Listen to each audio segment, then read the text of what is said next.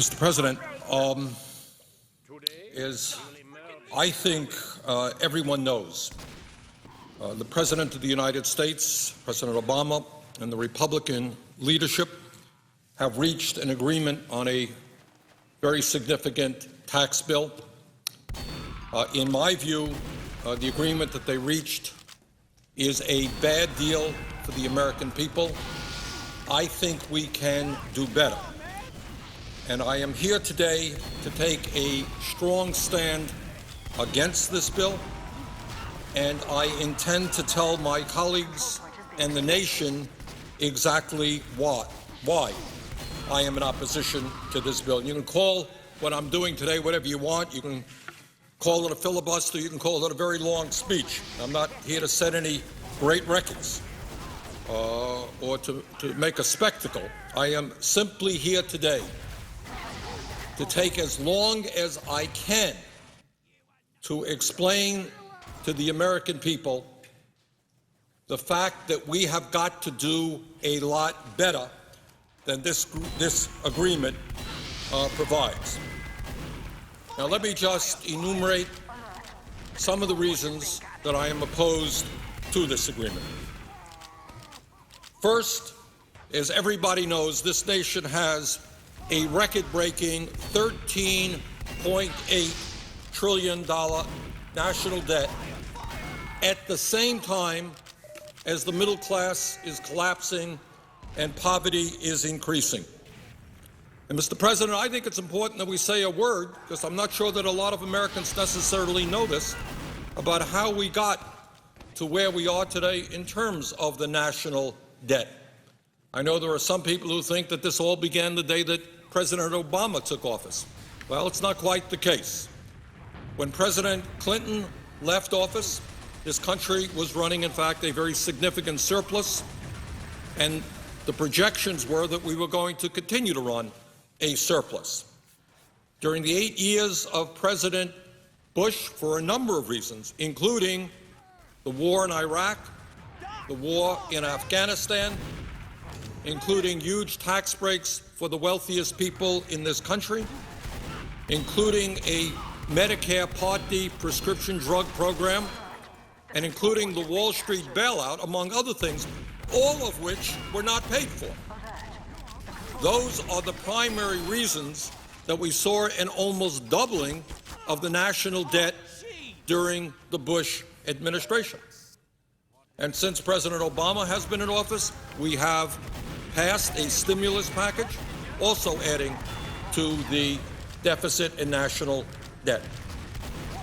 But here we are today with a $13.8 trillion national debt, $1.4 trillion deficit, and almost all Americans are in agreement that this is a very serious issue. So the first point that I would make is that it seems to me to be unconscionable for my conservative friends and for everybody else in this country to be driving up this already too high national debt by giving tax breaks to millionaires and billionaires who don't need it, and in a number of cases, Mr. President, don't even want it. Here's one of the interesting ironies. There are lists of many, many very wealthy people who come forward and say, sure, I want a tax break. Everybody wants a tax break. But you know what? There are other priorities in this country. I don't need it. And two of the wealthiest people in the world, Bill Gates of Microsoft, Warren Buffett, Berkshire, these are billionaires, and they said it's absurd. We don't need a tax break. And all over the country, you're hearing a lot of folks who have a lot of money saying, don't drive up the deficit and force our kids to pay higher taxes to pay off the national debt in order to give tax breaks to the richest people in this country. Now, Mr. President, we have been told really not to worry too much because the extension of these tax breaks for the wealthy will only last 2 years. Not to worry.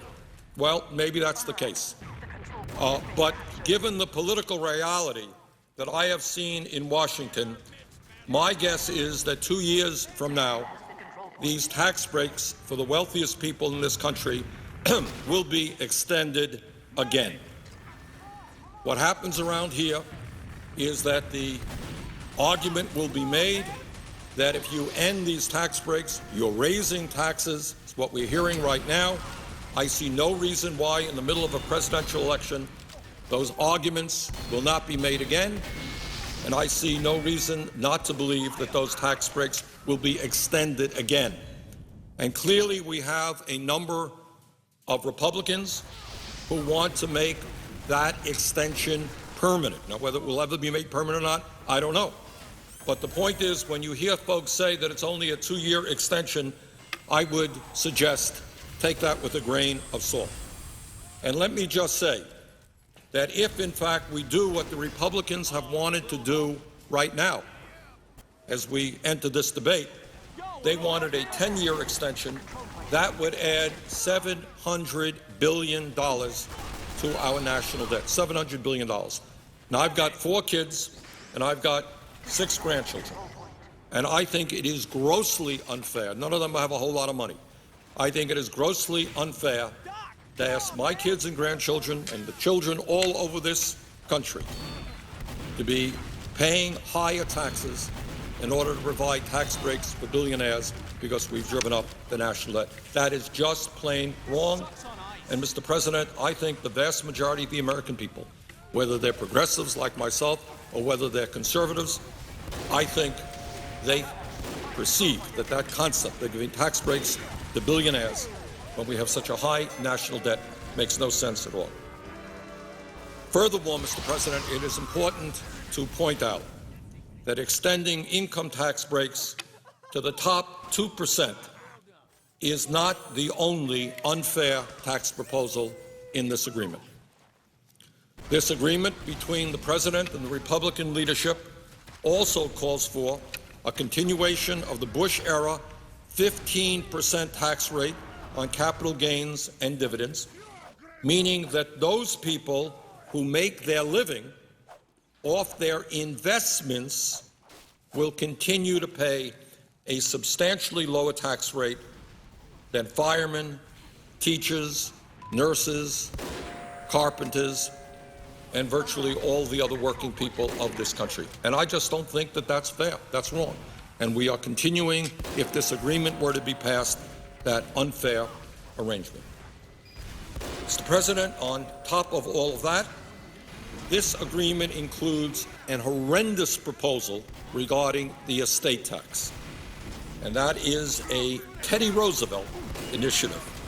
Teddy Roosevelt was talking about this in the early years of the 20th century. It was enacted in 1916. And it was enacted for a couple of reasons. Teddy Roosevelt and the people of that era thought it was wrong that a handful of people could have a huge concentration of wealth and then just give that wealth, transmit that wealth to their children. He didn't think that that was right. Furthermore, it was a source, a progressive and fair source of revenue. Under the agreement struck between the Republican leadership and the President, the estate tax rate, which was 55% under President Clinton, and let's all remember, we had problems with the economy under President Clinton, but very few will deny that during those years we were creating a heck of a lot more jobs than we did under President Bush. That's the fact. Over 20 million jobs under President Clinton. We lost 600,000 private sector jobs under President Bush. During the Clinton era, the tax rate on the estate tax was 55%. What this arrangement would do is lower that tax rate to 35% with an exemption on the first $5 million of an individual's estate, $10 million for couples. Now, here's the important point, Mr. President, that I think many people don't know, because I have to confess, my Republican friends and their pollsters and their language people have done a very good job. This is the so-called death tax. And I think all over America, people are saying, oh, this is terrible. I have $50,000 in the bank, and I want to leave that to my kids. And the government is going to take 55% of that, 35% of that. What an outrage. So let us be very, very clear. This tax applies only to the top 0.3% of American families. 99.7% of American families will not pay one nickel in an estate tax. This is not a tax on the rich. This is a tax on the very, very, very rich. And if my Republican friends had been successful in doing what they want to do, which is eliminating this estate tax completely, it would have cost, Mr. President, our Treasury, raised the national debt by $1 trillion over a 10-year period. Families like the Walton family of Walmart fame would have received, as one family, about a $30 billion tax break.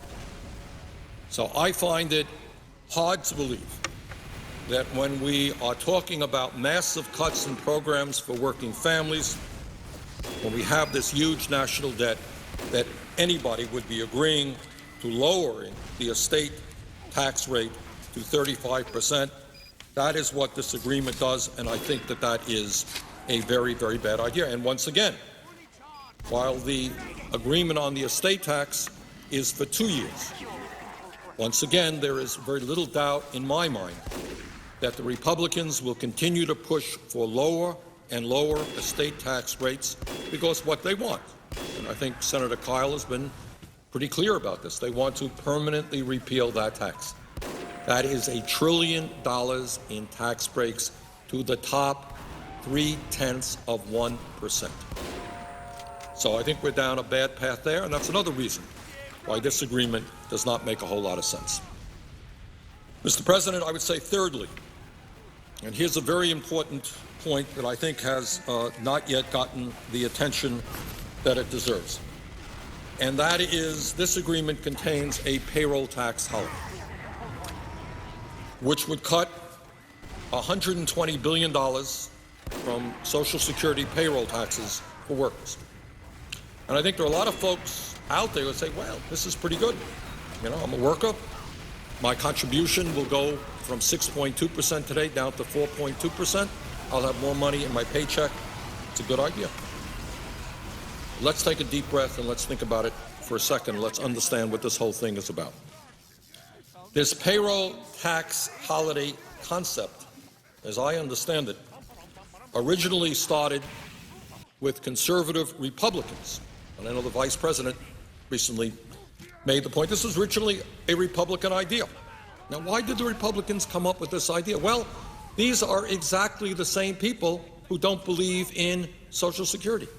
These are the same people who either want to make significant cuts in Social Security or else they want to privatize Social Security entirely. And here's the point. They understand that if we divert funding that is supposed to go into the Social Security Trust Fund, which is what this payroll tax holiday does.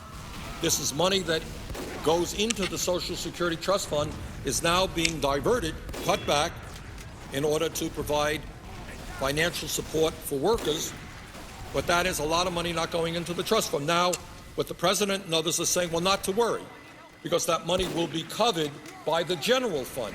That is a very, very bad and dangerous precedent, because up until now, what Social Security has been about is 100% funding from payroll contributions, not from the general tax base.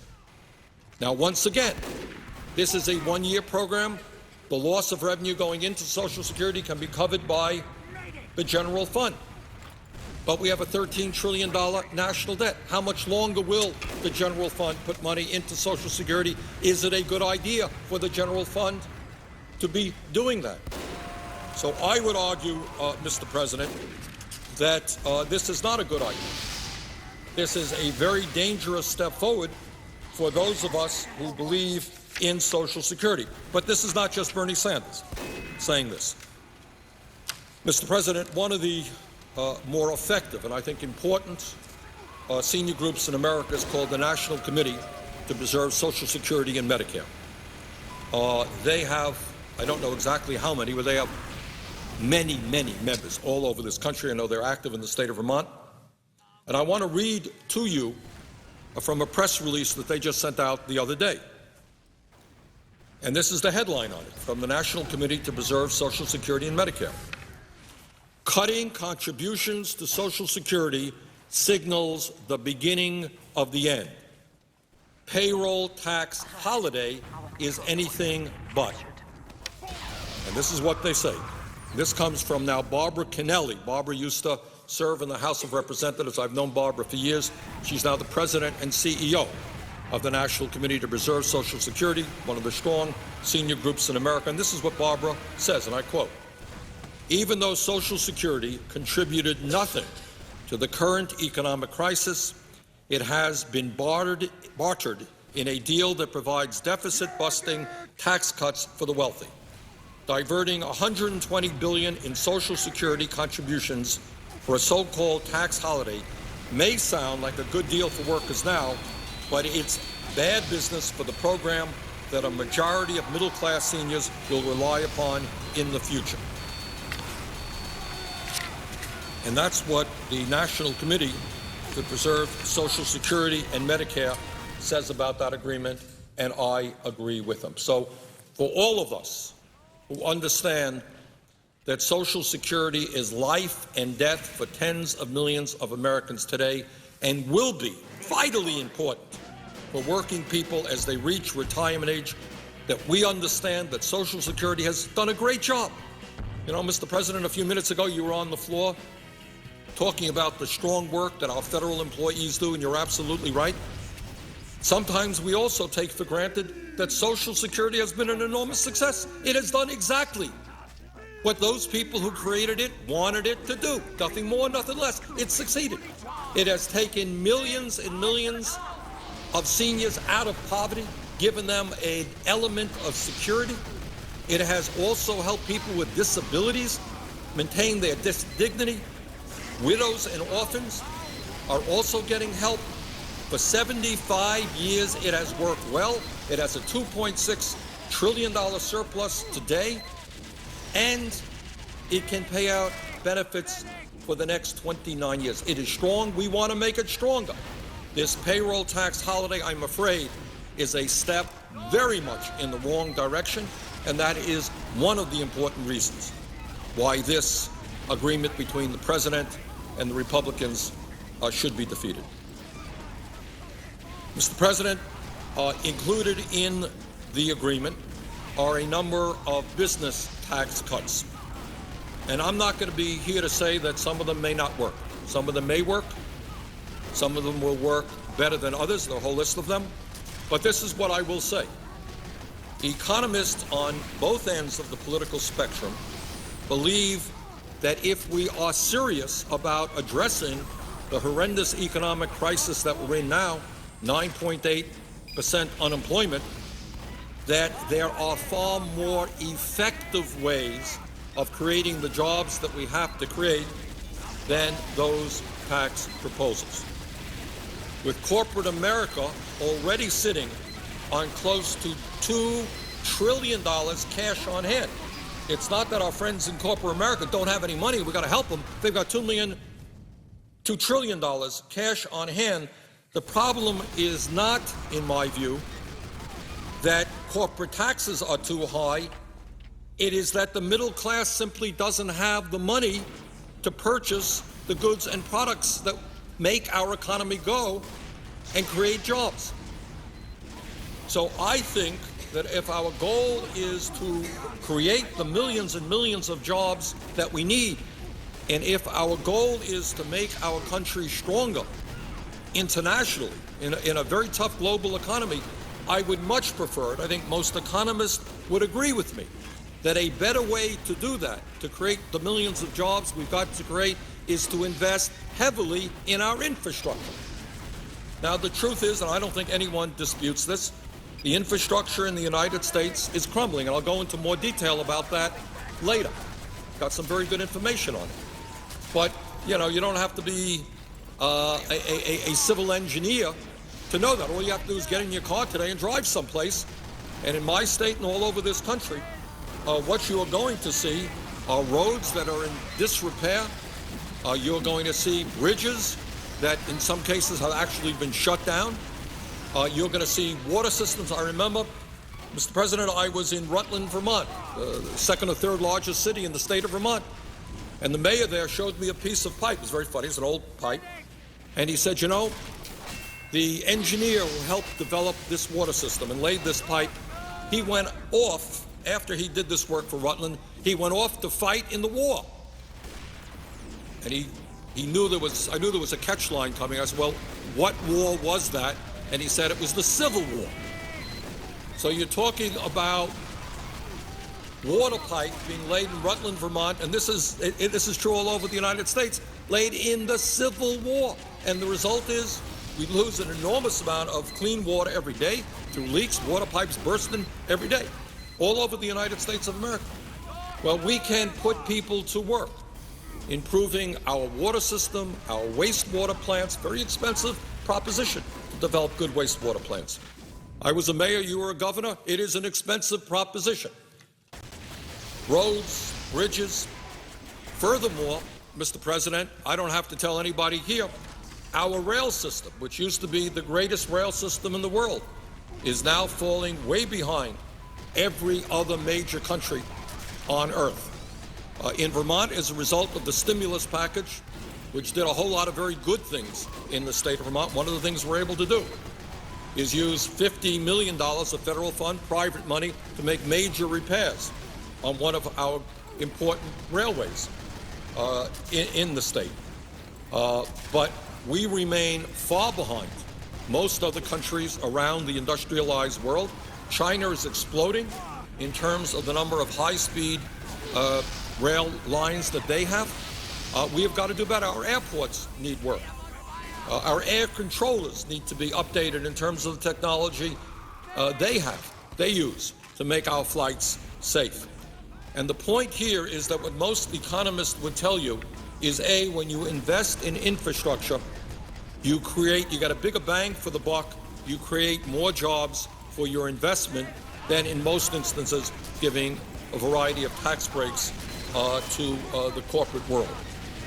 And second of all, and not unimportantly, when you invest in infrastructure, you are improving the future of this country. You're making us more productive. It's not just creating jobs, it's creating jobs for a very specific purpose, which makes our nation more productive and efficient. And thirdly, let me tell you something as a former mayor,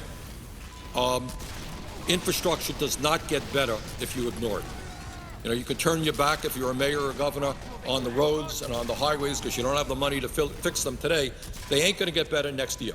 At some point, they're going to have to be repaired and fixed, and we may as well do that right now. So I believe that the money, the very substantial sums of money in this agreement between the president and the Republicans, which goes into tax breaks for corporate America, could be much better spent, more effectively spent on the infrastructure.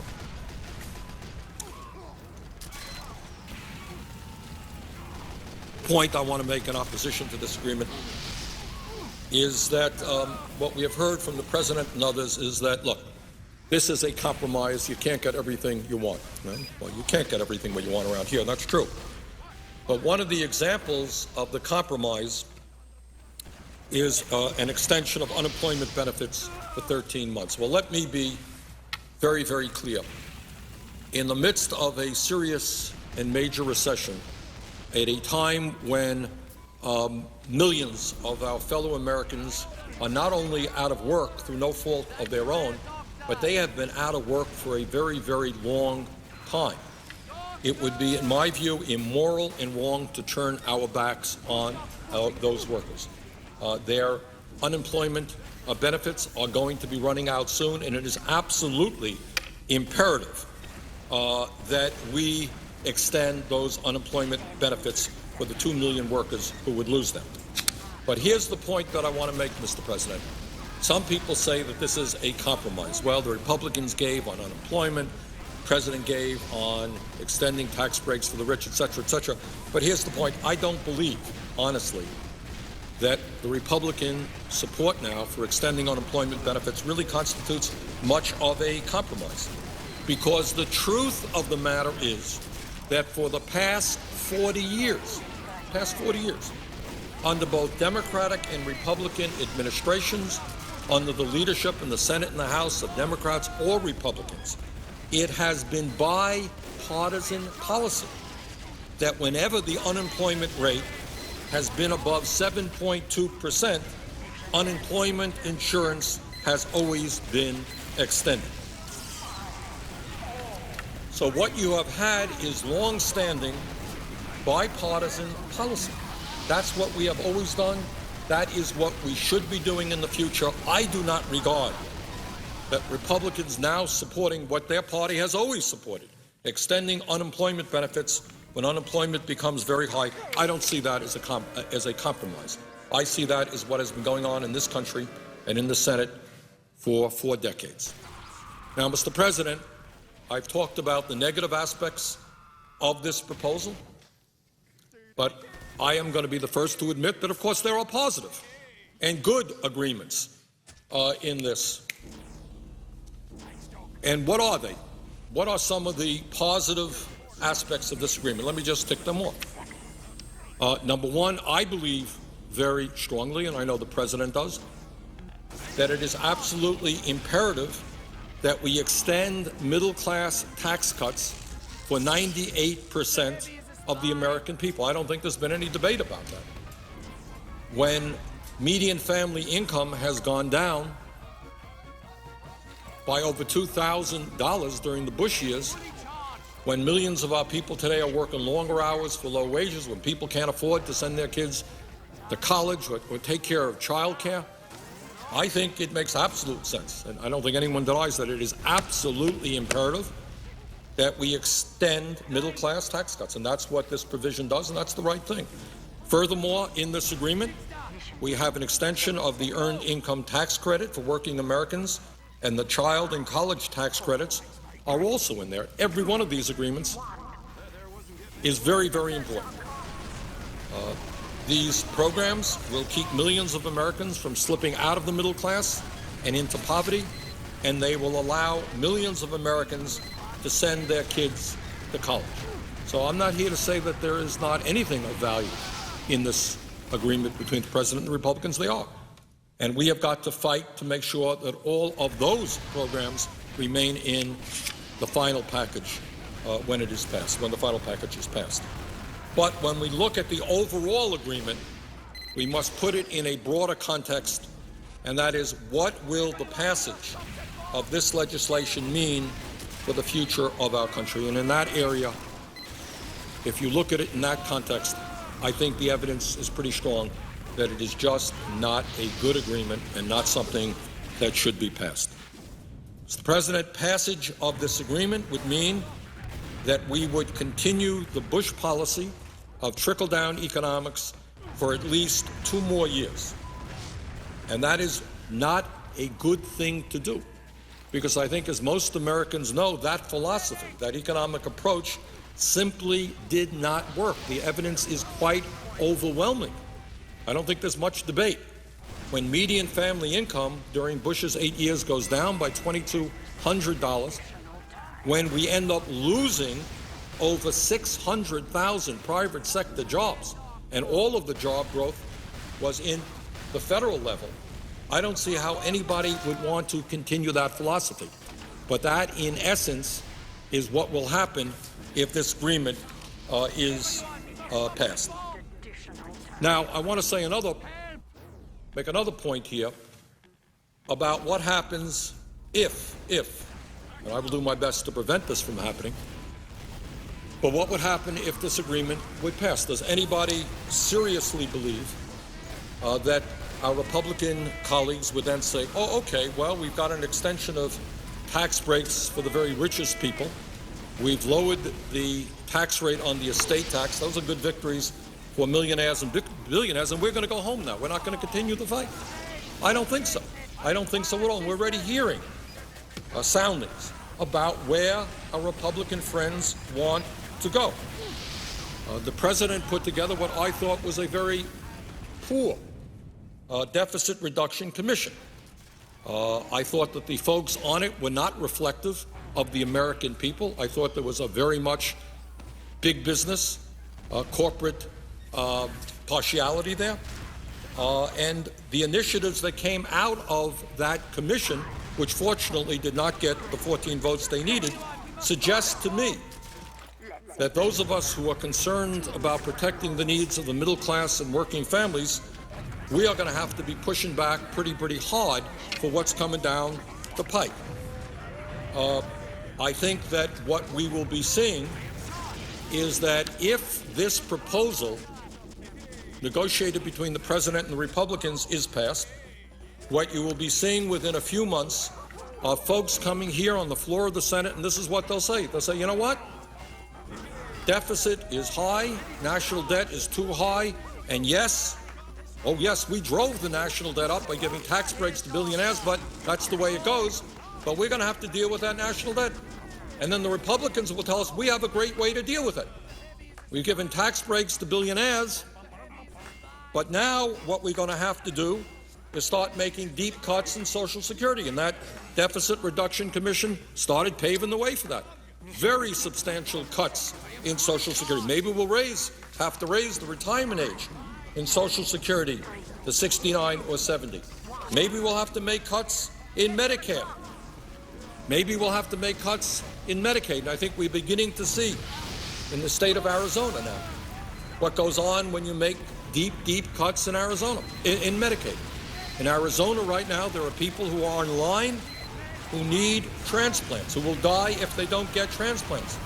And in Arizona, as a result of legislation that they passed there, they're saying to people, young people, sorry, we can't afford to give you the transplant, and you're going to have to die. Well, is that what we're looking forward to seeing all over America? I certainly will do everything I can to prevent that.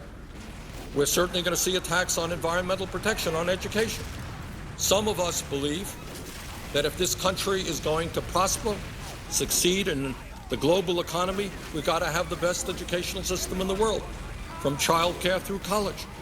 Right now, it is extremely difficult for middle-class families to send their kids to college.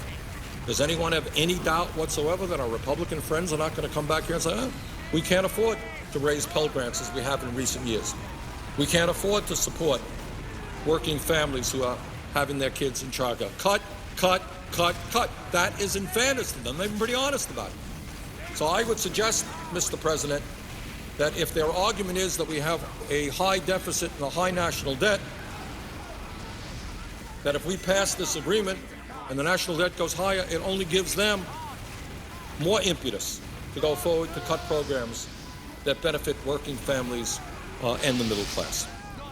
And let me also say that there is no doubt in my mind what many of, not all, but many of my Republican colleagues want to do. And that is they want to move this country back into the 1920s, when essentially we had an economic and political system which was controlled by big money interests, where working people in the middle class had no programs to sustain them when things got bad, when they got old, when they got sick, when labor unions were very hard to come by because of anti-worker legislation. And that's what they want. They don't believe in things like the Environmental Protection Agency. They don't believe in things like Social Security, Medicare, Medicaid, federal aid to education. And that is the fight that we will be waging. And I think to surrender on this issue is simply to say that we're going to be waging fight after fight starting within a couple of months. Now, Mr. President, President Obama has said that he fought as hard as he could against the Republican tax breaks for the wealthy and for an extension in unemployment.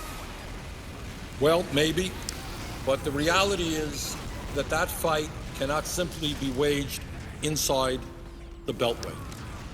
What our job is to appeal to the of the American people to. I don't want to see our national debt explode. I don't want to see my kids and grandchildren paying higher taxes in order to give tax breaks to millionaires and billionaires. The vast majority of the American people do not support that agreement in terms of giving tax breaks to the very rich. And our job is to rally those people. And I would like very much to see the American people saying to our Republican colleagues, some Democratic colleagues, excuse me, don't force my kids to have a lower standard of living in order to give tax breaks to the richest people in this country. And what the president and all of us should be doing is going out and saying to those people, call up the members of the Senate, call up the members of the House and say, excuse me, how about representing the middle class and working families for a change rather than the wealthiest people in this country? That's what democracy is about. This fight is not going to be won inside the Beltway here in a Senate debate. It is going to be won when the American people stand up and say, wait a second, we cannot continue to give tax breaks to people who are doing phenomenally well right now. We can't give tax breaks to the rich when we already have the most unequal distribution of income of any major country on earth. Top 1% earns 23% of all income in America, more than the bottom 50%. They don't need more tax breaks to be paid for by our kids and our grandchildren. In my view, Mr. President, vast majority of people are behind us on this issue, but they have got to make their voices heard to their senators, to their congressmen. And when they do, I believe we can come forward with an agreement which protects the middle class and working families and not is a boondoggle for the wealthiest people in this country.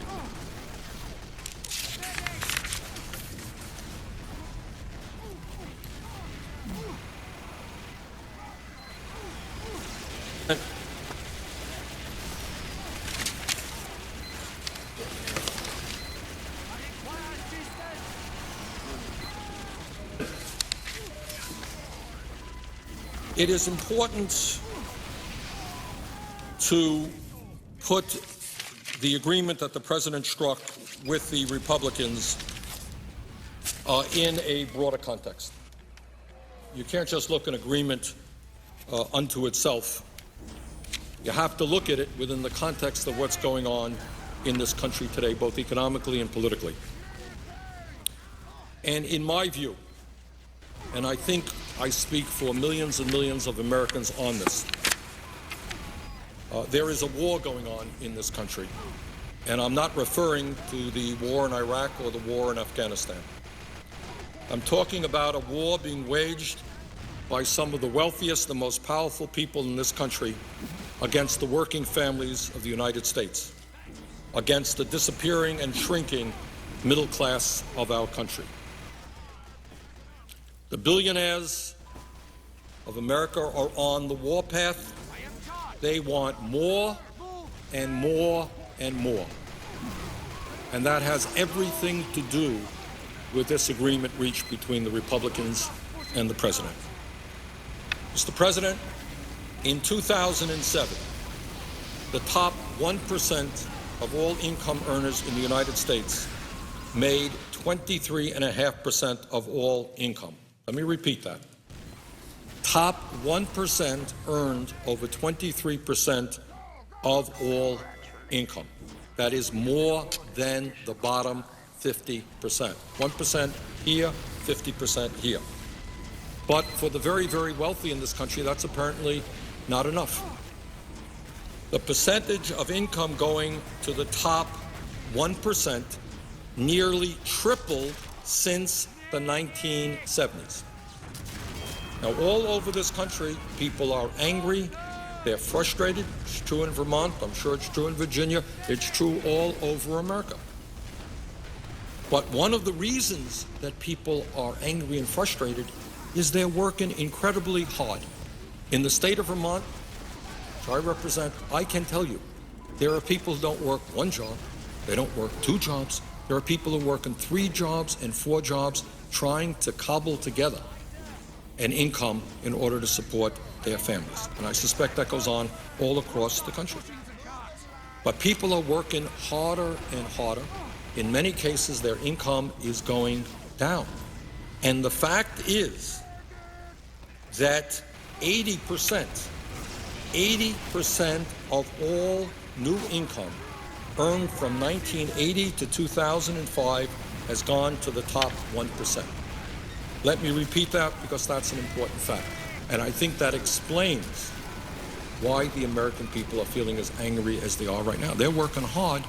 They're not going anyplace. In some cases, their standard of living, many cases, actually going down. 80% of all income in recent years has gone to the top 1%. Richest people become much richer, middle class shrinks, millions of Americans fall out of the middle class into poverty. But that is not apparently enough. Our friends at the top who have a religious ferocity in terms of greed, they need more and they need more. It's like an addiction. 50 million is not enough. They need 100 million. 100 million is not enough. They need a billion. Billion is not enough. I'm not quite sure how much they need. When will it stop? Today, in terms of wealth as opposed to income, the top 1% now owns more wealth than the bottom 90%. You know, Mr. President, we went to school and we used to read in the textbooks about Latin America, for example, and they used to refer to some of the countries there as what they call banana republics, countries in which a handful of families control the economic and political life of the nation. Well, I don't want to get the American people too upset, but we are not all that far away from that reality today. Top 1% has seen a tripling of the percentage of income they earn since 1970s. Top 1% owning 23% of all income, more than the bottom 50%.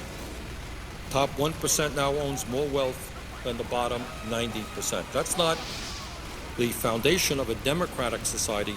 That's the foundation for an oligarchic society. But, hey, rich get richer, middle class shrinks, poverty increases. Apparently that is not good enough yet for some of the richest people in this country. And I say some of the richest, because there are a lot of folks there who have a lot of money who do love this country, who do want to do the right thing. They're not into greed, but there are some who are. More. That's what they need. For example, and this I think galls me and I think galls many of the people in this country, the horrendous recession that we're in right now, where millions and millions of people have lost their jobs, they've lost their savings, they've lost their homes. This recession is caused by the greed and recklessness and illegal behavior. Let me underline it. I'll talk about more of this later. The illegal behavior on Wall Street. So these guys, through their greed, resulted in the most severe economic recession since the Great Depression. The American people bailed them out. And now, 2 years after the bailout, guess what?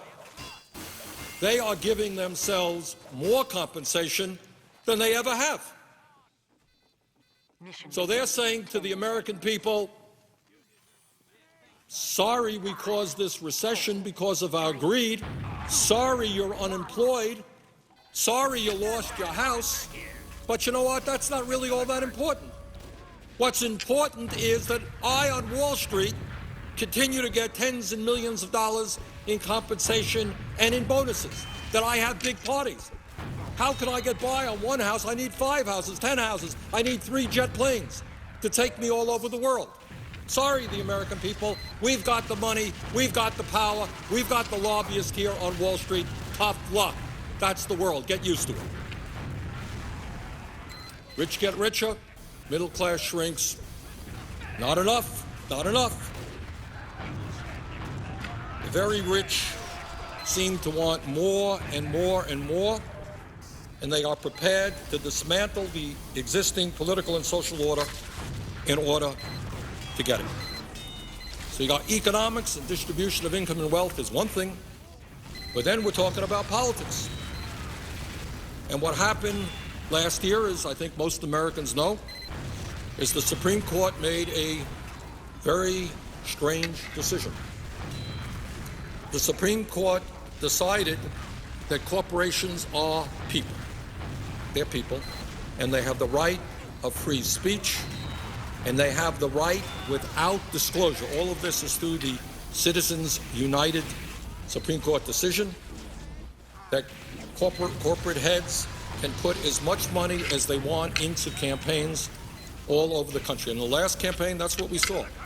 Billionaires, in secret, just pouring money into campaigns all over this country. Now, does that sound like democracy to anybody in America? That you got a handful of billionaires probably dividing up the country. Oh, we'll put this amount of money into Virginia and Vermont, California, wherever. But that's what they were able to do. So the rich get richer, and they don't sit on this money. What they then do is use it to elect people who support them, to unelect people who oppose their agenda, and they use their political power to get legislation passed which makes the wealthy even wealthier.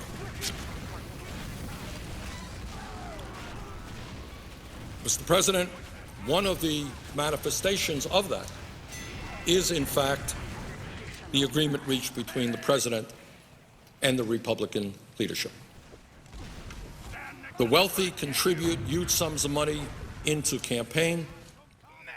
The wealthy have all kinds of lobbyists around here, as do corporate America, and what they are going to get out of this agreement are huge, huge tax breaks that benefit themselves.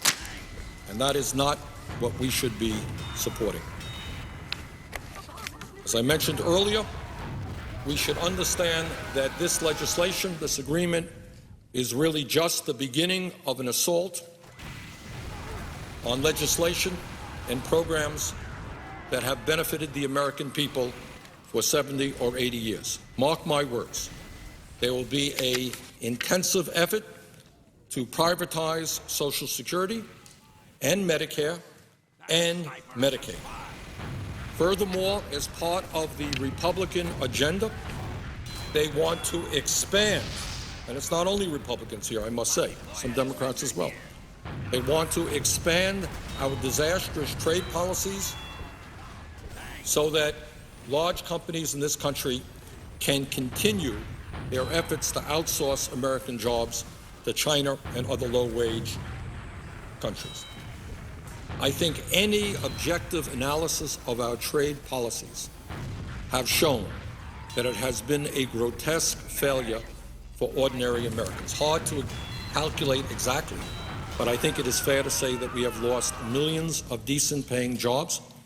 During the Bush years alone, some 48,000 factories in this country shut down. We went from 19 million manufacturing jobs to 12 million manufacturing jobs. And in this country, historically, manufacturing jobs were the backbone of the working class of this country. That's how people made it into the middle class. That's how they had decent health care benefits, decent pensions. And every day, we're seeing those jobs disappear because corporate America would prefer to do business in China or other low-wage countries. I returned from a trip to Vietnam last year, beautiful country. People there work for 25, 30 cents an hour. Sometimes when you go to a store, you may see a shirt made in Bangladesh. That shirt, in all likelihood, is made by a young girl who came in from the countryside into the city, one of the factories there. Now, the good news is that in Bangladesh, the minimum wage a number of months ago was doubled. Minimum wage in Bangladesh was doubled. It went from 11 cents an hour to 23 cents an hour. Are American workers going to be able to compete against desperate people who make 23 cents an hour? So my view, and I think it reflects the views of the American people, is that of course we want to see the people of Bangladesh and the people of China do well. But they don't have to do well at the expense of the American middle class. We do not have to engage in a race to the bottom. Our goal is to bring them up, not us down. But one of the results of our disastrous trade policies is that in many instances, wages in the United States have gone down. I believe that in the coming months, you're going to see an intensification of efforts to expand unfettered free trade. I think that will be a continuation of a disastrous policy for American workers.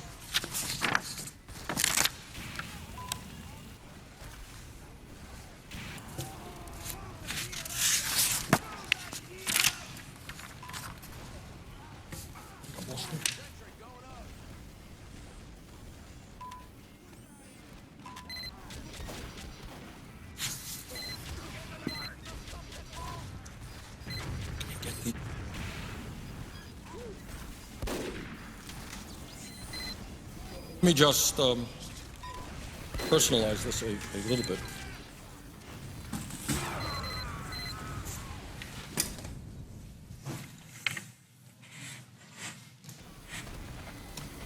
This gentleman, no personal animus to him at all. I think I met him once in a large room. His name is Jamie Dimon. He is the CEO of J.P. Morgan Chase. Over the past 5 years, Mr. Dimon, who is the CEO of J.P. Morgan Chase, received $89 million in total compensation. A bank that we now know received hundreds of billions in low-interest loans and other financial assistance from the Federal Reserve and the Treasury Department. All right? So Mr. Dimon received $89 million in total compensation. His bank was bailed out big time by the taxpayers. But under the legislation that the President negotiated with the Republicans, Mr. Dimon, and I use him just as one example for thousands, nothing personal to Mr. Dimon here, will receive $1.1 million in tax breaks.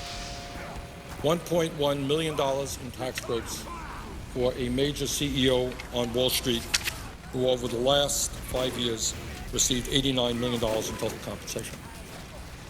Meanwhile, there is, just to contrast what's going on here, 2 days ago, Mr. President, I brought before the Senate legislation which would provide a $250 one-time check to over 50 million seniors and disabled veterans who for the last 2 years have not received a COLA on their Social Security. Many of those seniors and disabled vets are trying to get by on $14,000, $15,000, $18,000 a year. The total package for that bill was approximately $14 billion that would go out to over 50 million seniors and disabled vets. We won that vote on the floor of the Senate, 53 to 45. But just because you get 53 votes in the Senate doesn't really mean you win, because the Republicans filibustered. I needed 60 votes. I could not get 60 votes. I could not get one Republican vote to provide a $250 check to a disabled veteran trying to get by on $15,000 or $16,000 a year. But Mr. Dimon, who made $89 million in the last 5 years, will get a $1 million tax deduction if this agreement is passed. Now, that may make sense to some people. It does not make a lot of sense to me.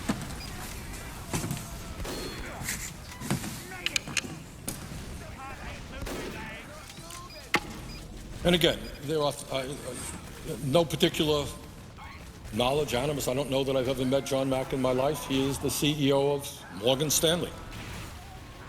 In 2006, he received a $40 million bonus, which at the time was the largest bonus ever given to a Wall Street executive.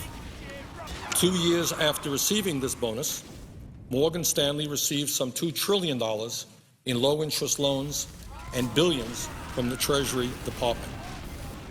Instead of losing his job under this agreement, Mr. Mack will be receiving an estimated $926,000 tax break next year. Congratulations, Mr. Mack, you're doing just fine. Couldn't get $250 for a disabled vet. Mr. President? Okay. Over the past 5 years, Ken Lewis, the former CEO of Bank of America, received over $165 million in total compensation. In 2008, Bank of America received hundreds of billions in taxpayer-backed loans from the Fed and a $45 billion bailout from the Treasury Department. What will Mr. Lewis receive if the agreement negotiated between the President and the Republicans goes forth? He will get a $713,000 tax cut. On and on it goes. I didn't mean to specifically pick on these guys. There'll be some of the wealthiest people in the country will be receiving a $1 million plus tax break. And so we as a nation have got to decide whether or not that makes a lot of sense. I think it doesn't. Mr. President, let me mention that just a couple of weeks ago, the Federal Reserve, published on their website some 21,000 transactions that took place during the Wall Street meltdown period. And that disclosure was made possible as part of a provision that I put into the financial reform bill because I thought it was important that the American people, for the first time, lift the veil of secrecy at the Fed and get a sense of the kind of money that was lent out by the Fed and who received that money. Now, what's very interesting is that the American people and the media have focused on the $700 billion Wall Street bailout, now known as TARP. Now, I happen to have voted against that agreement, but in fairness, that agreement was pretty transparent. The Treasury Department put up on their website all of those people who received, all of those banks and financial institutions who received the money. If you want to know where the money went, it's right up there on the Treasury Department's website. But at the same time, a bigger transaction was taking place than TARP, which got relatively little attention, and that was the role that the Fed was playing in terms of the Wall Street bailout. While the TARP issue was being debated during that period, Ben Bernanke, the chairman of the Federal Reserve, Tim Geithner, who was then the president of the New York Fed, and a handful of other very powerful people were sitting behind closed doors getting ready to lend out trillions, underlying trillions, of taxpayer dollars for large financial institutions and corporations with no debate going on in Congress, no debate whatsoever. Now, on March 3rd, 2009, and I'm a member of the Budget Committee, the Senate Budget Committee, I asked the Fed Chairman, Mr. Bernanke, to tell the American people the names of the financial institutions that received this unprecedented backdoor bailout from the Fed, how much they received, and the exact terms of this assistance. And I will never forget that. I asked Mr. Bernanke for that information. He said, Senator, nope, not going to give it to you, not going to make it public. Well, on that day, I introduced legislation to make that information public, working with a number of members of the House and the Senate. Some strange bedfellows, very conservatives, progressives came together on this issue. We managed to get into the Wall Street reform bill a disclosure provision. And just on December 1st, last week, that information was made public. And let me talk a little bit about what was in that information made public by the Fed. After years of stonewalling, the American people have learned the incredible and jaw-dropping details of the Fed's multi-trillion-dollar bailout of Wall Street and corporate America, not just Wall Street, one of the things that we learned. As a result of this disclosure, in my view, and we're going to get into what we learned, Congress has got to take a very extensive look at all aspects of how the Federal Reserve functions and how we can make our financial institutions more responsive to the needs of ordinary Americans and small businesses.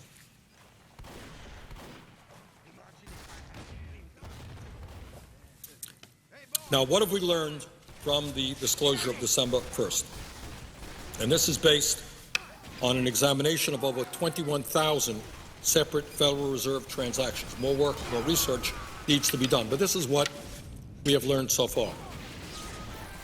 As it turns out, while small business owners in the state of Vermont and throughout this country were being turned down for loans, not only did large financial institutions, and I'm talking about every major financial institution, receive substantial help from the Fed, but also some of the largest corporations in this country, not financial institutions, also received help in terms of very, very low-interest loans. So you got every major financial institution, you got some of our largest private corporations, but here's something that we also learned, and that is that this bailout impacted not just American banks and corporations, but also foreign banks and foreign corporations as well, to the tune of many, many billions of dollars. And then on top of that, a number of the wealthiest individuals in this country also received a major bailout from the Fed. The emergency response, which is what the Fed described their action as during the Wall Street collapse, appears to any objective observer to have been the clearest case that I can imagine of socialism for the very rich and rugged free market capitalism for everybody else. In other words, if you are a huge financial institution whose recklessness and greed caused this great recession, no problem. You are going to receive a substantial amount of help from the taxpayers of this country. If you are a major American corporation like General Electric or McDonald's or Caterpillar or Harley-Davidson or Verizon, no problem. You are going to receive a major handout from the United States government. But if you are a small business in Vermont or in California or Virginia, well, guess what? You're on your own. Because right now we know that one of the real impediments to the kind of job creation that we need in this country is that small businesses are not getting the loans they need. Furthermore, what we now know is the extent of the bailout for the large financial corporations. Goldman Sachs received nearly $600 billion. Morgan Stanley received nearly $2 trillion. Citigroup received $1.8 trillion.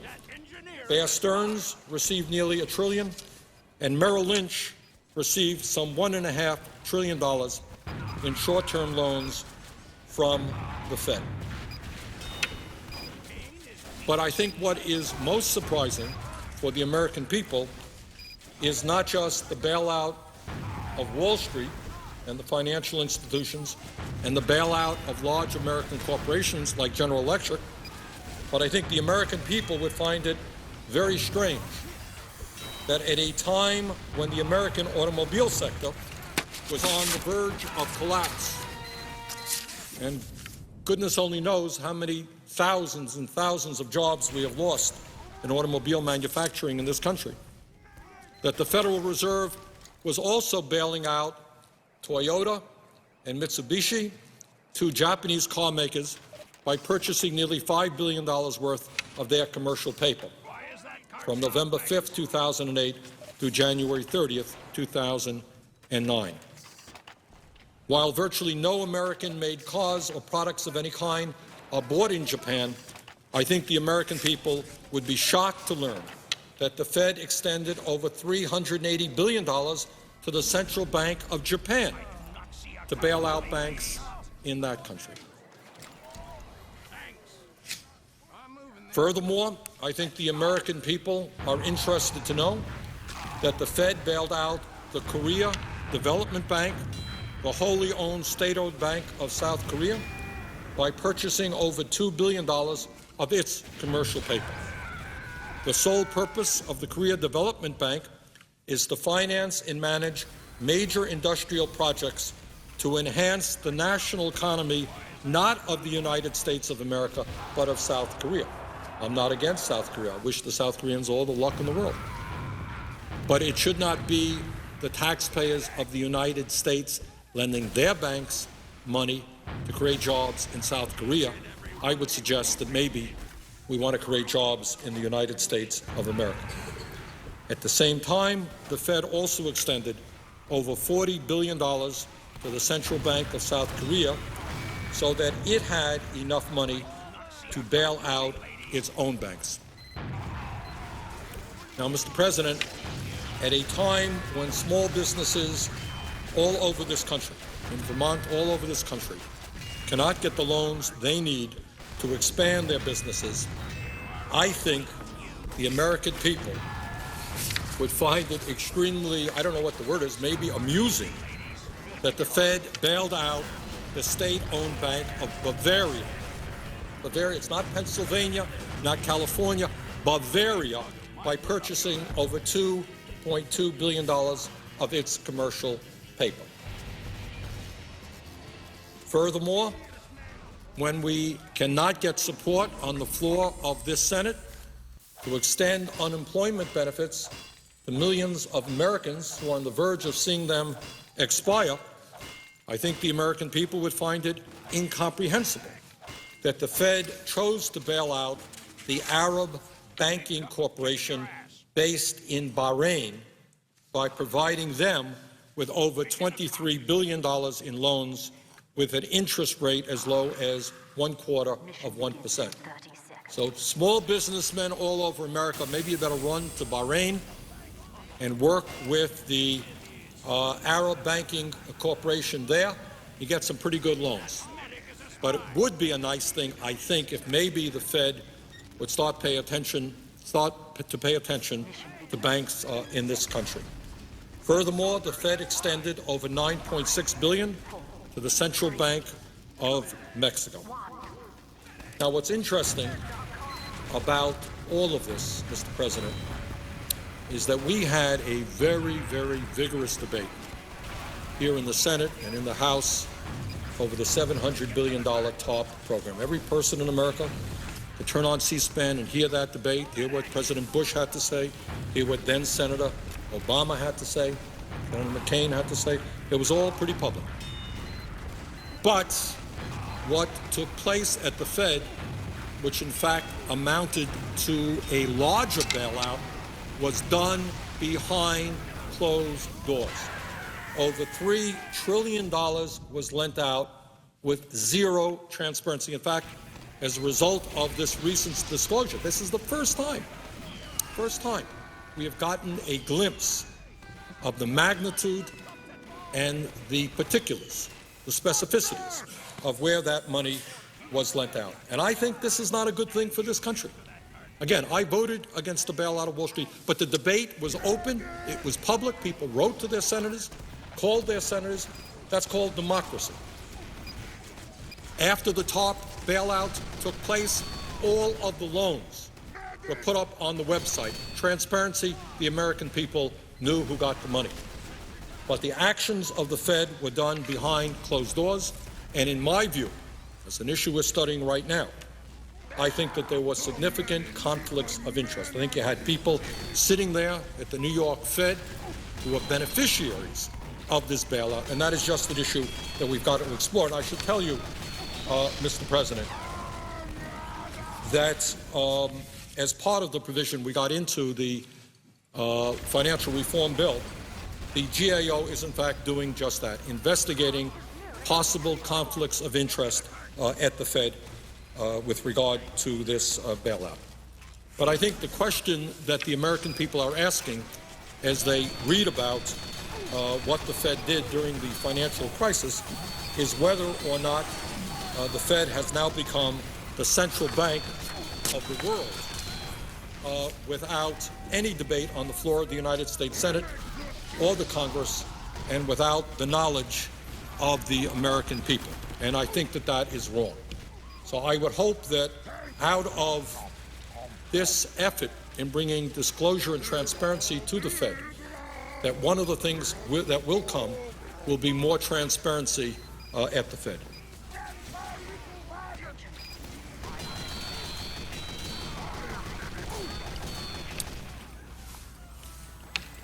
Mr. President, as I indicated a moment ago, the Fed said that this bailout was necessary in order to prevent the world economy from going over a cliff. But 3 years after the start of the recession, millions of Americans remain unemployed and have lost their homes, their life savings, and their ability to send their kids to college. Meanwhile, huge banks, large corporations have returned to making incredible profits and paying their executives record-breaking compensation packages as if the financial crisis they started never occurred. What this recent disclosure tells us, among many other things, is that despite this huge taxpayer bailout, the Fed did not make the appropriate demands on these financial institutions, which would have been necessary to rebuild our economy and protect the needs of ordinary Americans. In other words, what they simply did is give out billions and billions of dollars, which were used in the self-interests of these financial institutions, rather than saying the American people who are hurting are bailing you out, and now that we've bailed you out, your responsibility is to do what you can do to create jobs and to improve the standard of living of the people, many of whose lives you have severely impacted. And let me just give you a few examples of what could have been done and what should be done. At a time when big banks have nearly $1 trillion in excess reserves parked at the Fed has not required these institutions to increase lending to small and medium-sized businesses as a condition of the bailout. In other words, instead of just giving money to the Fed, instead of the Fed just giving money to these financial institutions, the Fed should have said, we're giving you this money in order to get it into the economy. Start providing affordable loans to small businesses. President, at a time when large corporations are more profitable than ever, the Fed did not demand that corporations that received this backdoor bailout create jobs and expand the economy once they return to profitability. So what's going on in America, unemployment officially at 9.8, in real sense probably at 15, 16%. Wall Street is now doing fine. A few years ago, Wall Street earned some 40% of all profits in America. They're doing great. But what the Fed should have done and should do now is to tell Wall Street, you're part of the economy. You're not an isolated area just living for yourselves. You've got to be part of the productive economy. You've got to lend out money to small businesses to start creating jobs. Mr. President, my office intends to investigate whether these secret Fed loans, in some cases, turned out to be direct corporate welfare to big banks that may have used those loans not to reinvest in the economy, but rather to lend back to the federal government at a higher rate of interest by purchasing Treasury securities. Now, we don't know that. Maybe that's true, maybe it's not true, but we'll take a look at it. In other words, did the Fed give 0.5% loans to a bank and that bank then purchase a Treasury security at 2 or 3%. If so, you got a 2% profit margin, and that is nothing but corporate welfare. The goal of the bailout was not to make Wall Street richer. The goal was to expand our economy and put people to work. Furthermore, Mr. President, you know, as part of the TARP agreement, there was an effort to say to the financial institutions that we're not bailing you out in order for you to get huge compensation packages. We're not going to give you federal money so that you can make all kinds of money. We put limitations on executive compensation. Did the Fed play the role of allowing some of the large financial institutions to pay back the TARP money, use the Fed money, and then continue with their very, very high executive compensation? Don't know that. It is worth investigating. Furthermore, Mr. President, and this is an issue that I have worked on for a number of years. You know, every major religion on earth, Christianity, Judaism, Islam, you name it, has always felt that usury was immoral, usury. And we mean by usury is that when somebody doesn't have a whole lot of money and you lend them money, you don't take blood out of a stone. You don't ask for outrageously high interest rates when somebody is hurting. That's immoral. Every major religion, all great philosophers have written about this. And yet today, Mr. President, we have millions of people in our country, and I hear from Vermonters every week on this issue, who are paying 25 or 30%, and in some cases even higher interest rates on their credit cards. 25, 30% interest rates. That is getting blood out of a stone. And yet, many of the credit card companies were bailed out by the taxpayers of this country. What the Fed must do is say to those companies, sorry, you can't continue to rip off the American people and charge them 25 or 30% interest rates. Now, as it happens, the four largest banks in this country, which are Bank of America, JP Morgan Chase, Wells Fargo, and Citigroup, issue half of all mortgages in this country. Four huge financial institutions issue half of all mortgages in this country. Now, that unto itself is a huge problem. They issue half of all mortgages, 2/3 of all credit cards. And that speaks to another issue about the need to start breaking up these financial institutions. But when you have a handful of banks who have received huge bailouts from the federal government, who are issuing 2/3 of the credit cards in this country, it seems to me to be somewhat absurd that the Fed did not say to them, sorry, you can't charge people 25 or 30% interest rates on their credit cards. And the same principle applies to the mortgages. I don't have to tell anybody in this country that we have seen millions of folks lose their homes through foreclosure. And once again, we see the four largest banks in this country, Bank of America, JP Morgan Chase, Wells Fargo, and Citigroup, issue half of all mortgages in this country. Four banks issue 2/3 of the credit cards, half of the mortgages. We bail these financial institutions out. Don't they have some responsibility to the American people? How many more Americans could have remained in their homes if the Fed required those bailed out banks to reduce mortgage payments as a condition of receiving these secret loans?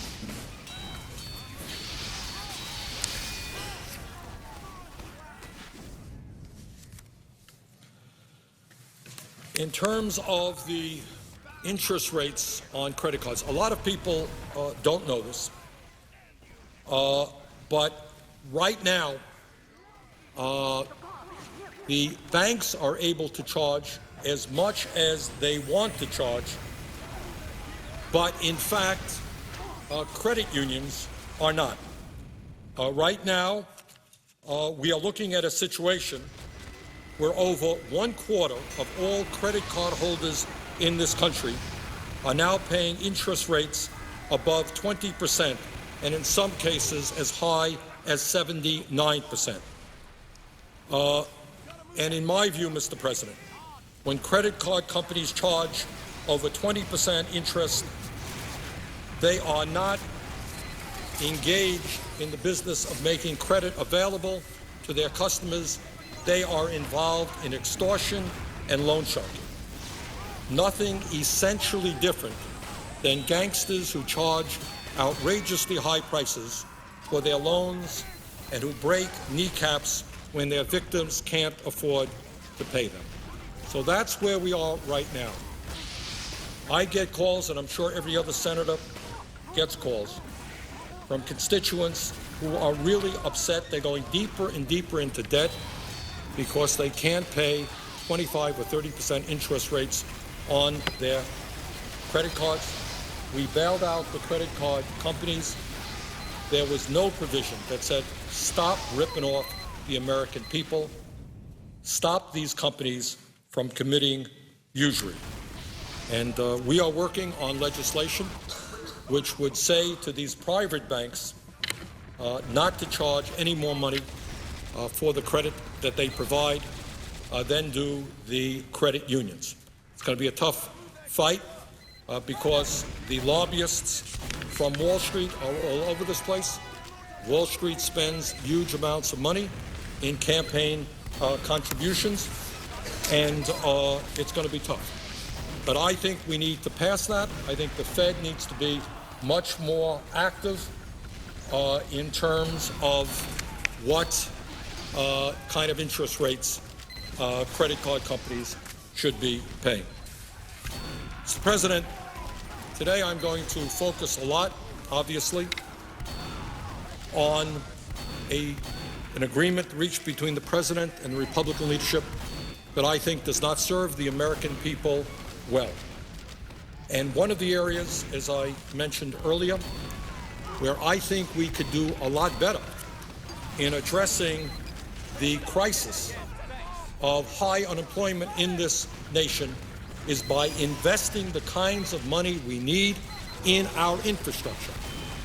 According to the American Society of Civil Engineers, they graded America's roads, public transit, and aviation with a D and said that we must invest $2.2 trillion over the next 5 years simply to get a passable condition, passable.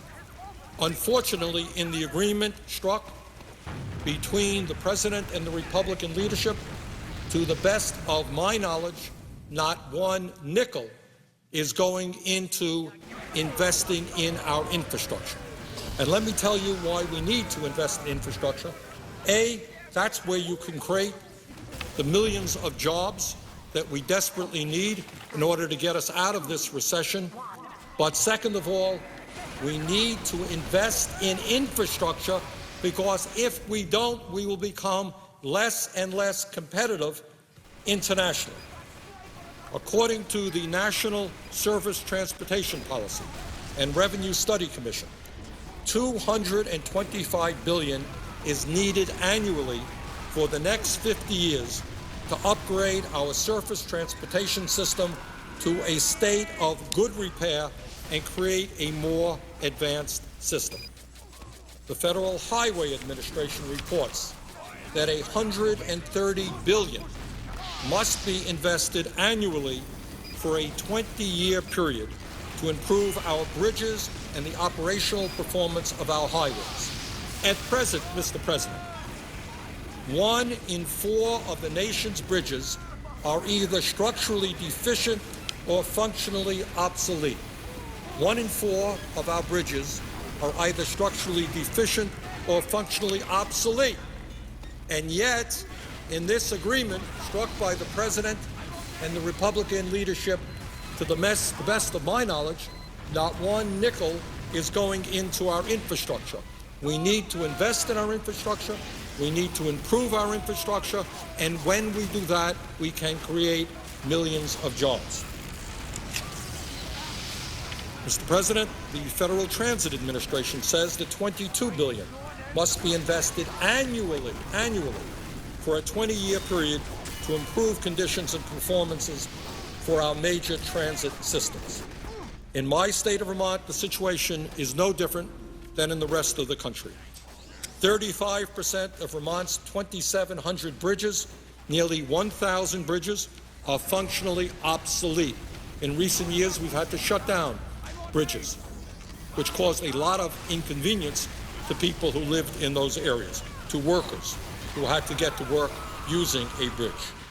Nearly half of the bridges in the state of Vermont have structural deficiencies.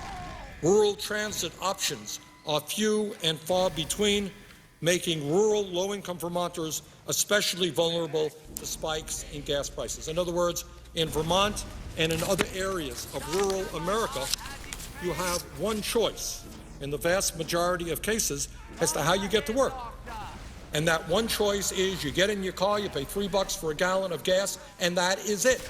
And that's because rural transportation in this country is very, very weak. We can create jobs building the buses, building the vans that we need, making it easier, cheaper for workers in rural America to get to work. Urban area, not different. Subways, New York City, Chicago, right here in Washington, D.C., are in disrepair. Let's improve, let's expand.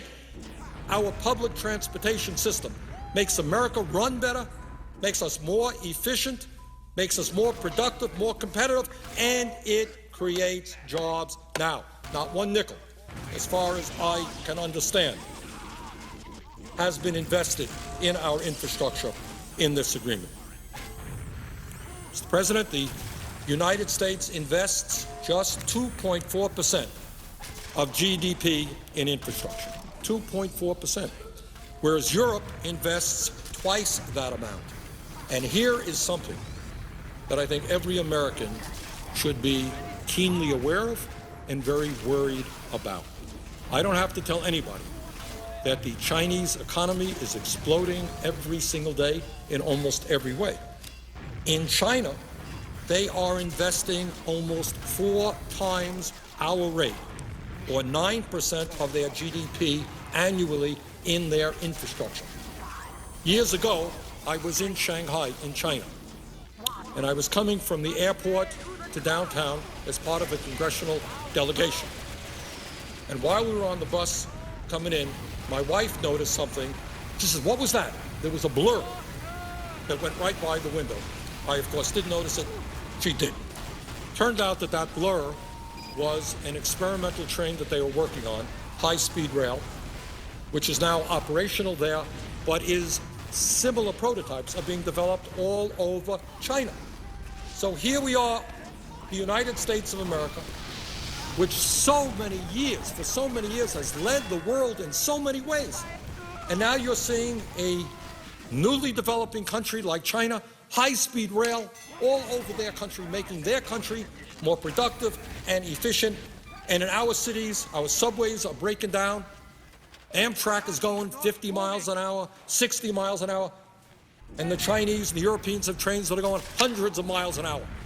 This is the United States of America. Maybe I'm old-fashioned. I think we could do it too.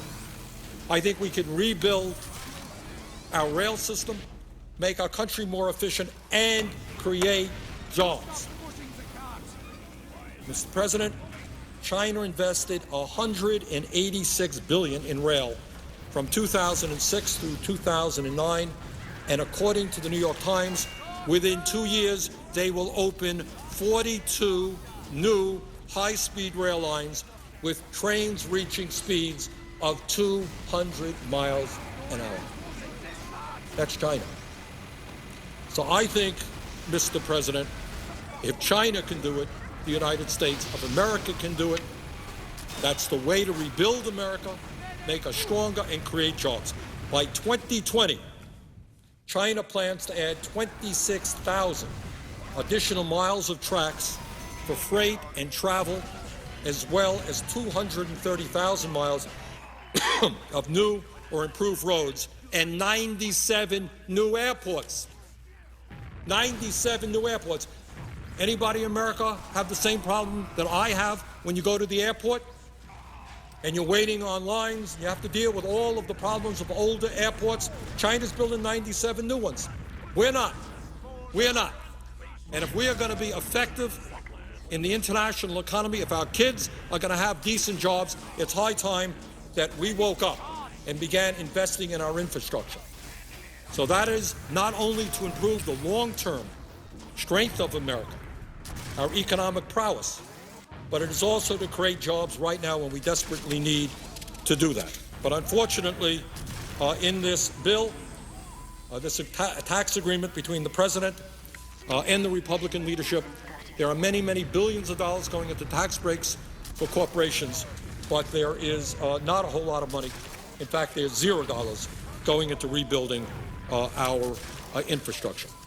And similarly, and I know there's been debate just yesterday on this issue, there may be a small breakthrough here, small breakthrough.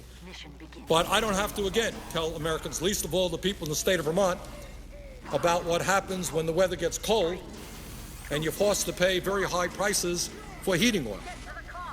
The time is long overdue for us to make the investments that we need to transform our energy system away from coal, away from oil. We are spending as a nation, and everybody in America has got to appreciate this, we're spending $350 billion every single year, $1 billion a day roughly, importing oil from Saudi Arabia and from other foreign countries in order to make our economy go and in order to keep people warm. $350 billion a year. And let me be very clear. The royal family of Saudi Arabia, and Saudi Arabia is our major source of oil, they are doing just fine. Don't worry about the royal family of Saudi Arabia.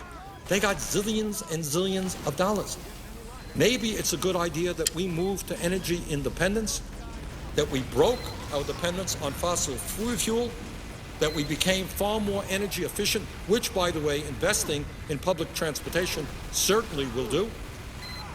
And we move to such sustainable energies as wind, solar, geothermal, biomass. And by the way, guess what? That's what China is doing. Many of the solar panels that are coming into this country, not made in the United States of America, made in China. They're big in wind turbines. So I think, Mr. President, that the time is now for us to rebuild our infrastructure and create the jobs that we desperately do. And again, unfortunately, despite the enormous needs, infrastructural needs in this country, this agreement signed by the President and the Republican leadership does not do that. And when we talk about transforming our energy system and moving away from fossil fuels and making our homes more energy efficient and building solar panels, moving toward solar thermal power in the southwest of this country, in New Mexico, Arizona, Nevada, we have some of the best solar exposure in the entire world. There are estimates that just in the southwest of this country, on federal land, we can provide 30% of the electricity that American homes need if we move toward solar thermal. Need to invest in our transmission lines.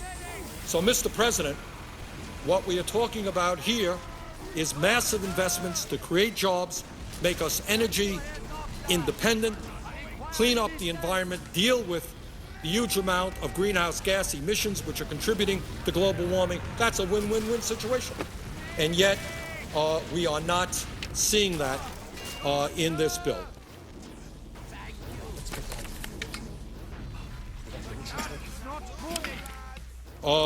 And I will want to tell you something, Mr. President. I'm going to get into this at greater length later.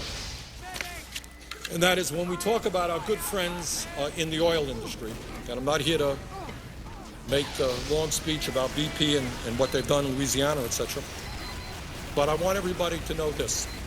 I'm going to get into this at greater length later. Last year, our friends at ExxonMobil, and ExxonMobil has historically been the most profitable corporation in the history of the world. Last year, ExxonMobil had, for them, a very bad year. they only made $19 billion in. Mr. President, you might be surprised to know that ExxonMobil not only paid nothing in taxes, they got a $156 million return from the IRS. Now, how's that? For those of you who are working in an office, you're working in a factory, you're earning your $30, $40, $50, $60,000 a year, you pay taxes. But if you are ExxonMobil and you made $19 billion in taxes, in profits last year, not only did you not pay any taxes this year, you got a $156 million return. That's pretty good, I think. Mr. President, it's not just the large oil companies who do not pay their fair share of taxes. I'm getting into this a little bit later. But when we understand, or try to understand, why we have such a huge national debt and a $1.3 or $4 trillion deficit, it's also important to understand that many large and profitable corporations avoid virtually all of their tax responsibility. In August 2008, the General Accountability Office here issued a report.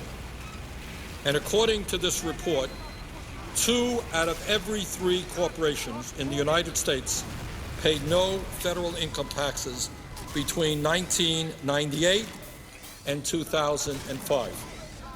Well, we got a $13.7 trillion national debt, and according to a GAO report published in August of 2008,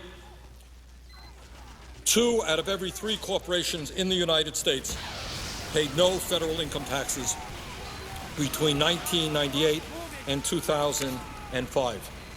Amazingly, these corporations had a combined $2.5 trillion in sales, but paid no income taxes to the IRS. Furthermore, according to a report from Citizens for Tax Justice, 82 Fortune 500 companies in America, I guess that's 82 out of 500, paid 0 or less in federal income taxes in at least 1 year from 2001 to 2003.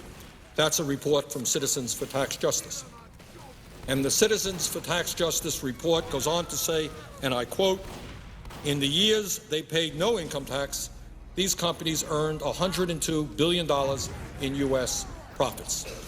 But instead of paying $35.6 billion in income taxes, as the statutory 35% corporate tax rate seems to require, these companies generated so many excess tax breaks that they received outright tax rebate checks from the U.S. Treasury totaling $12.6 billion.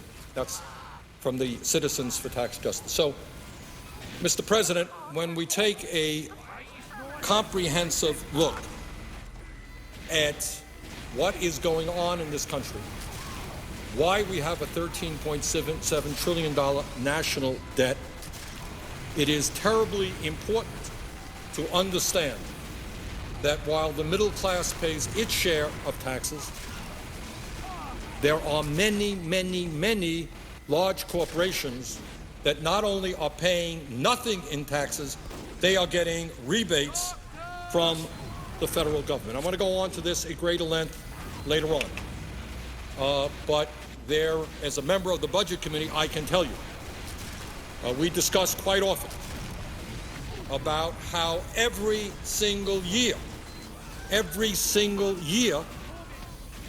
corporate interests and wealthy individuals stash away huge amounts of money in tax havens in the Cayman Islands, Bermuda, and other countries in order to avoid paying their taxes in the United States of America. These are American corporations turning their backs on the American people, saying, as Mrs. Helmsley said so many years ago, I guess, many of you remember, only small people pay taxes.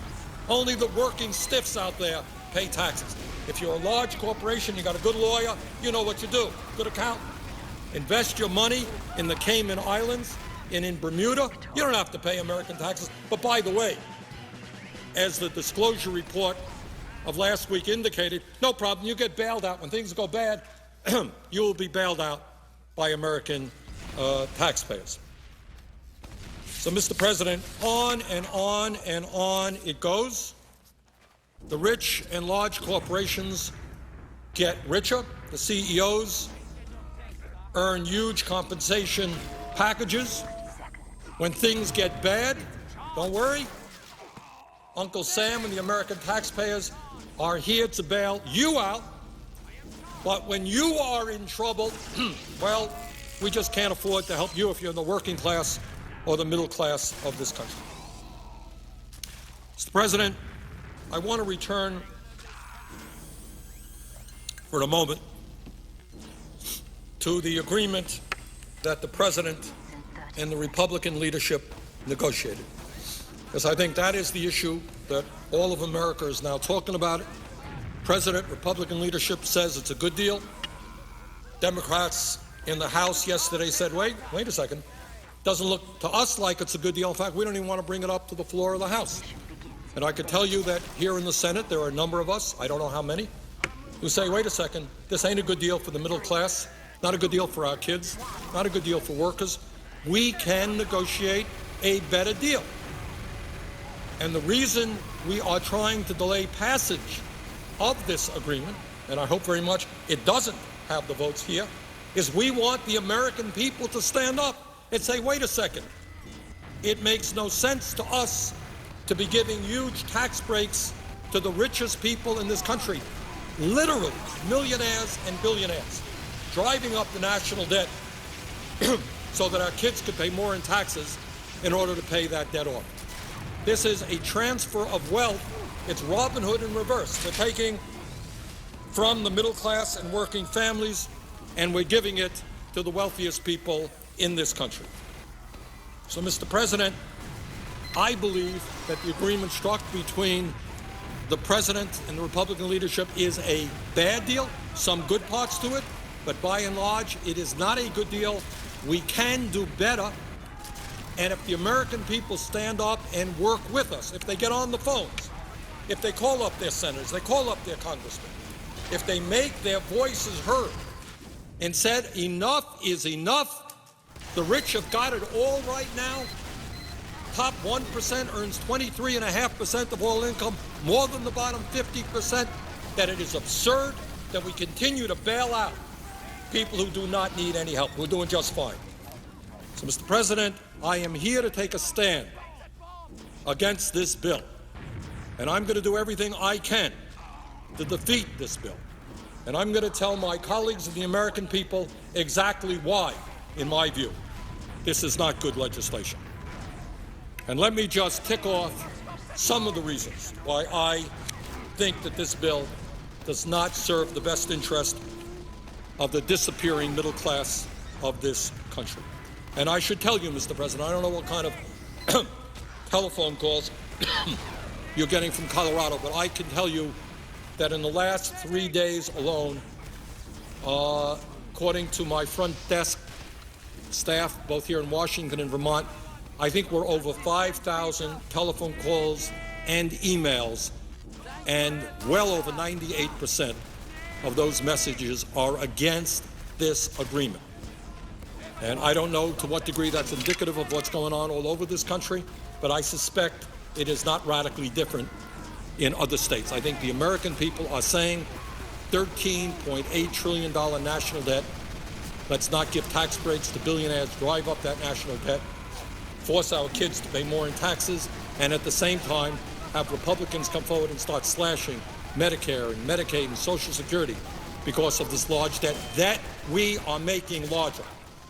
And I appeal to my conservative friends. I'm not a conservative, but many conservatives have spent their entire political careers saying we cannot afford to drive up the national debt. It's unsustainable. I agree with that. So vote against this agreement because it is driving up the national debt. And in a significant way, it is doing that by giving tax breaks to people who absolutely don't need it. Once again, for those people who are earning $1 million a year or more, they on average, will be getting about $100,000 a year tax break. People earning $100 million a year, that number is going to be a lot higher. Who believes that that makes any sense at all? Mr. President, let me give you some other reasons why I think this agreement is a bad agreement. The President says, well, yes, we are going to extend tax breaks for all, including the top 2%, but don't worry, it's only going to be for 2 years. Not to worry, only going to be for 2 years. Well, maybe that will be the case, but you know what? I doubt that very much. I've been here in Congress long enough to know that if you extend a tax break, it is very, very hard to undo that extension. Because if we can't do it now, if we can't tell our Republican colleagues that it is absurd to continue giving tax breaks to millionaires and billionaires, if we can't do it now, what makes you think we're going to do it in the midst of a presidential election? And I have to say that as somebody who admires and likes the President. The President is a friend of mine. His credibility has been severely damaged. He's going to go forward, and if he's the Democratic nominee, I suspect that he will say, well, yeah, I extended it for 2 years against my will, but don't worry. I'm going to repeal him after 2 years. Mr. President, you tell me who's going to believe him. His credibility has been severely damaged. We're caving in on this issue. We should not be. The polls show us the American people do not believe millionaires and billionaires need more tax breaks. If the calls to my office are indicative of what's going on in this country, overwhelming opposition to that agreement. So what I'm saying here is that while the President says, don't worry, this is only temporary, yeah, I don't like it, says the President, don't like it, but it's only 2 years, I have my doubts. I expect that in 2 years, if this agreement goes forward, it will be extended again. As you know, Mr. President, they wanted 10 years of an extension of tax breaks for the rich. I have my strong suspicion that that is exactly what will happen if not made permanent. And this country cannot afford to give tax breaks to millionaires and billionaires and have the middle class pay higher taxes to pay them off. And I want to say also, Mr. President, that while a lot of attention has been focused on the personal income tax issue, that is not the only unfair tax proposal in this agreement. This agreement continues the Bush-era 15% tax rate on capital gains and dividends, meaning, let's be very clear about what this means, meaning that those people who make their living off of their investments, if you invest, if you earn dividends, will continue to pay a substantially lower tax rate than the average American worker, person in the working class, middle class, our firemen, our teachers, our nurses. Those people are not going to pay 15%. They pay a higher rate than folks who have capital gains and dividends. I think that that's wrong. This agreement extends those provisions. Furthermore, Mr. President, and this is a point that has got to be made over and over and over again, this agreement between the President and the Republicans lowers the estate tax rate to 35%. Under this agreement, the estate tax will decline to 35%. Under President Clinton, when the economy was much stronger, the estate tax was 55%. Now, I know, Mr. President, that the Republicans have done a very good job in trying to convince the American people that this is the so-called death tax, that in every family in America, when a loved one dies, the family is going to have to pay 35%, 45%, 55%. I have had people in Burlington, Vermont coming up to me and say, what are you doing? I got $30,000 in the bank. I want to leave it to my kids.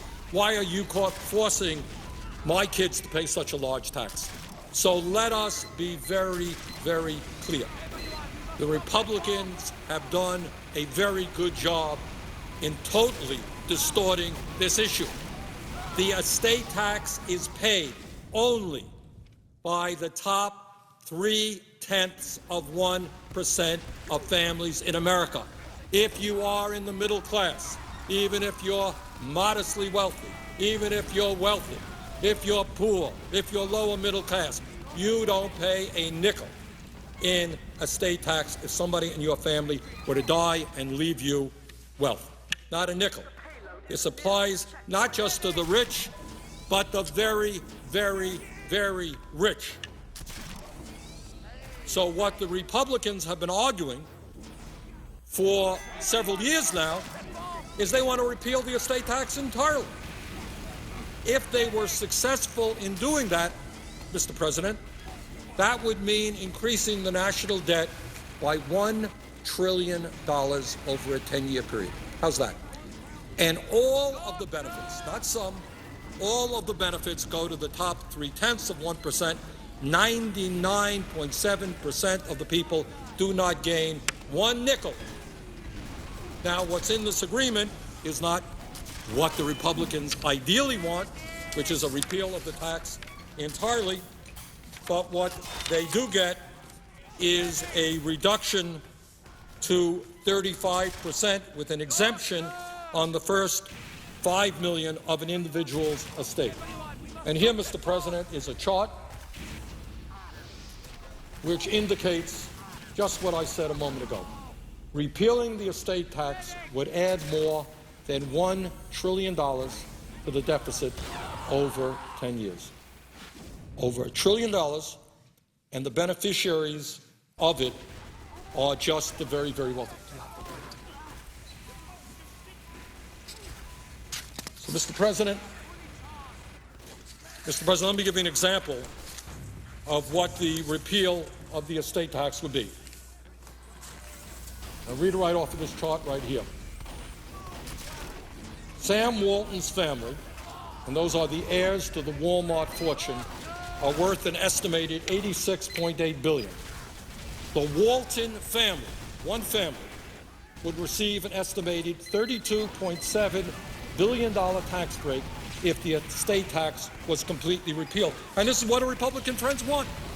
Now, this agreement between the President and the Republicans certainly does not repeal the estate tax, but it does significantly lower the rates that the richest people, very richest people in this country, would have to pay. Mr. President, 2 days ago, I brought to the floor of this Senate a very simple piece of legislation, and I think how that legislation was treated speaks volumes about the debate that we're having now. This legislation said that with over 50 million senior citizens on Social Security and disabled vets, for the second year in a row not getting a cost of living adjustment, a COLA, over 50 million seniors on Social Security, disabled vets, not getting any COLA at all, despite the fact that their prescription drug costs are going up, their health care costs are going up. They got no COLA. And I said, you know, I think in these tough times, it is appropriate that we provide those folks, if we can't get them a COLA, let's get them the equivalent of a measly 2% COLA, $250 check to all of our seniors, disabled vets. That's what we did, by the way, in the stimulus package. That's all. Over 50 million people, $250 check, cost our government about $14 billion. $14 billion. And yet, I could not get one Republican vote in support of that. Republicans say, my goodness, imagine a senior or disabled vet living on $15,000, $20,000 a year getting a $250 check. What an outrage. We have different priorities, they say. We want to give $1 million tax break to somebody who earns $50 million a year. And that about says it all. If you're very, very rich, good news is you're going to get more tax breaks. But if you're a senior or a disabled vet, we can't get you a $250 check. Now, I will say, Mr. President, that the vote here on the floor of the Senate was 53 people in favor of providing that one-time check, 45 against. 53 to 45. We won. But here in the Senate, majority does not rule. Republicans filibuster almost everything, and it required 60 votes. We didn't get the 60 votes. Seniors didn't get that check. I'm going to do my best to see that they do get it. We're going to bring that issue back and back and back again. So I raise that issue, Mr. President, to tell you that one of the very weakest proposals in this agreement, totally outrageous, is the decrease in the taxes for the estate tax. Now, there's another issue I want to touch on, and I'm going to spend a long time on this issue because it hasn't gotten the coverage and the attention that I think it deserves.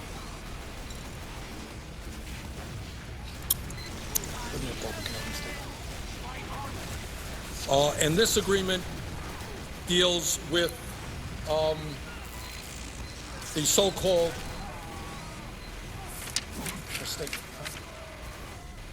this agreement deals with the payroll tax holiday. And I know the president, the vice president, others have been touting this, and they're saying, well, you know, this is really a good thing because we're going to put more money into the pockets of working people. What will happen is if you're a worker right now, you're paying 6.2% in a payroll tax for Social Security. It's going to be reduced for 1 year to 4.2%. You get the difference, and this is really a good thing. Well, all of us want to see working people have more money in their pockets. That's what we're doing. That's what we're fighting for. But let me be very clear that while on the surface, this so-called payroll tax holiday sounds like a good idea for working people, it is actually a very bad idea. And what the American people should understand is that this payroll tax holiday originated from right-wing Republicans whose ultimate goal, trust me, is not to put more money into the pockets of working families. It's the ultimate destruction of Social Security. And what they understand is that if we divert funding that is supposed to go into the Social Security Trust Fund, this will ultimately weaken the long-term financial viability of Social Security. So in other words, what we are doing is, for the very first time, diverting money which is supposed to go into the Social Security Trust Fund. We're giving it to workers today. It's like eating our seed. Rather than going into Social Security, President says, don't worry, this is going to be covered this year by the federal government. Well, we've never seen that before. I don't want Social Security to be dependent on the federal government because the federal government has a $13.7 trillion national debt. And what I worry about is this is not just a one-year provision. This also could be extended. Let me just quote Barbara Kennelly, and I'm glad to see that I am joined here on the floor by one of the strongest fighters in the United States Senate for working families, Senator Sherrod Brown of Ohio. And I just want to say this before I ask him a question, or before he asks me a question, or whatever the protocol is. And that is, I want to quote what Barbara Kennelly, the president and CEO of the National Committee to Preserve Social Security and Medicare, said. This is one of the largest senior groups in America, and this is what she says, and I quote, "Even though Social Security contributed nothing to the current economic crisis, it has been bartered in a deal that provides deficit-busting tax cuts for the wealthy. Here's the key point. Diverting $120 billion in Social Security contributions for a so-called tax holiday may sound like a good deal for workers now, but it's bad business for the program that a majority of middle-class seniors will rely upon in the future." End of quote. Barbara Kennelly, President, CEO of the National Committee to Preserve Social Security and Medicare. I'm joined now by my very good friend from Ohio, and I wanted to ask him his sense of this overall agreement. Well, my sense is similar to yours in that I was just on a TV show a minute ago, and I was asked, that the liberals or the conservatives, what they think about this. And this really isn't a liberal conservative issue. This is, first of all, the tax cuts overwhelmingly go to the wealthiest taxpayers.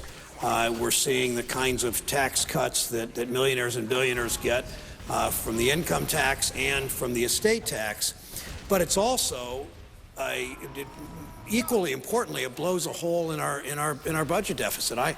In some sense, we're borrowing tens of billions of dollars every year now. If this agreement becomes law, we're borrowing tens of billions of dollars every year from the Chinese. We're putting it on our children's and our grandchildren's credit cards for them to pay off who knows when. And then we're giving these tax cuts to millionaires and billionaires. I mean, just in those simple terms, it doesn't make sense. It doesn't make sense in our relationship with China. It doesn't make sense in the lost jobs that come from that China trade policy. It doesn't make sense in undermining the middle class. It doesn't make sense in terms of fairness in the tax system. And it doesn't make sense for our children and grandchildren and what the burden they're going to have to bear to pay off this debt. I mean, when giving a millionaire a tax cut and charging it to our kids who are paying taxes on unfortunately in the last few years declining wages is just morally reprehensible. And when I think of I know Senator Sanders has been on the floor 2 hours now on talking about this and how important and really analyzing it and educating and all that. I think about the economic policy too that this embodies. 9 years ago, Senator Sanders and the presiding officer, when he was a member of the House, Senator Udall from Colorado, and I and others voted against the Bush tax cuts of 2001 and 2003, principally because those tax cuts overwhelmingly went to the wealthy and ended up adding to our national debt. We had a surplus then. We sure don't now. We had the largest surplus we'd ever had in 2001.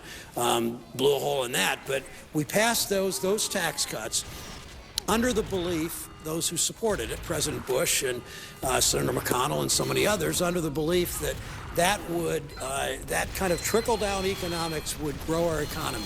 Well, in the 8 years, and this isn't partisan, this isn't opinion, this is fact. From January 1, 2001 to January 1, 2009, President Bush's 8 years, we actually had private sector job loss in this country.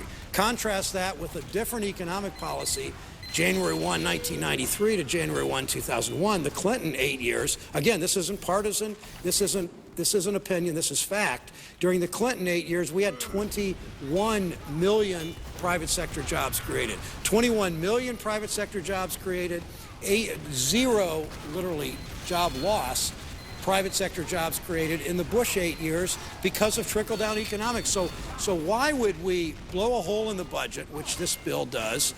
Why would we, for our kids to pay off, and why would we continue an economic policy that clearly didn't work for this country? Didn't work for the middle class. We saw the middle class. We saw wages, not only no job increase during those 8 years, except for the people at the very top, we saw actual wage stagnation or worse.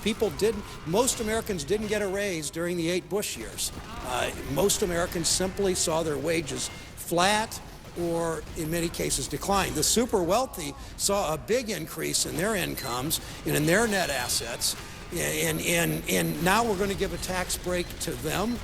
I mean, this isn't class warfare. I have lots of people I know that have a lot of money. I don't aim ill will at them, but why would we help those people who have done so very well and then have our children pay for it? Now, Senator Sanders had just mentioned the letter from Barbara Kennelly, the Social Security, one of the largest seniors organizations in the country, and what this will mean for Social Security. And here's my fear, Mr. President, that if this is passed, we're going to see our budget deficit increase, according to the Congressional Budget Office, about $900 billion because of this package, $800-some billion over the next couple of years. As soon as it's signed by President Obama, even though it was negotiated with the Republican Senate leadership and overwhelming numbers of Republicans in the Senate and House, I assume, are going to vote for it, they're going to say, look at the huge budget deficit that President Obama created.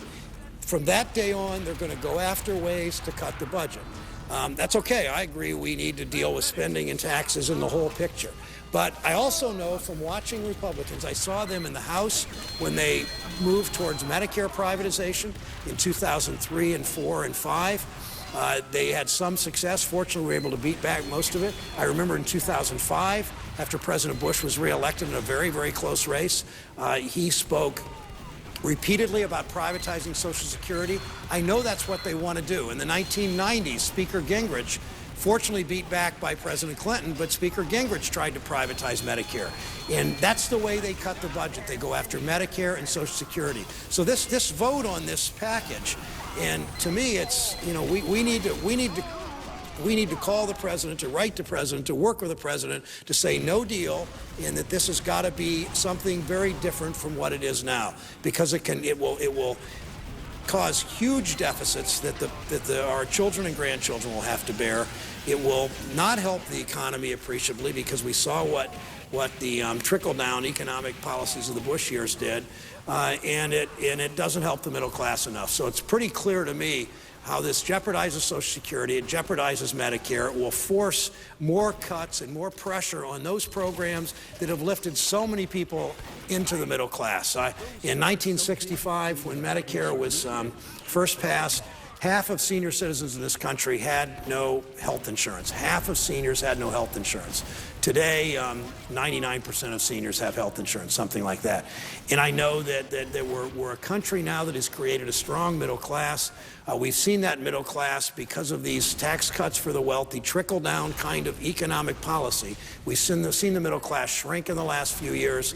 I don't want that to keep happening. That's why I'm very concerned about this. That's why I am working with the president to say no deal, that we need to much more seriously focus on not running up a huge debt, on making sure that Social Security is protected, on an economic policy that works for the middle class, and on a tax policy that's fair to the middle class. That's why Senator Sanders' work is so important on the floor today, taking the floor for a longer period than anybody I've seen since I've been in the Senate, in a filibuster kind of setting where he is he is raising these questions, asking these questions, educating the public, talking to people all over the country, in this chamber and outside, to change this policy. If I could interrupt my friend from Ohio and ask him a question. This is an issue that he dealt with last night. Talk about the kind of priorities that we have seen in the Senate recently, where just a couple of days ago, you and I worked very hard to try to make sure that seniors on Social Security and disabled vets were able to get a $250 check at a cost of $14 billion. And we couldn't get one Republican vote for that, while at the same time, Republicans are pushing tax breaks of over $1 million a year for the richest people in this country. Does that seem... Well, yeah, it tells a story. And I came to the floor right after that vote. I had supported it all along. I co-sponsored Senator Sanders' his effort to bring that to the floor for the $250 check for all seniors and all disabled veterans, I might add, not just Social Security beneficiaries. But I came to the floor right afterwards because I was pretty amazed. I know there's partisanship here. I know that some people think that their whole view of the world is if you give tax cuts to the richest people in the country, it'll all trickle down and we'll all do better, it'll all lift all boats. And that's a pretty good economic theory. You might have learned at Harvard, or you might have learned it at Johns Hopkins near here or wherever, but it just doesn't work. I mean, it's nice theory, but it doesn't work to lift all boats. So Senator Sanders' effort was to provide a $250 check one time, the cost of $14 billion, but one time, not continued $14 billion, one time for seniors who had not had a cost of living adjustment in 2 years. And it just seemed to make so much sense when the average senior in this country gets about a $14,000 a year Social Security check. I guess that's about $1,200 a month. That's not their entire income for most seniors, but it's a big, big part of it. Many seniors live only on that. Many more seniors live on that, but only another couple, $300, $400 a month. So when you see the cost of, there's not inflation maybe for people my age so much in this country. But if you're older and you've got a lot of health care costs, there is inflation, because that's where healthcare costs seem to go up higher than maybe anything but higher education, and maybe as much as that. So it was important that that $250 be provided, we think, to every senior in the country and every disabled vet. Now, what was so amazing about it was that 42 Republican senators have signed a letter saying they will do nothing in the Senate until the tax cuts for the rich are approved, till they're signed into law. Now, it's almost, I've never seen the United States senators engage in a work stoppage or a strike. I mean, it wasn't really quite a strike. It was probably illegal for us to strike. I don't know, maybe, but it really was a work stoppage. They were saying, we're not doing anything until you give tax cuts to my rich friends. And I might say also to many people in the House and Senate whose income is in that bracket too. I'm not accusing them of that, to be sure.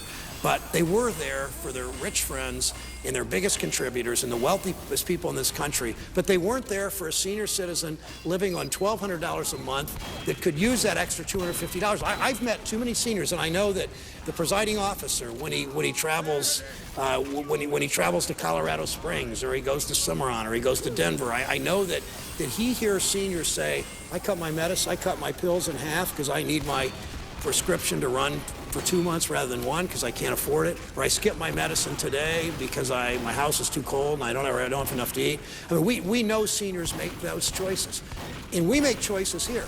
And the choice we made is 42 Republicans made it in block because you need 60 votes. You know, we had a majority of voters of senators, an easy majority for Senator Sanders' effort on the 53 votes, efforts to do this, the $250, but you need 60 votes. So 42 Republican senators engaged in their work stoppage, saying we're not doing anything until we get these tax cuts for the rich, said no to seniors. And I just am amazed by that, the callousness. I guess I'm even more amazed when you consider what's today, the 10th or 11th, when you consider in 2 weeks, it's Christmas Day, and that doesn't seem to bother them. Doesn't seem to bother them on unemployment benefits. 85,000 Ohioans a week and a half ago lost their unemployment benefits. 85,000. Their holiday season's ruined, but I guess all of us will go home, and I want to go home and be with Connie and my kids and on Christmas. My children are grown. We have one grandchild. I want to be with them as much of Christmas as I can. But we have a job to do today, and this week, and next week, and this month, and this year, and that is to extend unemployment benefits to people who have lost them, who are looking for jobs as hard as they can, in the great majority of cases, and extending the tax cuts for the middle class and doing the right thing. And so far, we haven't done that. And I need to go to the airport, but I want to yield back to Senator Sanders for his work today. I hope next week when we come back on Monday, we're prepared to do whatever it takes to say no deal on this one, and to make this work for the middle class, make it work for Social Security beneficiaries, make it work for unemployed workers. I want to thank my good friend from Ohio, one of the real fighters for working families here in the Senate. Not only for coming down here, but for his years of efforts. But he makes a very important point. You know, we have a job to do. And the job is, I know some people don't believe it, rather radical concept, but our job is to represent working families in the middle class and not the wealthiest people in this country. I've got 4 kids, 6 grandchildren. I look forward to spending the holidays with them. But you know what? We have a job to do. And if it means staying here through Christmas Eve, through New Year's, that is our job, and let's pass a proposal that works well for ordinary families and not just for the wealthiest people in this country. I wanted to thank Senator Sherrod Brown for coming down, and what I want to say now is when you look at this agreement, we've talked now about the absurdity of, in the middle of a time when we have a $13.7 trillion national debt, giving tax breaks to people who don't need it. Senator Brown and I have talked about the dangers inherent in this payroll tax holiday and what it might mean for the future of Social Security. But I also wanted to make another point, and that is that there are many, many billions of dollars in this proposal going to a variety of business tax cuts. Some of them, in fact, might work. Some of them, in fact, might not work.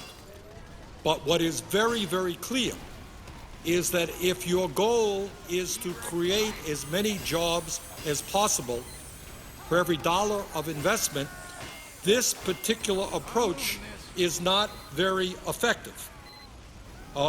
When we talk about tax breaks for corporations and companies, what we should be aware of is that corporate America today is sitting on close to $2 trillion in cash. They have that cash on hand. And the problem is not that they don't have the money. The problem is that working people don't have the money to buy the products that these guys are producing.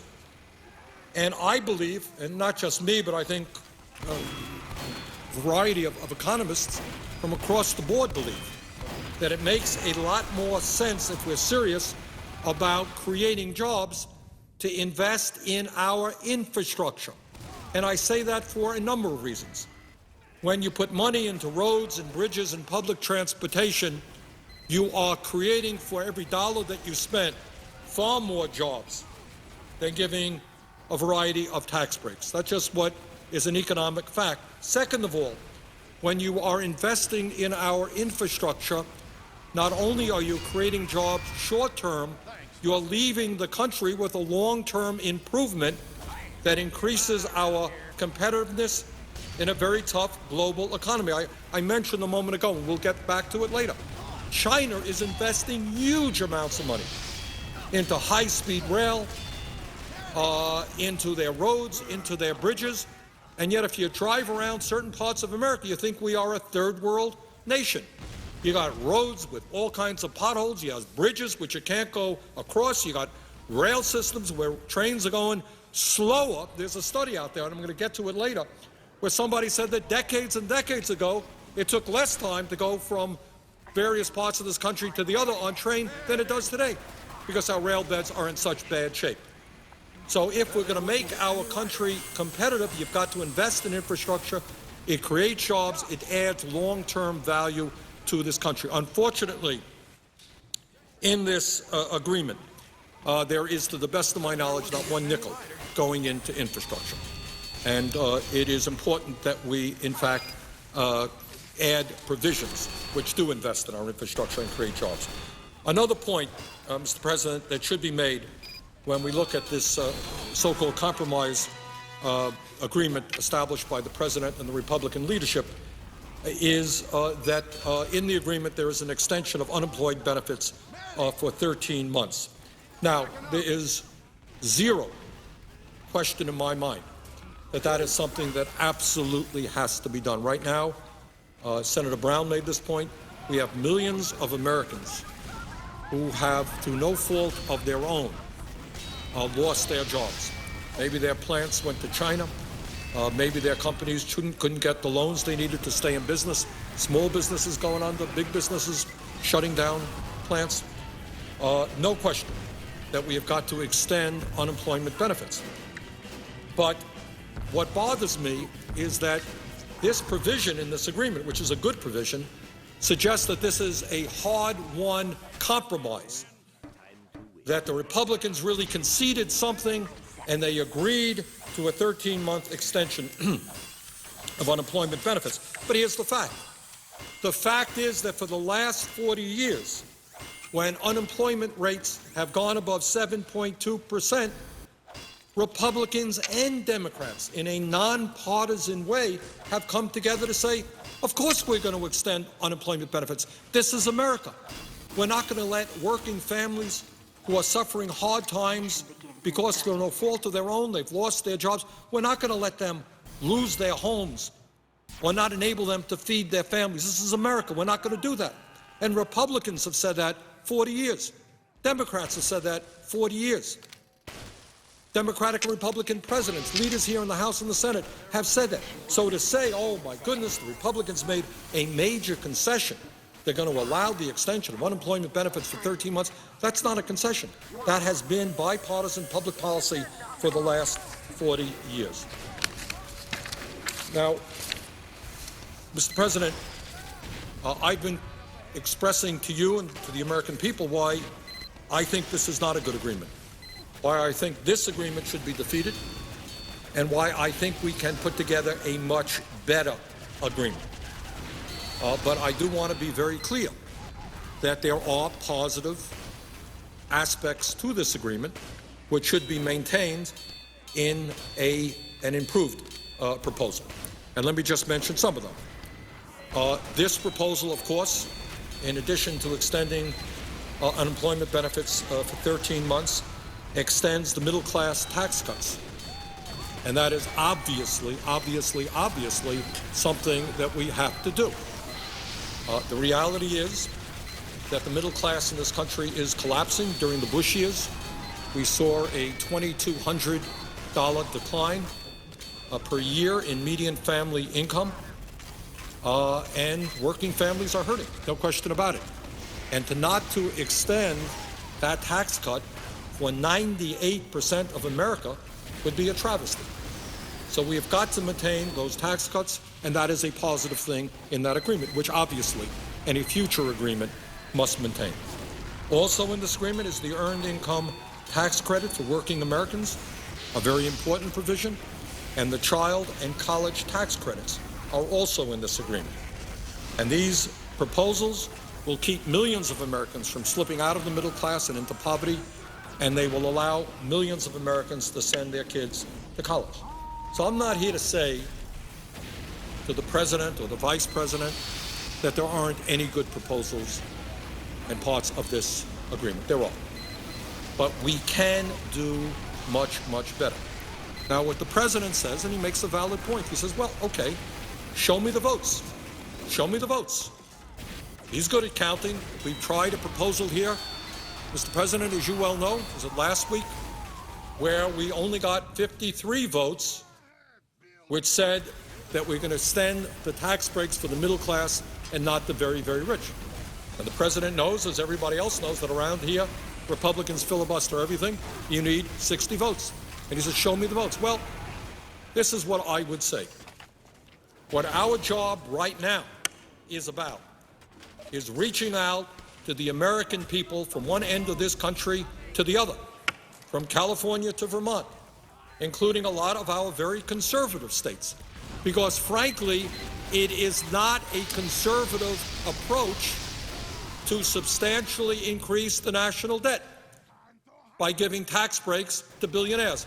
Mr. President, how many times have you been here on the floor hearing our Republican colleagues give long, long speeches about the danger and the unsustainability of a $13.7 trillion national debt and a $1.4 trillion deficit? You've heard it day after day after day. That's their mantra. Well, if they believe that, why are they voting for a proposal that substantially increases the national debt for the very unproductive reason of giving tax breaks to the richest people in this country who don't need it?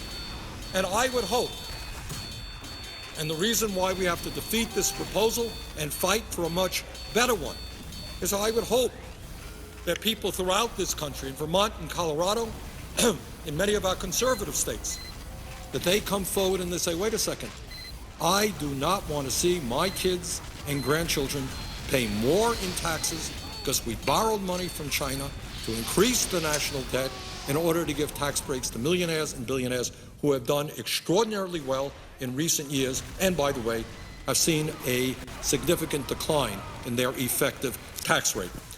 Mr. President, I know you have heard people like Warren Buffett, one of the richest guys in America. He's made the point over and over again that his effective, what he really pays in taxes, his effective tax rate is lower than his secretary's. And all over this country you have examples where very, very rich people were able to stash their money in the Cayman Islands, take advantage of all type of loopholes, are paying rather low effective tax rates, in many cases lower than police officers or firemen or teachers or nurses. So I think that this is, in fact, opposition to this agreement should be tripartisan. You should have conservative Republicans, liberal Democrats. I'm an independent progressive. I can tell you, Mr. President, that in the last 3 days, my office has received probably close to 3,000 phone calls, 98% of them against this agreement, probably higher than 98%, and just a huge number of emails also overwhelmingly against this agreement. I suspect, I don't know this for a fact, that this is the kind of message that the American people are sending us all over America. But I think they've got to continue to do that. They have got to make it clear so that we can win over at least a handful of Republicans and some wavering Democrats and say, wait a second, we are not going to hold hostage extending middle-class tax breaks in order to give tax breaks to billionaires. We're not going to hold hostage extending unemployment for workers who have lost their jobs by giving tax breaks to people who don't need it. And I think, Mr. President, if the American people give voice to what they are feeling, which this is not a good agreement, that we can do a lot better. I think, Mr. President, we can defeat this proposal and we can come back with a much, much better proposal which protects the unemployed, extends unemployment benefits, protects the middle class, extends the Bush tax cuts for 98% of the population, and protects a lot of important programs, making college more affordable, making child care more affordable, and helping us transform our energy system. There's a lot that we can do if we defeat this proposal, and if the American people, we're not going to do it inside the Beltway. That I am absolutely sure of. Republicans are very united, but what we have to do is win at least a handful of them, and some wavering Democrats to say, Mr. President, Republican leadership, you guys have got to involve Congress in this discussion. I was very pleased yesterday that the Democratic caucus said, sorry, we're not bringing that proposal onto the floor. And I applaud Speaker Pelosi and the Democratic caucus for saying that. It took a lot of courage. Congressman from the state of Vermont, Peter Welch, played an important role, and I applaud Congressman Welch. Congressman Peter DeFazio played an important role. Congratulate him. But I congratulate mostly the caucus from saying we can do better. We can do better than we are doing.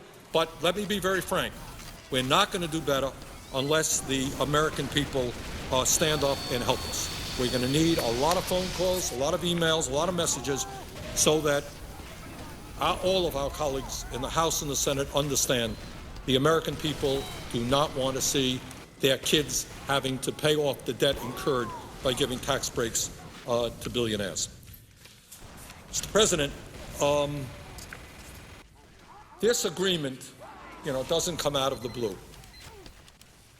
It comes within a context that I think frightens many people in this country. I think many Americans have a sinking feeling that there is something very, very wrong in our country today.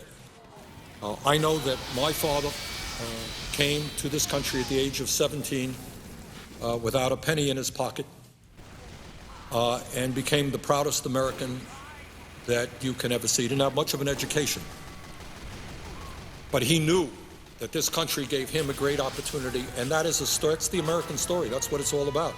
And millions of families, whether they came from other countries, whether they, just made it on their own. I know we have heard a majority leader, Senator Harry Reid, talking about his experience growing up in a desperately poor family. That's what America is about.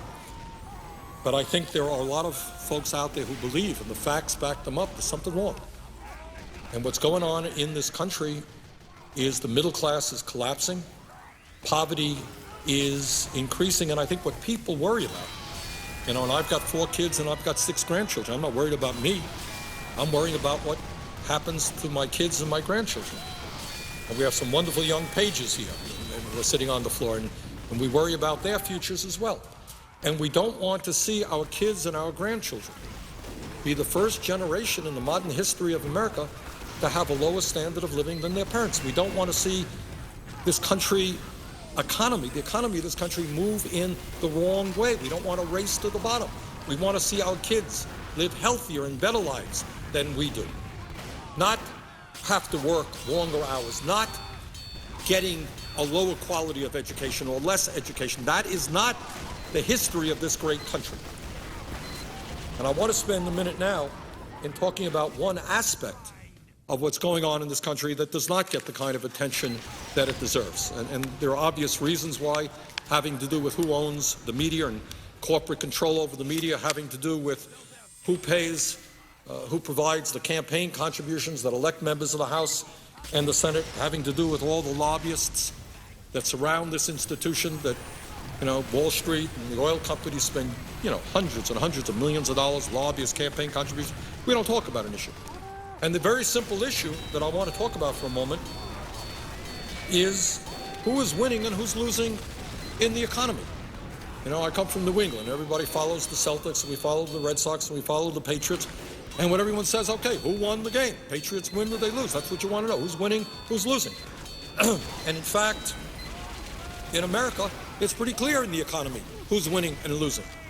Vast majority of people, working people, middle-class people, low-income people are losing. That's who's losing. And it is very clear who is winning.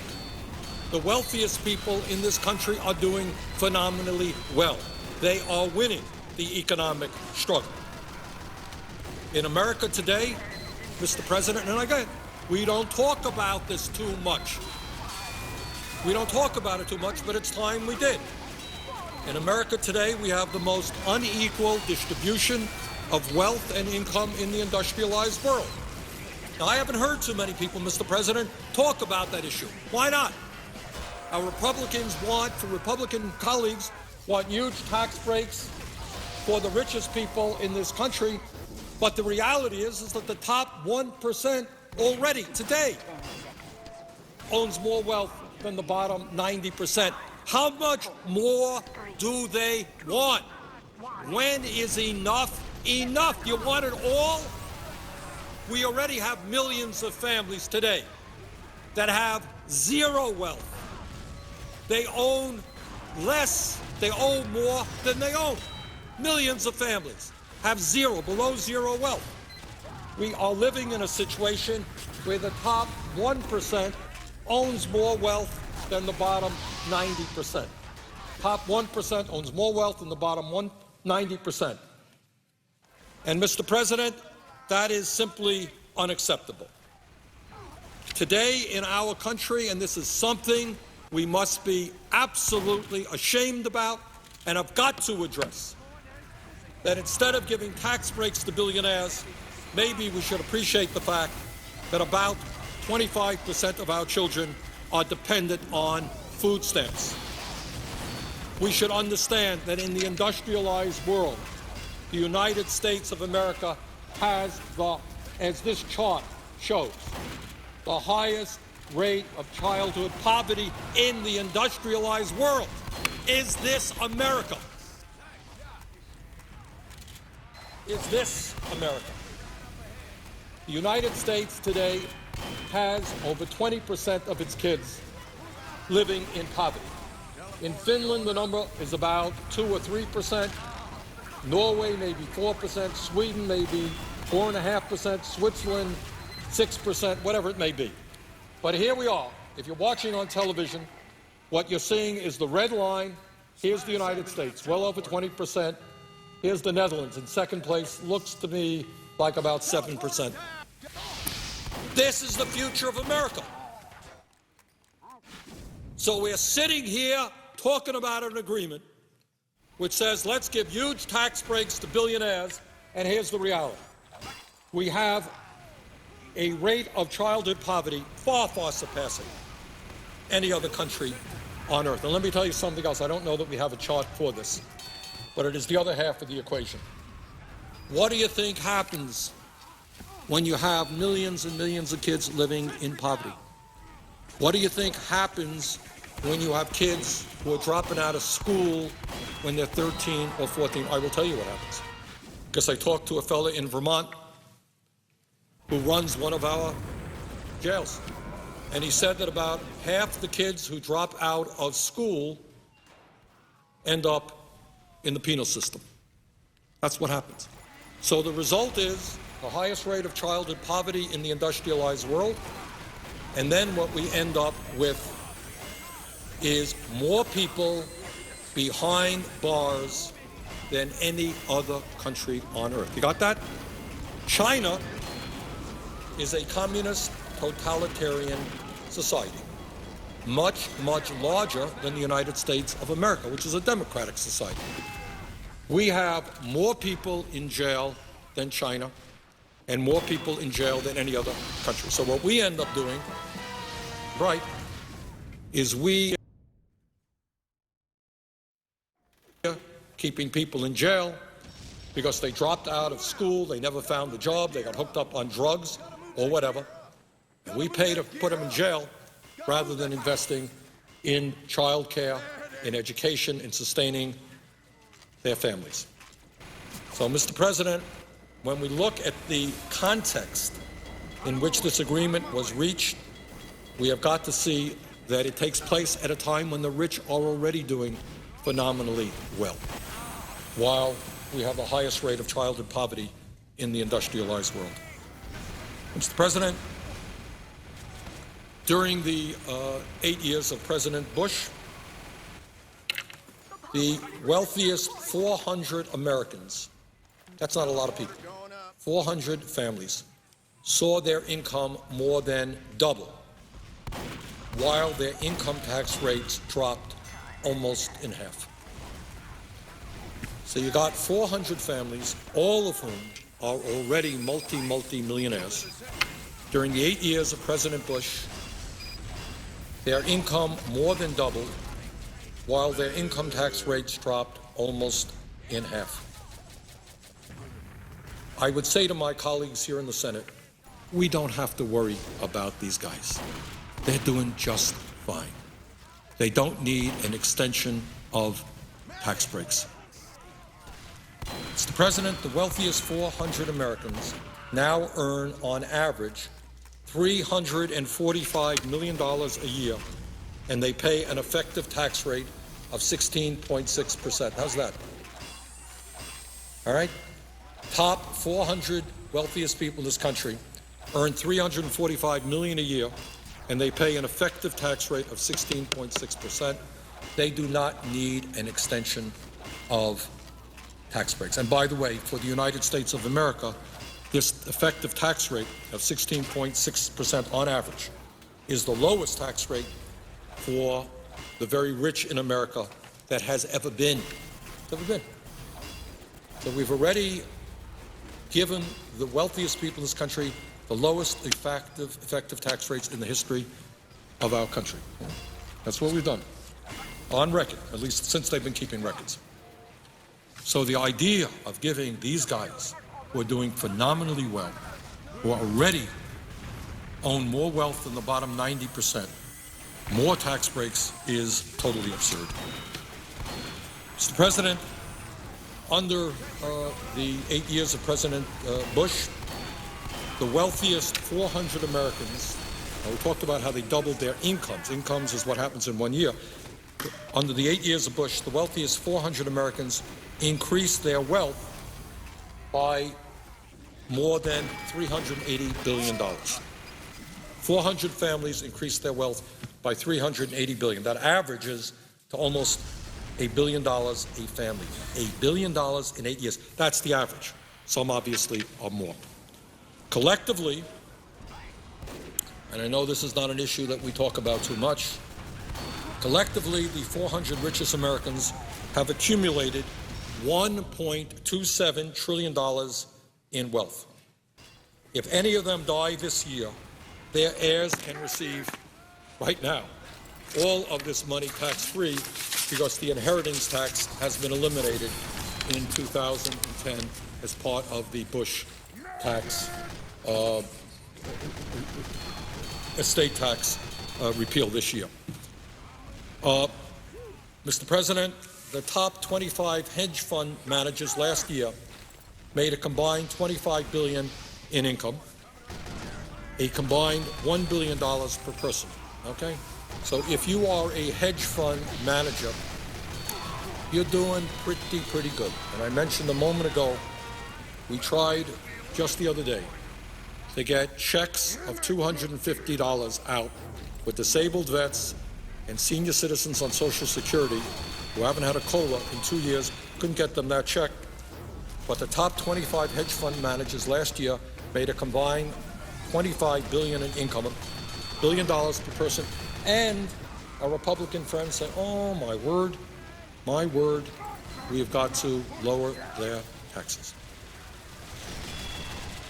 Last year, Mr. President, ExxonMobil, the Bank of America, and other large, profitable corporations paid no federal income taxes.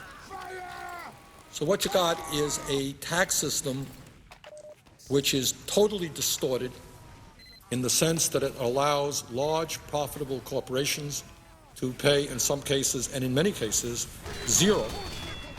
And in fact, last year, it would be funny if it really wasn't pathetic. And here you have, as I understand it, last year, ExxonMobil, which made $19 billion, paid nothing in taxes.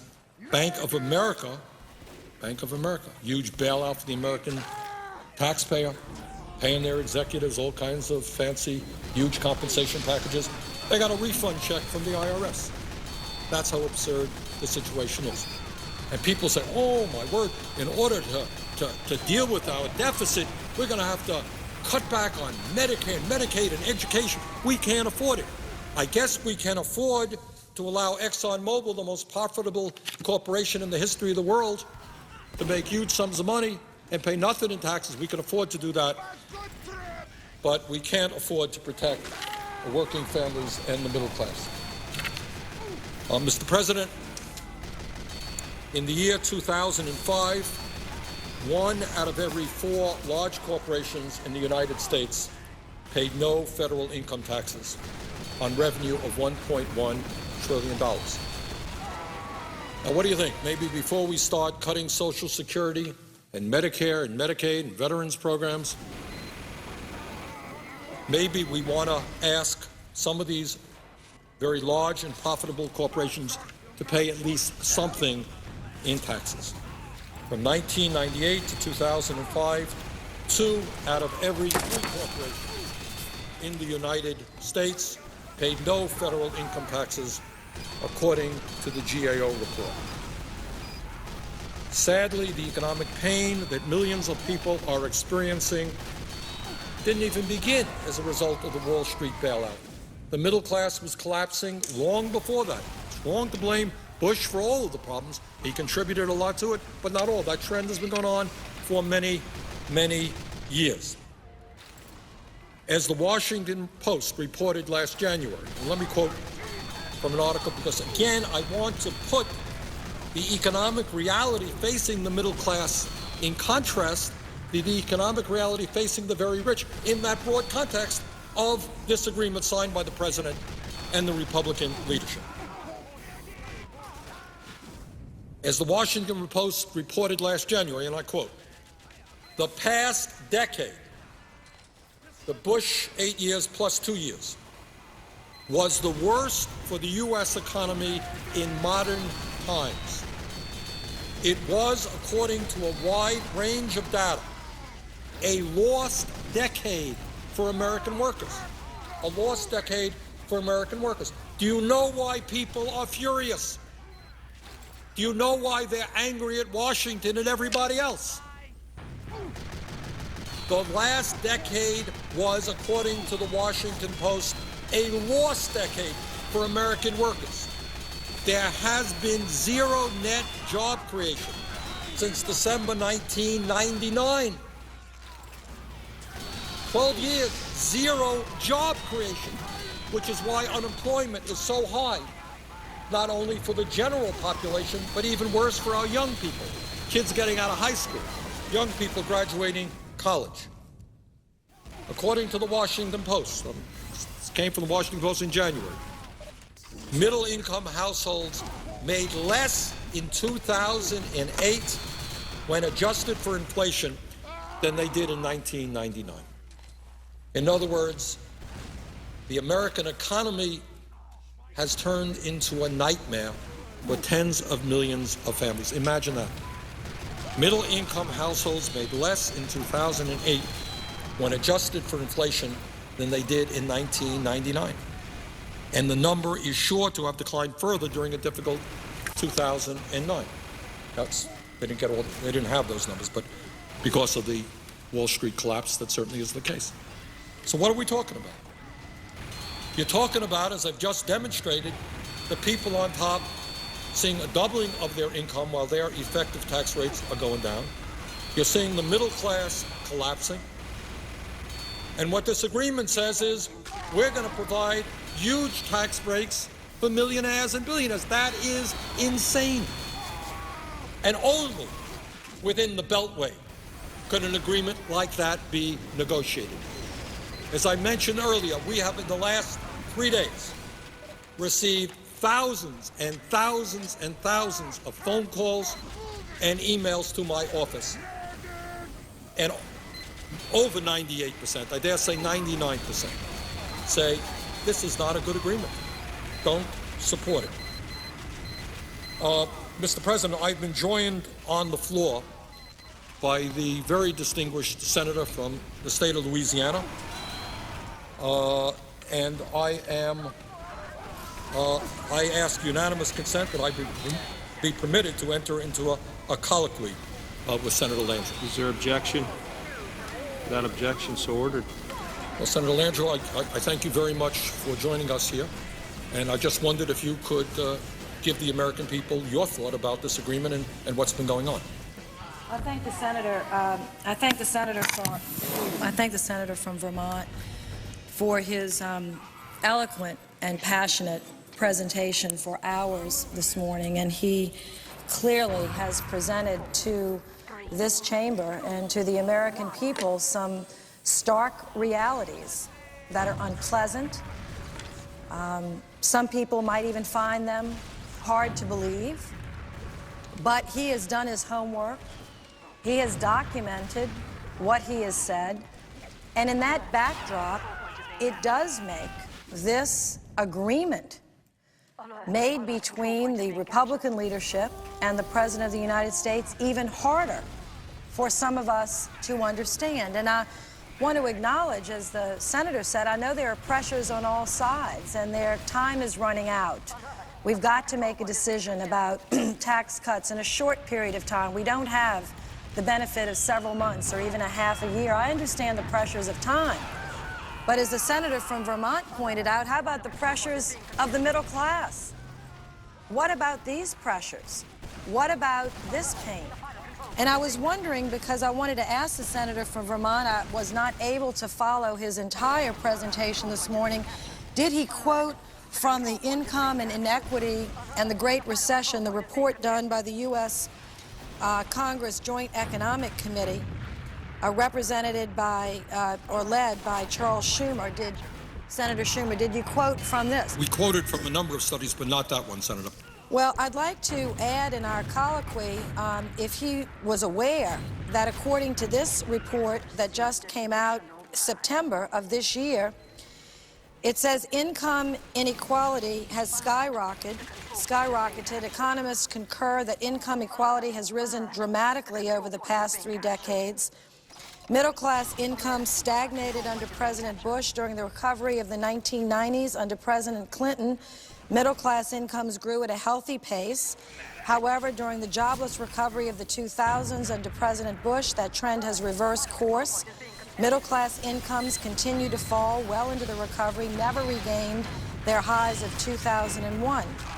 The report goes on to say, which is frightening, which is why I have been raising my voice in opposition so strongly to some parts of this package, is that this report says, Senator, high levels of income inequity may precipitate economic crisis. In other words, if the middle class can't see light at the end of the tunnel, and if the economy itself can't grasp a way for the middle class to grow, Senator, this recession may never end, no matter how much money you give to the very wealthy.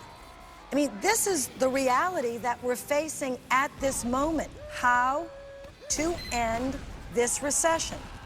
Now, Republicans weren't completely to blame for it. Democrats weren't completely, innocent. or vice versa. But it's not about who to blame, it's about how to fix it. And we're about to pick up a $980 billion hammer next week and attempt to fix it. A, are we hitting the nail right? You don't have many $980 billion hammers to pick up. I mean, we're borrowing this one. So let's hit it right. This is an important issue before our country. I think that's what the senator is saying. Am I putting words into your mouth, Senator? Is this what you're trying to explain? No, exactly. And the point cannot be understated. What Senator Landrieu is saying is that if you have a collapsing middle class and people are unable to purchase anything, it impacts the entire economy. The economy can't grow. We can't grow jobs if people don't have enough money to buy products made by other people. And if all of the, or a substantial part of the wealth of this nation accrues in the hands of a few, I mean, they can get 3 yachts and 8 airplanes, I guess, but there is a limit to what they can purchase.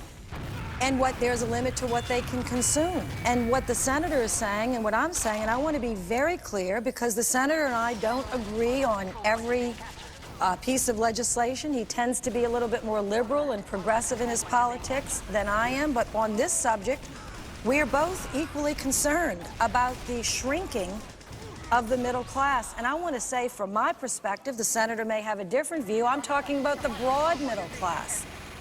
Incomes of $50,000 to $500,000. Now, in my state, $500,000 of income, I'm not talking about net worth, I'm talking about income, is a huge amount of money. In fact, I brought a graph that I'm going to, here, it's right here, to show here that 84% of the households in Louisiana, so when I talk about middle class, 84% of the households in Louisiana make less than $75,000.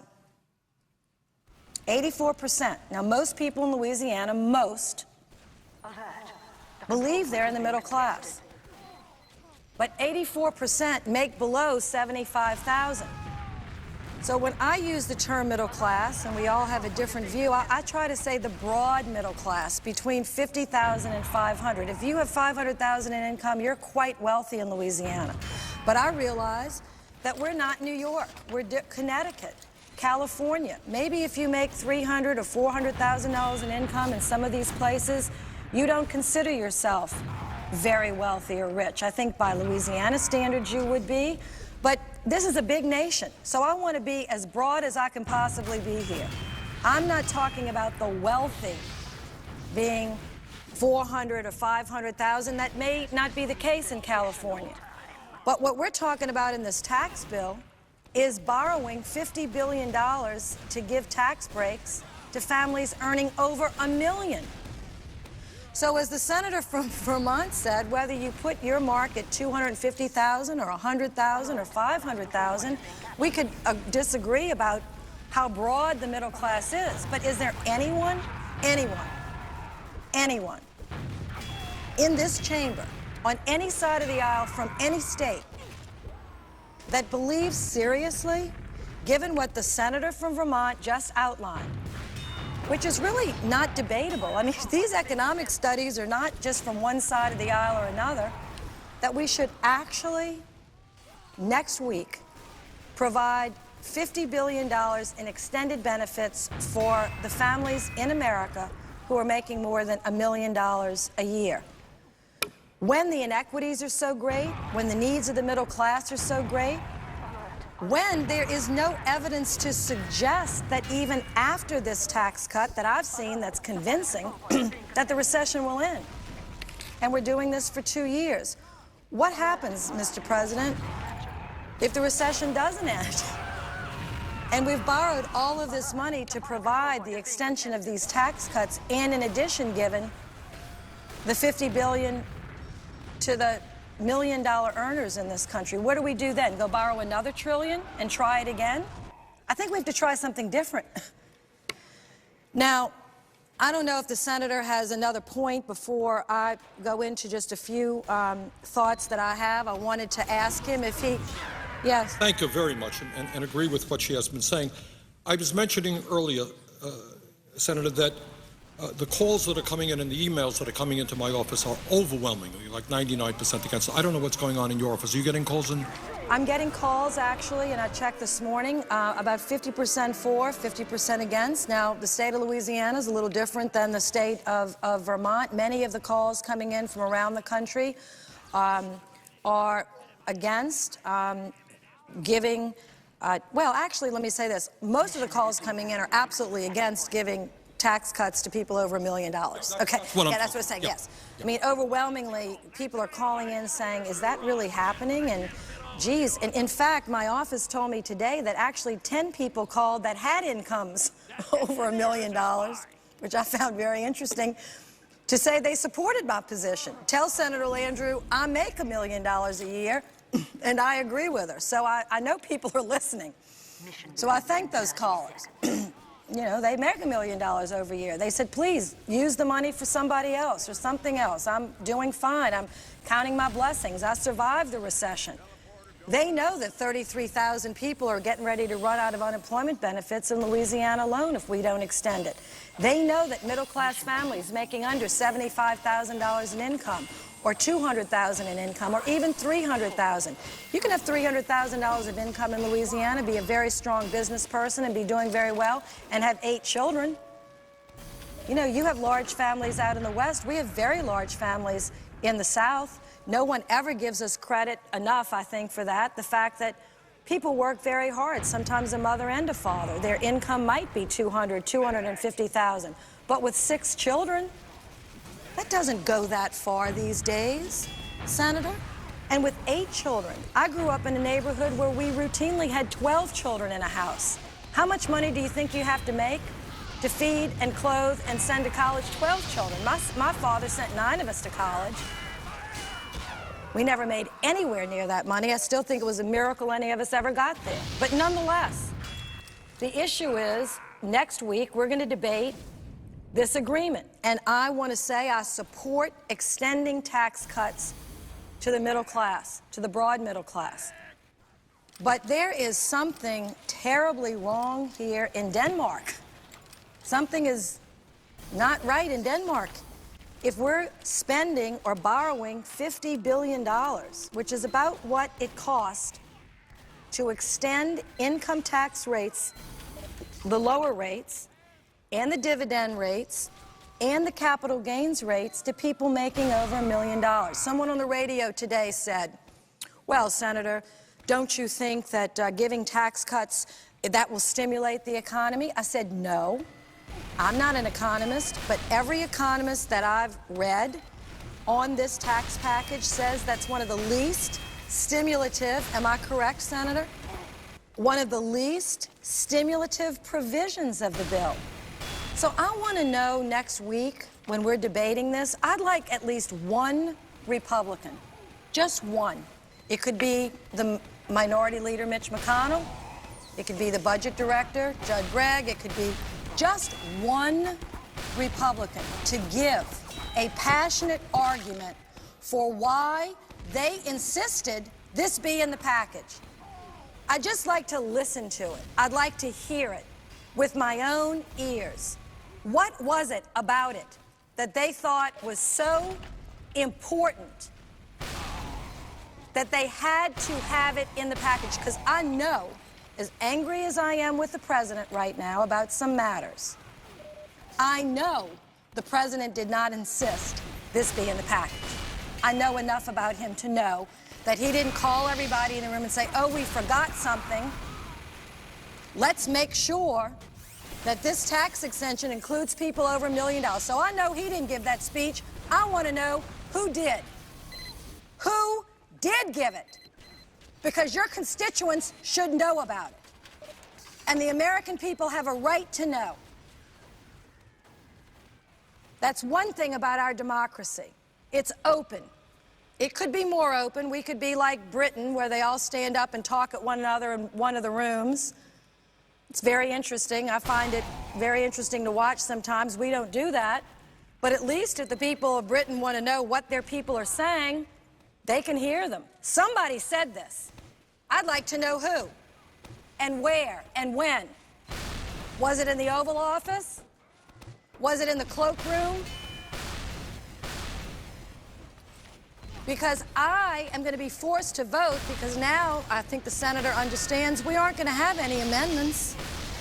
So I'm going to be forced to vote and have to choose, which is going to be a very tough choice, between extending tax cuts for 84% of the people in my state that make less than $75,000, which of course I want to do. Even though we have to borrow the money to do it, we can't not do it. I mean, the economic circumstances are such, while we have to do it. But now, in order to get them help, I've got to say yes to something that I've talked about, and I want to be serious about this. I'm very serious about it.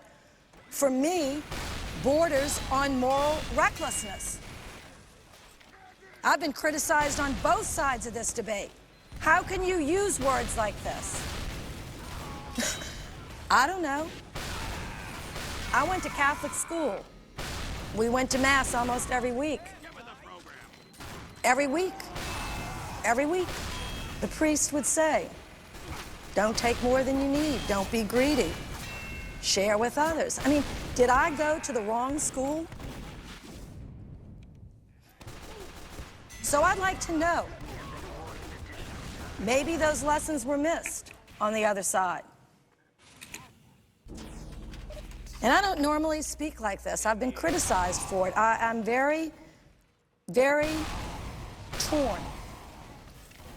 Because I like to be part of a team. I understand, the senator from Vermont, that we can't have every package exactly the way we believe, and I understand that. I've had to vote for some things that were hard for me to stomach, and I've done it because there were other good things in the bill. That's the way the process works.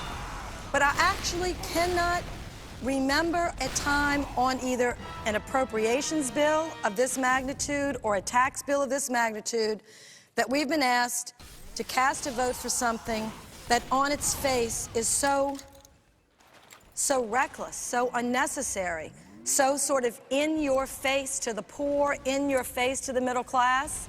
We're going to take our money. Don't you say a word about it. Who said that? Did Warren Buffett come down here and ask for it? Did Boone Pickens come down here and ask for it? Did the Gates come down here and ask for it? Who asked for it? Why do you think you deserve it? And what senator put their name on it? Now, I have a few more things to say. I don't want to keep the senator from Vermont tied up. Is it appropriate? The senator from Louisiana is making some very, very important points, and I appreciate it, and I look forward to hearing what she has to say. Thank you. Mr. President, I wanted just to say a few other things about this whole situation, because the senator from Vermont and I agree on some things, of parts of this, obviously this one. But we had a big difference, and I wanted to show this just from my perspective. I voted for the original tax cuts. I'm not sure that the senator from Vermont did. And there were very good reasons on both sides, but I'd like to take a minute, because I've got, as I said, critics on both sides here, and I want to but share some thoughts about that and make something very clear. I was one of 12 Democrats, there are only 7 of us left in the chamber today, that voted for the Bush tax cuts. There was for the middle class and the poor and the wealthy. Everybody got income tax relief, capital gains tax relief, dividend tax relief. Senator Lincoln and I and others worked very hard to make sure that in that package, even though I would have designed it differently if I could have done it myself, but there are no czars around here. This is democracy. I understand it. I've been doing it for 30 years. We worked hard to shape that package the best we could, to direct it and target it to the middle class. There are many critics of that say you didn't do it well enough. You didn't send it to the middle class. You sent it to the wealthy. I disagree. I think that we did as well as we could to send it to the middle class, although the higher brackets were lowered as well. But I'll tell you, the big difference was it was paid for when we voted for it. There was a $128 billion annual surplus. In other words, we were spending $128 billion less than we were taking in. What a happy time that was. We were paying for our Pell Grants, we were paying for education, we were paying for health care. We had surpluses in Social Security, Senator will remember, and we had $128 billion surplus that year alone. And surpluses as far as the eye can see. This is before 9/11. So the 12 of us, let me speak just for myself, thought, what a situation this is. Democrats had taken the tough vote. Not one Republican had voted for this budget reconciliation that, as you know, you were in. I think the senator was then in the House and took a tough vote along with many Democrats to put us on that path. Middle class was expanding.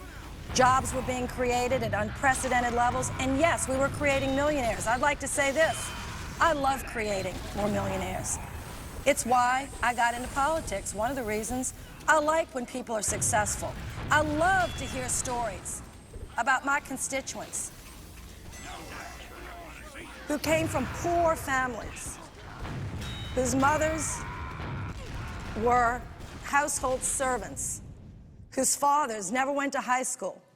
I love to hear about these smart little girls from Gerttown who got straight A's in school, went down the street to Xavier University, got their pre-med degrees, went to become a doctor, became a doctor, and now they're millionaires. I don't decry that. I celebrate it. I'm the one that fought for them to get their scholarships. Not individually, but generally. It's what I do. It's what senators do. It's what House members do. I am so mad at people saying to me as a Democrat, we don't like people that are rich. We have something against them. Nothing could be further from the truth. I love the book, The Millionaire Next Door. It talks about how it's a myth that most millionaires in America have inherited the money. The fact of the matter is, we've created such a great country over 250 years. We've actually found the way for poor people to go from nothing to huge wealth and to create a life-changing opportunity for their children and grandchildren. We celebrate it. We write movies about it. Our libraries are full of books about it. There's nothing wrong with that. So when we had a surplus, I thought we should give tax breaks and use some of that money. But today we're being asked to provide tax cuts when the deficit is, and I want to get this number because it's shocking actually, it is 10 times greater than the surplus. It is 1.294 trillion. That is what the annual deficit is this year. So I'm going to go back. When we did the tax cuts, we were generating $128 billion surplus every year. Surplus is as far as the eye could see. We thought, well, maybe we should give a third of this bounty in tax cuts. We had made investments in other things. But today, after what the senator of Vermont has described as the economic inequality in the country, when we have no surplus in sight, the biggest, the largest, most ferocious recession since the Great Depression, and we're running an annual deficit of $1.29 trillion, someone had the nerve on the other side of the aisle to say, wait, before you close the deal, before you shut the door, before you stop the printing press, please put in the people in America that make over $1 million. Now, for that $50 billion, there are lots of ways that we could save if we could correct this deal. I don't think we can. But if we could, as the senator knows, do we have men and women in the military? Do you know what their COLA is going to be this year, Senator from Vermont? Because it's about, I think it's, what, only 1.4%? That's what my understanding is. And It's I about- think that a lot of the folks in the military are very upset about that. Every person in uniform is only getting a COLA this year of 1.4%. Did anyone over there, when they raised their hand to say, let's put the millionaires in, did you all not think about this? We could have taken that money and given it to them for 1-year bonus. They most certainly deserve it. They're coming back without eyes, legs, leaving some of their limbs in Iraq and Afghanistan. Did anybody over there think about that? The senior citizens that Senator has been such an advocate for, they're not seeing the kind of COLA that they normally get. Talk about stimulus. Every dollar I think you give to a senior citizen, Senator, would you say, it gets right away spent. They have to buy food for it. They're not going out and perusing, you know, a yacht or an airplane that they could or could not buy. They don't really need it. They need to eat. They go to the corner drugstore, or they need to get their medicine. They spend it. I mean, yes, we give money to the poor on the Democratic side and to the middle class because it's the right thing to do, but it actually happens to be also the smart thing to do for the economy and for jobs. So when people say, oh, the senator's flip-flopped, you know, on taxes, I don't understand how to say something. I voted for tax cuts when we had a surplus. I am challenged about how to address this package. Most certainly want to extend it for the middle class. Most certainly want to extend unemployment. People are unemployed not because they're lazy, for heaven's sakes. They're unemployed because there are no jobs for them. It's some of the longest term unemployment that we've had in our nation's history. So the other side is making us feel, they say to us, well, we gave you the unemployment, so surely you should give us the tax breaks for millionaires. Is that really an equal trade? And if somebody believes that, actually, I've heard commentators say it, you know, on different networks. I've been on these news programs, and they say, but you got the unemployment, so that's a fair trade. If there's a senator that thinks that, I'd love for them to say that next week, because I think that would be great to have on the record. So this situation is what the Louisiana families in my state are facing. So obviously, I would like to provide tax relief for these families. We have less than 1.8% are making over $200,000. And I'm checking right now to find out how many families in Louisiana actually make over $1 million. I was told it was 3,200. That number might be too high. The senator from West Virginia told me in his state it's 599 people in West Virginia make over $1 million a year. But yet, it looks like that is the package. So we're going to be in a tough situation without amendments, having to vote for it. I'm going to see what my constituents are saying over the weekend. But I want to say one more thing about this inequity and then turn it back over to the senator from Vermont. Besides the other things that have been put into the record about the inequality, the challenges before our country right now. I came across some data, and I'd like the senator to, if he had just one more minute, to be on the floor to listen to this, because it's it was very startling. Senator Landrieu, I'm not going anywhere. So take as much time as you want. I thank the senator. I wasn't sure what his time was, but I'm here. I'm the chair of the Small Business Committee, and I had a hearing. I have many hearings, but one in the last 3 months, and some of the testimony was startling to me, and I wanted to share this with the senator. It's in the census data of the 2000 census data. Someone was testifying about why this recession was taking so long to get over, and they were giving just some figures about the status of the economy and the wealth or incomes of broad sections of the population. And they said, sort of off the cuff, just like, and ho-hum, and today is Monday, they said, and by the way, the average net worth, the median net worth of households in America, the average median net worth, not income, net worth of households is $67,000. So that's very interesting. I thought it would be higher than that. I mean, that's taking everything that you own minus everything you owe, and the difference is your net worth. I thought people might have more than that. I mean, in terms of equity in their homes, you know, a couple of 100,000, 67,000. It was concerning to me. So I said, well, do you have that broken down by race by any chance? Oh, yes, ma'am, we have that. So would you share it? They did, and I'm going to share it with you because I have not recovered from what I heard. The gentleman says to me, well, for white families in America, the average median, not average, median, which is 50% more, 50% less, the median for white households, Senator, is 87,000. 87,000. For Hispanic families, it is 8,000.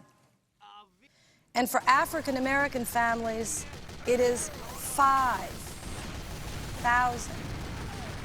Now, I want to repeat that again.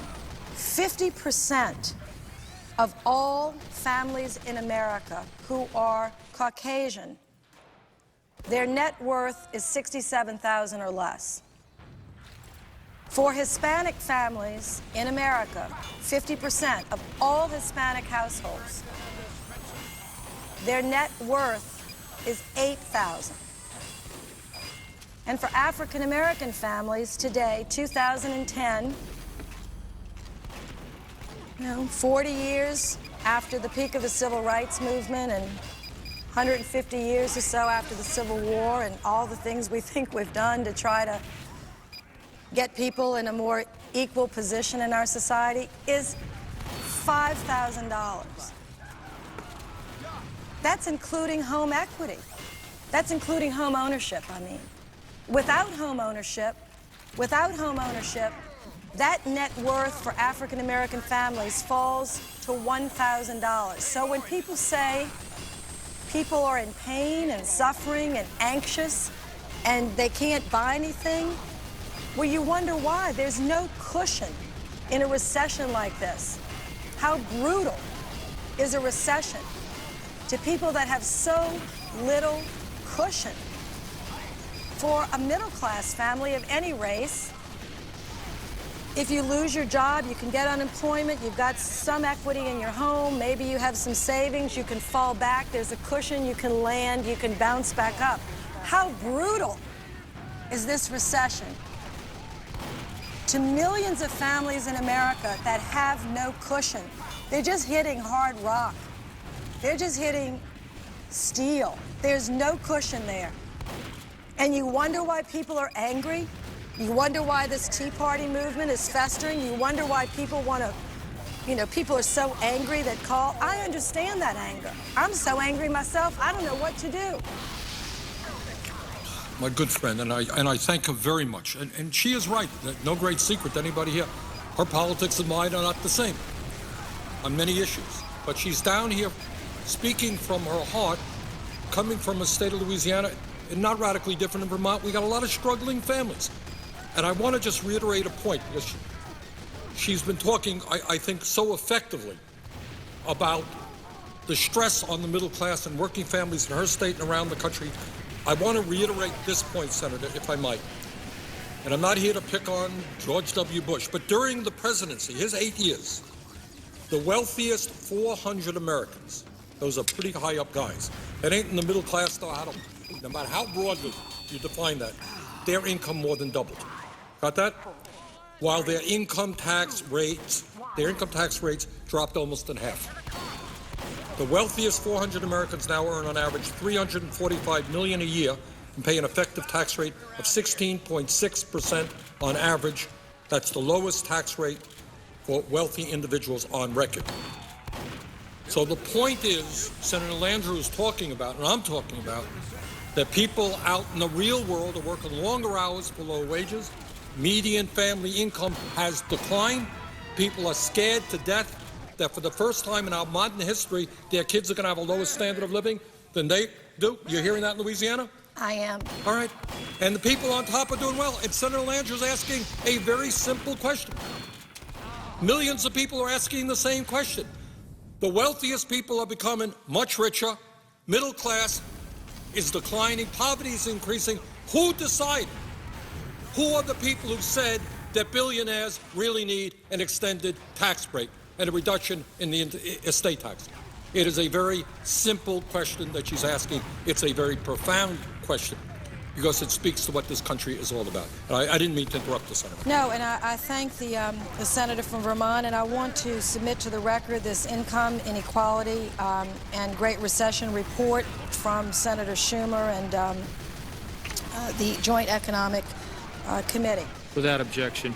Thank you. But I want to go back to a point about this so that I'm not misunderstood. I guess no matter what I say, critics will take it and do what they will with it.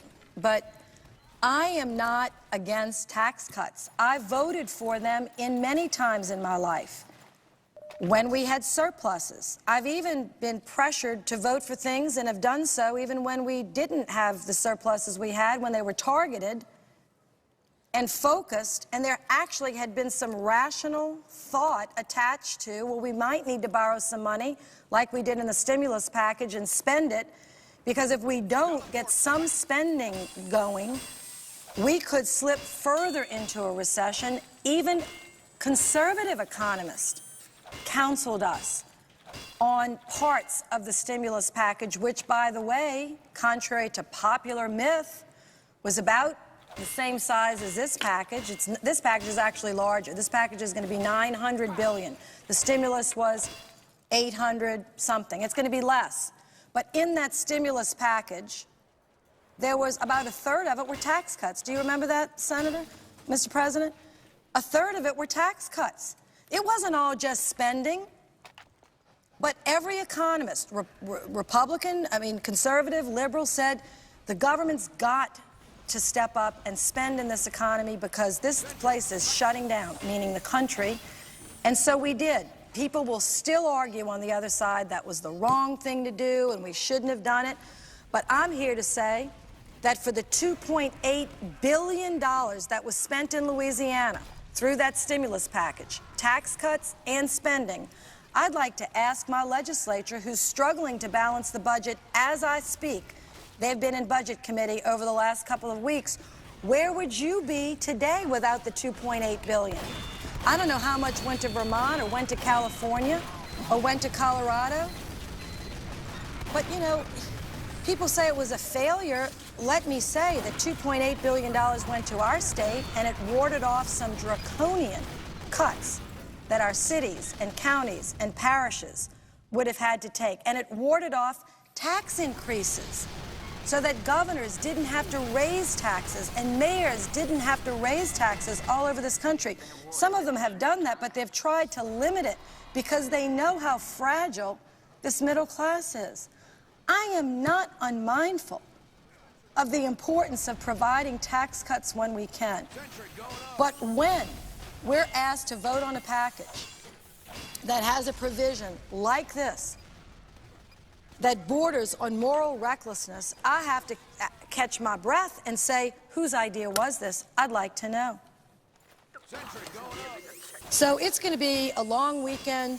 It's going to be a long 30 hours of debate. I am glad that the senator from Vermont is going to make sure that we take every one of those 30 hours post-closure, if we even get to closure on this bill, because I think the American people are going to be waiting around to find out whose idea was this. The senator from Louisiana, she makes a very important point, and that is ultimately we are a democracy and it's the American people who make the decisions. And I know she shares with me the belief that the American people have got to become engaged in this debate, this very, very important debate, which has a lot to do with the future of this country. And Senator Landrieu asked a very, very simple question, which I would like, and I think the American people would like an answer to. Whose brilliant idea was it that at a time when we have seen an explosion in income and wealth to the people on top, while their tax rates have already gone down, whose brilliant idea was it that we drive up the national debt, ask our kids to pay higher taxes to pay off that debt in order to give tax breaks to people who don't need it?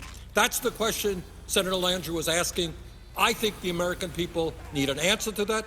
And my hope is that millions of Americans start calling their senators to ask that question. Yeah. Whose idea was it?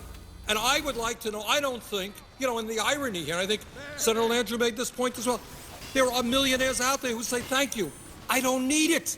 I am more worried about the kids of this country or our crumbling infrastructure than giving me a tax break that I don't need. I can't spend it. Thanks very much. That's what Warren Buffett has said, right? That's what Bill Gates has said. I know Ben Cohen of Ben & Jerry's has said it. You got many millionaires are saying it. We are giving some of these guys something they don't even want. So I just want to, thank Senator Landrieu very much, not only for her being here today, and please continue, but for raising these important issues. Just one more point, and I'm going to turn this back over to the senator. I was on the Greta Van Susken show last night, and I said Greta's always a tough interviewer, but she's fair, so I'm happy to go on her program. It was a tough interview, but, we debated these things, and I think that's important. To debate them here, debate them on television, debate them on town hall meetings. That's what a democracy is about. She asked me a question I'd like to answer. She said, Senator, we're so frustrated. Nobody ever hears anybody say they want to cut spending, they want to eliminate waste, fraud, and abuse. So let me concede this point that, for me, I don't think we do talk enough about eliminating the waste, eliminating the fraud, and eliminating the abuse. I think we should spend more time, and I am going to commit myself, because I know the American people say, every time we ask for a tax cut, you say we can't afford it. Why don't you cut some spending, et cetera? Now, let me correct. I've voted for tax cuts. I'm for tax cuts. I've even given tax cuts to people that do make higher than the $75,000 or $100,000 or $250,000. When we had a surplus, when I thought it was the fiscally responsible thing to do, other people could disagree. This is the first time I'm being asked to provide a tax cut for people that earn over $1 million with a deficit. But I'll say this. I'm going to commit myself to trying to find places that we can cut. I support the freeze, the federal freeze. I support it in appropriations this year. Senator Inouye's taking down on the appropriations level $8 billion below the president's budget. And if we need to go even further, perhaps we can. But we have to be careful where we cut. And I ask people to be rational about this. Do you want to cut Pell Grants, which now are valued in 1970. I looked at this the other day, and the senator from Vermont is particularly because of Claiborne Pell. When the Pell Grants went in, it was a grant to help kids go to school. That still is what it does. But in the 1970s, Mr. President, the Pell Grant paid 100% of the average, two-year college. It only pays 50% of that today. I think that I remember it paid almost 60 or 40% of a four-year college, a public college. It only pays like 40% or less of that today. The value, because we have not kept up with a program like Pell Grants, which is a powerful tool to lift the middle class or lift the poor out of poverty and expand the middle class. So when we cut programs, let's be careful to cut the waste, to cut the abuse, but let's not cut the heart out of what we're arguing for, tools, effective tools just add to it. To expand the middle class, or we will never get out of this recession. Because I promise you, the few thousand people in this country, or few tens of thousands, I don't know how many, that make more than $1 million a year are not going to lift this country out of a recession. It is going to be the middle class. And if we don't help them get ahead, if we don't help them get training, this recession is going to go on for a long time. I just wanted to add to that. The idea that one would think about cutting back on education, whether it's childcare, primary school, or college, is simply cutting off our noses to spite our faces. The senator is aware that where at one time in this country we used to lead the world in the number of our people who graduated college, we are now falling very significantly. How do you become a great economy if you don't have the scientists, the engineers, the teachers, the professionals out there? That many other countries around the world are having a higher percentage of their high school graduates going to college is something that we've got to address. And anyone who comes forward and says cut education is just moving us in exactly the wrong direction. Exactly, and I'm for more accountability. If some people on the other side of the aisle think that some of that money is being wasted or we're not getting our bang for the buck, then don't come with an across-the-board cut to Pell Grants. Come with a plan to change it. And say these are the requirements for our universities. You have to graduate 65% of the kids that start, or you've got to have certain benchmarks before you can apply for these loans or for these grants. But I'll tell you, this country is at a crossroads, and I know that the president and his advisors understand the extraordinary challenges before this country. I hope the members understand, you know, the economic danger, the minefield that we're in here. We can't make too many mistakes here. We just don't have, there's no cushion left. There's no surplus left. We are down to below bottom. So when we do big things like this is a big thing. This is a $980 billion big package. It's almost $1 trillion. Do it the best you can do it. Don't do it recklessly. Don't do it frivolously. Don't do it for ideology. For gosh almighty sakes. And I just wish we could have fought harder for a better package. I have not yet decided how I'm going to vote, but I said if I vote, I'm not voting quietly. I may vote yes, I may vote no, but I'm going to vote with a loud voice about what I'm concerned about, what I believe my constituents are concerned about, and try to do my best to help them, to support them, and to make the best decisions we can next week. But it was troubling to me. I wanted to come to the floor and speak about it, and I thank the senator from Vermont, and I yield the floor. I thank Senator Landrieu very much for coming in, and I thank her because I think everybody knows that on many issues her views and my views are different. But on this issue, I think we are speaking for the overwhelming majority of the people, not just in Louisiana and Vermont, but all over this country, who cannot understand why we give tax breaks to billionaires to drive up the deficit and the national debt at a time when the deficit and the debt are so high. So I just want to thank Senator Landrieu very much for her very articulate and heartfelt statement. I appreciate that very much. Mr. President, I was mentioning a moment ago the great contrast about what's happening in our economy between the people on top and everybody else. And I indicated that the top 400 families during the Bush presidency alone saw their income more than double. At the same time, by the way, as their income tax rates dropped almost in half. So that's what's going on for the people on top who would make out extremely well under this agreement between the president and the Republican leadership. But I also talked about what's going on to the middle class and working families of this country. And that is, if you can believe it, this is really quite amazing. Since December of 1999, this is in a Washington Post article in January, since December 1999, there has been a zero net job creation. Zero net job creation. Middle-income households made less in 2008 when adjusted for inflation than they did in 1999. And the number is sure to have declined further in 2009. What does that mean? It means that you look at a 10-year period, people work very, very hard. In many instances, you got husbands and wives, in the vast majority of the instances, husbands and wives both working, and they're still not making enough money to pay the bills, and in fact, they have less money than they used to. When I was a kid growing up, the expectation was that to be in the middle class, what happened was that one person in those days, and I know the young people will not believe this, but this is true.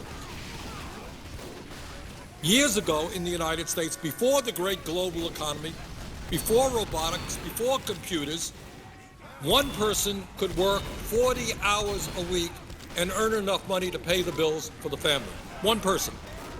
Today, in Vermont and throughout this country, overwhelmingly, you have husbands and wives both working, and in some instances they're working very, very long hours. And here's the rub. Today, a two-income family has less disposable income than a one-income family did 30 years ago, because wages have not kept up with inflation, and because health care costs have soared, cost of education has soared, housing has soared, basic necessities have soared. This is a description of a country moving in the wrong direction. 30 years ago, a one-income family had more disposable income than a two-income family did today. And there are a lot of reasons for that. Maybe we'll touch on them a little bit later. One of them, in my view, has to do with our disastrous, unfettered free trade policy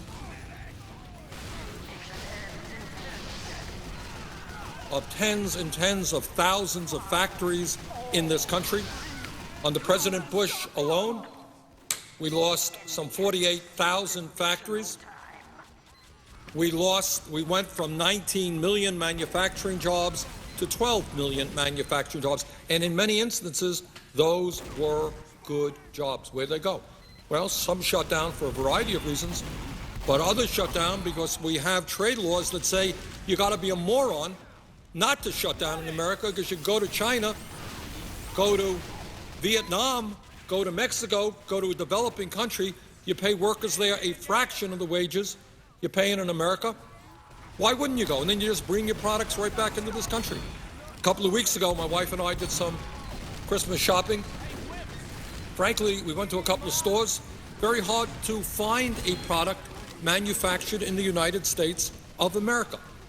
And you don't have to be a PhD in economics to understand that we're not going to have a strong economy unless we have a strong manufacturing capability, unless companies are reinvesting in Colorado or Vermont, creating good jobs here.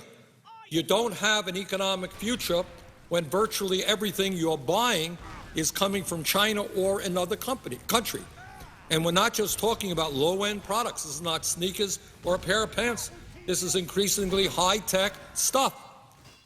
So we are really forfeiting our future as a great economic nation unless we rebuild our industrial base and unless we create millions and millions of jobs producing the goods and the products that we consume. We cannot continue to just purchase products from the rest of the world.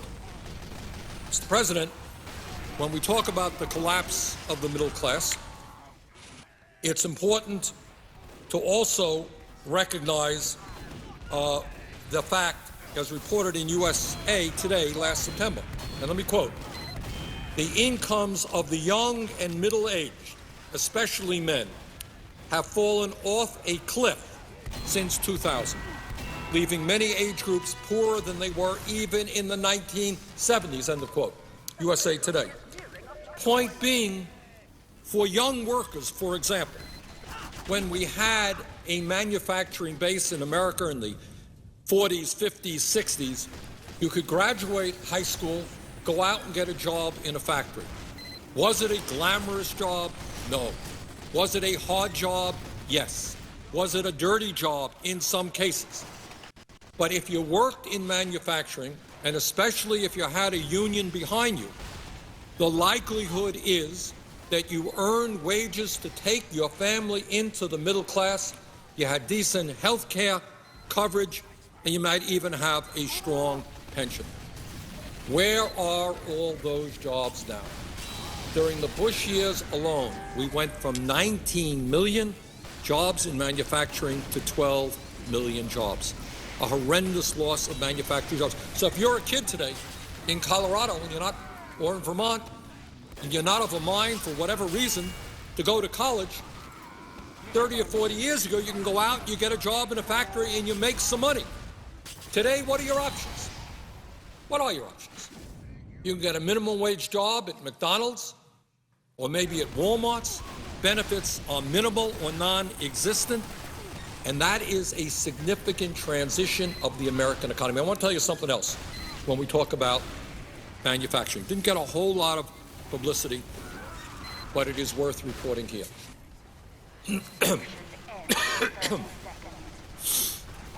The good news is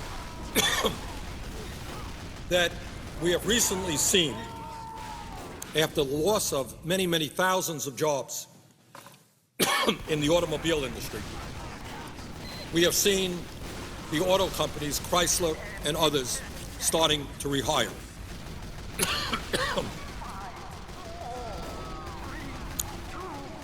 What I think has not been widely reported is that the wages of the new workers who are being hired is 50% of the wages of the older workers in the plant.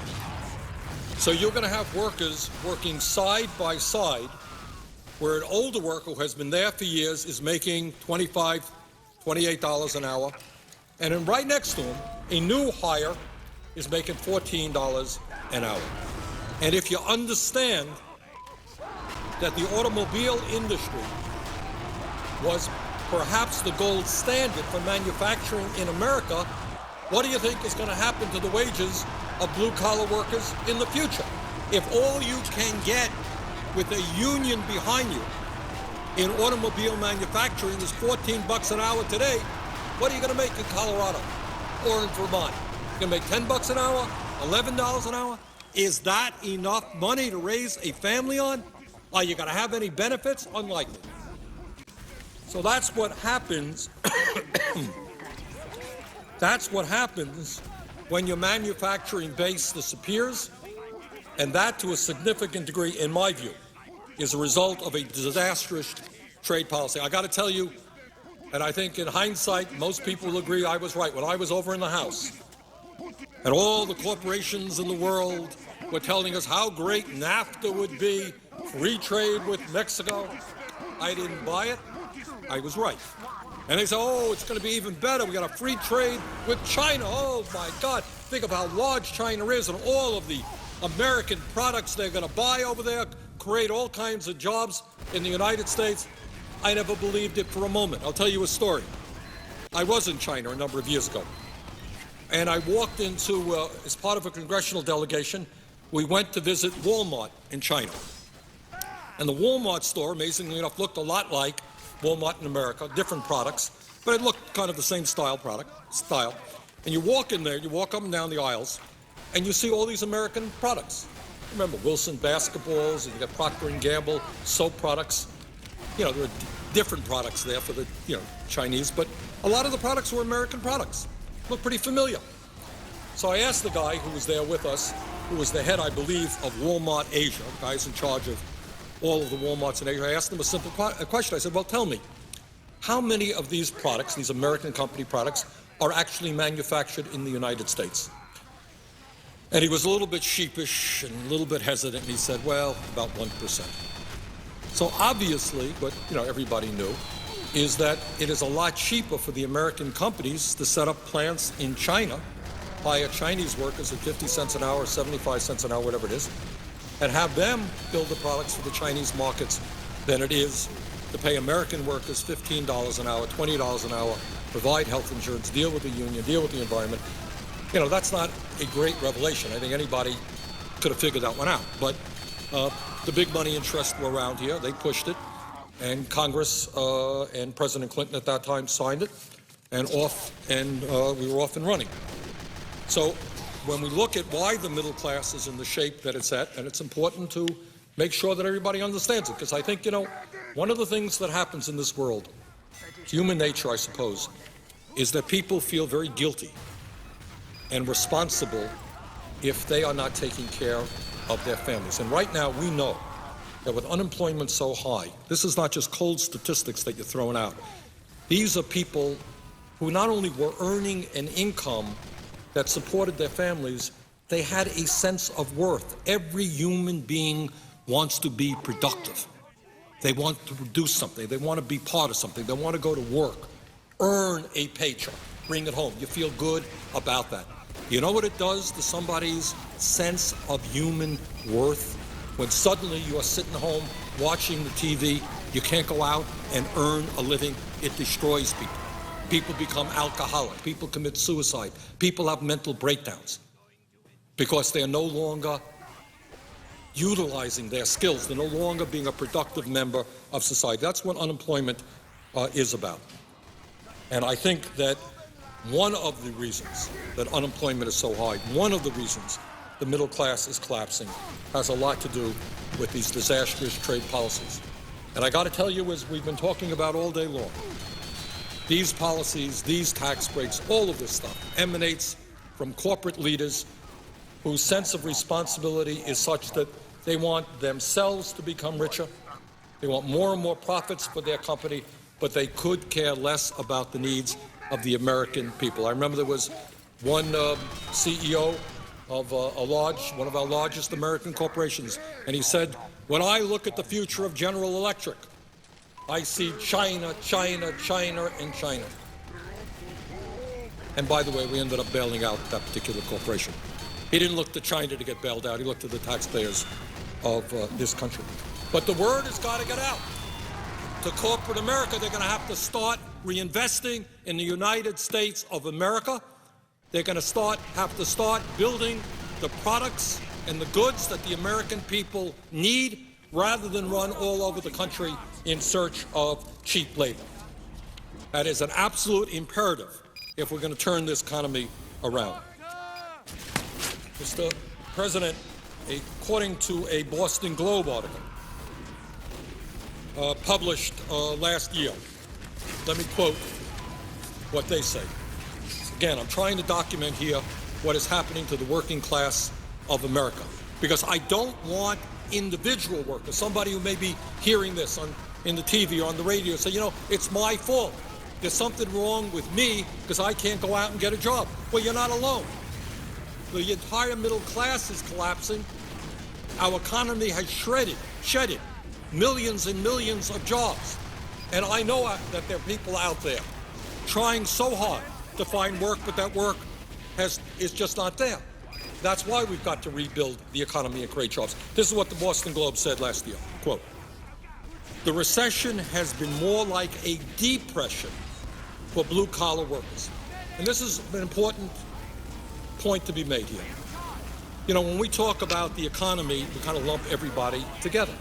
That's wrong. The truth is that right now in the economy, people on top are doing very well. Unemployment rate for upper-income people is very low, very low. They're doing okay. As opposed to, as this Boston Globe article points out, what's happening to blue-collar workers. And this is what they say. "The recession has been more like a depression for blue-collar workers, who are losing jobs much more quickly than the nation as a whole." This is the working class of America. "The nation's blue-collar industries have slashed 1 in 6 jobs since 2007. Let me repeat that. It's just an astronomical fact. The nation's blue-collar industries, manufacturing, have slashed 1 in 6 jobs since 2007, compared with about 1 in 20 for all industries, leaving scores of the unemployed competing for the rare job opening in construction or manufacturing, with many unlikely to work in those fields again. Again, never. Up to 70% of unemployed blue-collar workers have lost jobs permanently, meaning their old jobs won't be there when the economy recovers." End of quote. That's the Boston Globe last year. So when we talk about the economy, what we have got to do is understand that blue-collar workers, middle class, young workers are really hurting very, very much. And in the context, again, of the debate we are now having, the discussion about whether we should approve the agreement reached between the President and the Republicans on taxes, the idea of not significantly investing in our economy, but rather giving tens of billions of dollars to the very rich in more tax breaks, makes no sense to many of us. When we talk about why people are angry in America, why people, when asked the question by pollsters, do you think America is moving in the right direction? And overwhelmingly, they think not. Let me tell you why they think not. This is just during the presidency of President Bush from 2001 through 2008. During that period alone, just in that period, and by the way, the pain is certainly continuing right now. I don't mean to suggest otherwise.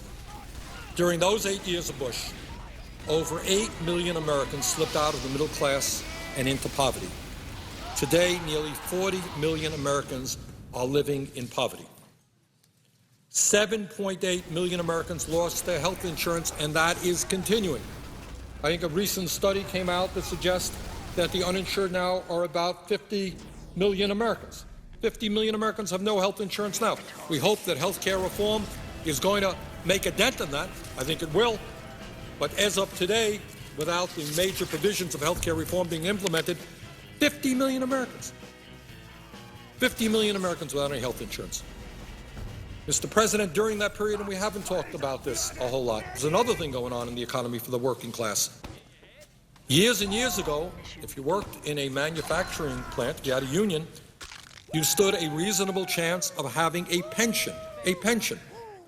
During the Bush years, 3.2 million workers lost their pensions, and about half of American workers in the private sector have no pension coverage whatsoever. The idea today of having a defined pension plan, significantly paid for by your employer, is going the way of the dinosaur. That is just not there anymore. Workers are more and more dependent on Social Security, which has been there for 75 years, which we have got to protect and demand will be there another 75 years, because right now, millions of workers are losing their pensions. I mean, I'm throwing these statistics out, and the reason I'm doing that is I want people to appreciate that if you're hurting now, stop being ashamed. It's not, yeah, we can all do better. Every one of us can do better. But you're in an economy which is contracting, especially for the middle class and working families. According to an article in USA Today, from the year 2000 to 2008, middle-class men, women have done better, middle-class men experienced an 11.2% drop in their incomes, a reduction of $7,700 after adjusting for inflation. Middle-class women in this age group saw a 4.8% decline in their incomes as well. So they did pretty bad, but the men did even worse. So what we are seeing is an understanding of why people are angry and why people think that this country is moving in the wrong direction.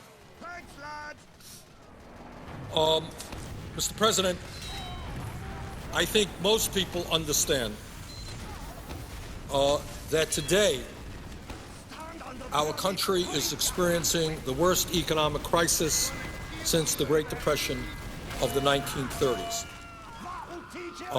And it's important to say that because, again, it is hard enough when you don't have a job, when you don't have income, when your dignity and self-respect is declining.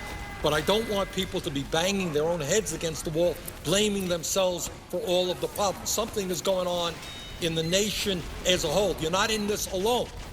When we talk about working class families all across the country seeing a decline in their incomes, it's not because people are lazy.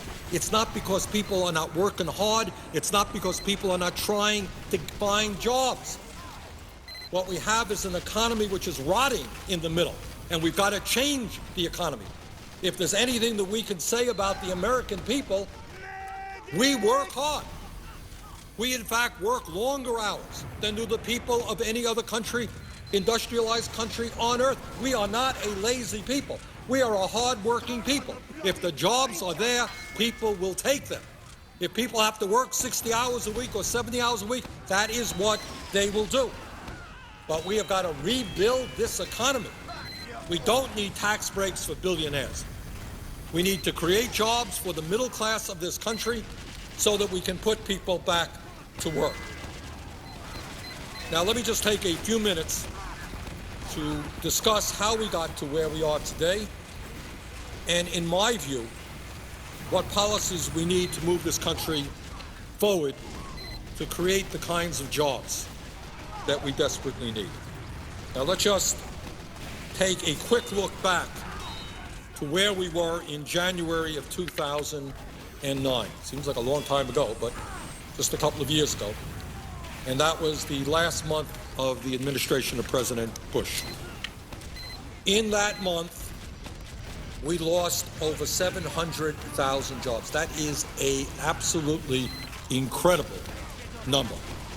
In fact, during the last 6 months of the Bush presidency, we lost over 3.5 million jobs, all of which was caused by the greed and recklessness and illegal behavior on Wall Street. Our gross domestic product, which is the total sum of all that our economy produces, had gone down by nearly 7% during the fourth quarter of 2008. That was the biggest decline in more than a quarter century. Some $5 trillion of Americans' wealth evaporated in a 12-week period as people in Vermont and all over this country saw the value of their homes, retirement savings, and stocks plummet. And I want to say just one word again about Wall Street greed, because I think for a variety of reasons, we just don't talk about it enough. What you had was a situation in which a small number of folks at the head of huge financial institutions, through their greed, through the development of very reckless policies, through illegal behavior, through pushing out financial instruments which turned out in some cases to be worthless, that as a result of all of that, they plunged this country into the worst recession that we have seen since the Great Depression. From January, that is at the end of the Bush administration. But it's important to understand, very important to understand, that the Wall Street crisis took us over the wall in terms of precipitating the severe recession that we're in. But we have to remember that during those 8 years, as I mentioned earlier, the middle class was also shrinking. So it wasn't, oh my goodness, everything is going great. Then you got the Wall Street disaster, and now we're in the midst of a terrible recession. This trend of a middle class collapse went on long before Bush, precipitated significantly during the Bush years, but it went on before as well. But just during the Bush years, over the 8-year period of President Bush from 2001 to 2009, we lost 600,000 private sector jobs. We lost 600,000 private sector jobs, and only 1 million net new jobs were created, all of them in the government sector. So for my friends, my Republican colleagues, to tell us that we need more tax breaks for the very rich because that's going to create jobs, that's what trickle-down economics is all about. What I would say to them, you had your chance. It failed. In case you don't know, losing 600,000 private sector jobs in 8 years is not good. That's very, very bad. That's an economic policy that has failed. We don't need to look at that movie again. We saw it. It stunk. It was a bad movie. Bad economic policy. More tax breaks for the rich are not what our economy needs. In fact, what every economist will tell you, that is the least effective way to create jobs. During the Bush era, median income dropped by nearly $2,200. That means that family in the middle, over an 8-year period, saw their income drop by $2,200 during the 8 years of Bush. And I say all of these things just to tell you that we are not where we are today just because of the Wall Street crisis. That took us over the cliff. That made a very bad situation much, much worse. But it has been going on for a long time. It's going on before Bush. It's going on after Bush. During the 8 years of Bush, over 8 million Americans slipped out of the middle class and into poverty. We don't talk about poverty in America anymore. We don't talk about the homelessness in America very much anymore. Trust me, it's there. It's there 3 blocks away from where I'm speaking right now with a very large homeless shelter. It's in small towns in Vermont where people tell me that for the first time they are seeing families, more and more families with kids needing emergency shelter because they can't afford housing. In Vermont, a lot of people don't have low-wage jobs, making $10 an hour. And it is hard to find a decent apartment or pay a mortgage on $10 an hour. And that's true certainly all over this country. Homelessness is going up. During the Bush years, nearly 8 million Americans lost their health insurance. One of the issues which I will likely talk about in a little while is health care. It's related to everything. We are the only country in the industrialized world that does not guarantee health care to all people as a right of citizenship. According to Harvard University, 45,000 Americans will die this year because they lack health insurance and are not getting to a doctor when they should. During the Bush administration, 5 million manufacturing jobs disappeared as companies shut down plants in the United States and moved to China, Mexico, Vietnam, and other low-wage countries. As I mentioned earlier, profoundly important to understand what's going on in America. In 2000, the year 2000, we had over 17,000 manufacturing jobs in this country. By 2008, we had less than 12,000. 17,000 to 12,000 in 8 years. That's the loss of 5 million manufacturing jobs, a 29% reduction, and the fewest number of manufacturing jobs since the beginning of World War II. Under President Bush, our trade deficit with China more than tripled, and our overall trade deficit nearly doubled. Again, the point that I am making now within the context of this agreement is we need agreements now that do not give tax breaks to millionaires or billionaires, that do not lower the tax rate for the estate tax, which is applicable only to the top 0.3%. We need agreements which rebuild our infrastructure, rebuild our manufacturing base, and create the millions of good-paying jobs the American people desperately want. And again, I think the point has got to be made, I've got to make it over and over and over again, is that when you look at the economy, it's one thing to say that everybody is hurting, and sometimes that happens. Terrible hurricane comes, it knocks down everybody's home. Well, the hurricane that has hit America for the last 10, 20 years has not impacted everybody. It has impacted the working class, it's impacted the middle class. The people on top are doing better than they ever were. Our friends on Wall Street, whose greed and illegal behavior caused this recession, they are now making more money than they ever did after being bailed out by the middle class of this country. During the Bush years, the wealthiest 400 Americans saw their incomes more than double. Do you really think that after seeing a doubling under the Bush years of their incomes, that these people are in desperate need of another $1 million a year tax break? In 2007, the 400 top income earners in this country made an average of $345 million in 1 year. That is a pretty piece of change. That's the average, $345 million. In terms of wealth as opposed to income, the wealthiest 400 Americans saw an increase in their wealth of some $400 billion during the Bush years. Imagine that. In an 8-year period, top 400 wealthiest people each saw an increase, on average, of $1 billion apiece.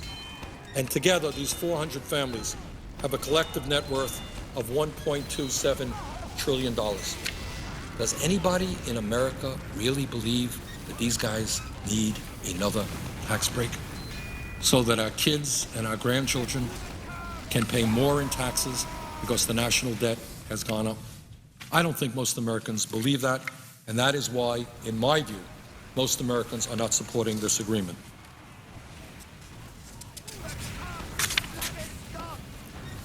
And let me also say that when we look at what's going on around the rest of the world, what we have got to appreciate is that in the United States today, and again, this is not something that we can be proud of. It's something that we have got to address. We have the most unequal distribution of wealth and income of any other country on earth. I remember talking not so long ago to somebody from Scandinavia. It was Finland. And he was saying, of course we have rich people in our country, but there's a level in which they would become embarrassed. We now have a situation where the CEOs of large corporations make 300 times more than their workers. In many other countries, yeah, everybody wants to be rich, but there is a limit. You can't become a billionaire stepping over children who are sleeping out on the street. That's not what this country is supposed to be about. Enough should be enough. Mr. President, the top 1% today earns 23.5% of all income. In the 1970s, that number was 8%. In the 1990s, it was approximately 16%, and now it is 23.5%. So the people on top are getting a bigger and bigger chunk of all income. Furthermore, it's not just the top 1%. I mean, there are economists who write, yeah, you think the top 1% is doing well? Yeah, they are. It's really the top 1/10 of 1%. If you can believe this, I just want people to digest this. The top 1/10 of 1%. I don't know how many people those are. You can do the arithmetic, 300 million into 1/10 of 1%. That top 1/10 of 1% took in 11% of total income, according to the latest data available. 1/10 of 1% earned 11% of all income in America. In the 1970s, as I just said, the top 1% only made something like 8% of total income. In the 80s, it rose to 10 to 14%. In the late 90s, it was 15% to 19%. 2005, it passed 21%. And in 2007, the top 1% received 23.5% of all of the income earned in this country. The last time, people should be mindful of this, the last time that that type of income disparity took place was in 1928. And I think we all know what happened in 1929. And that's the point that Senator Mary Landrieu was making a while back.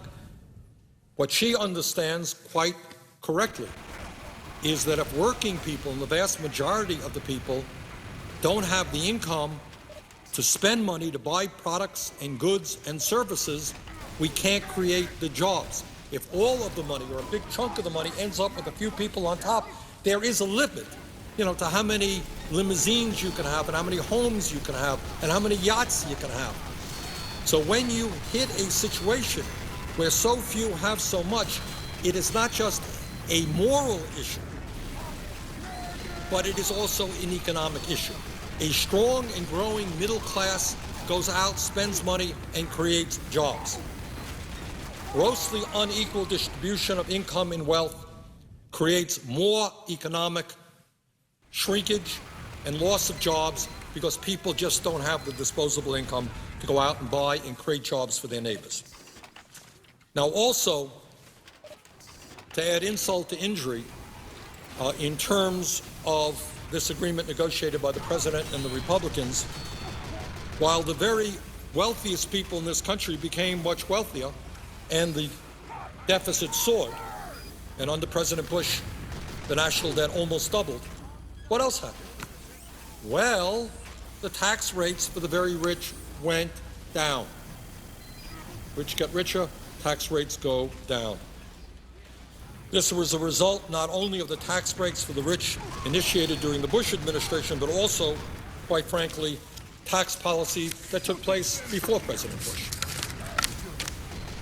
The result is that from 1992 to 2007, the latest statistics that we have, the effective federal tax rate, what people really pay for the top 400 income earners, was cut almost in half.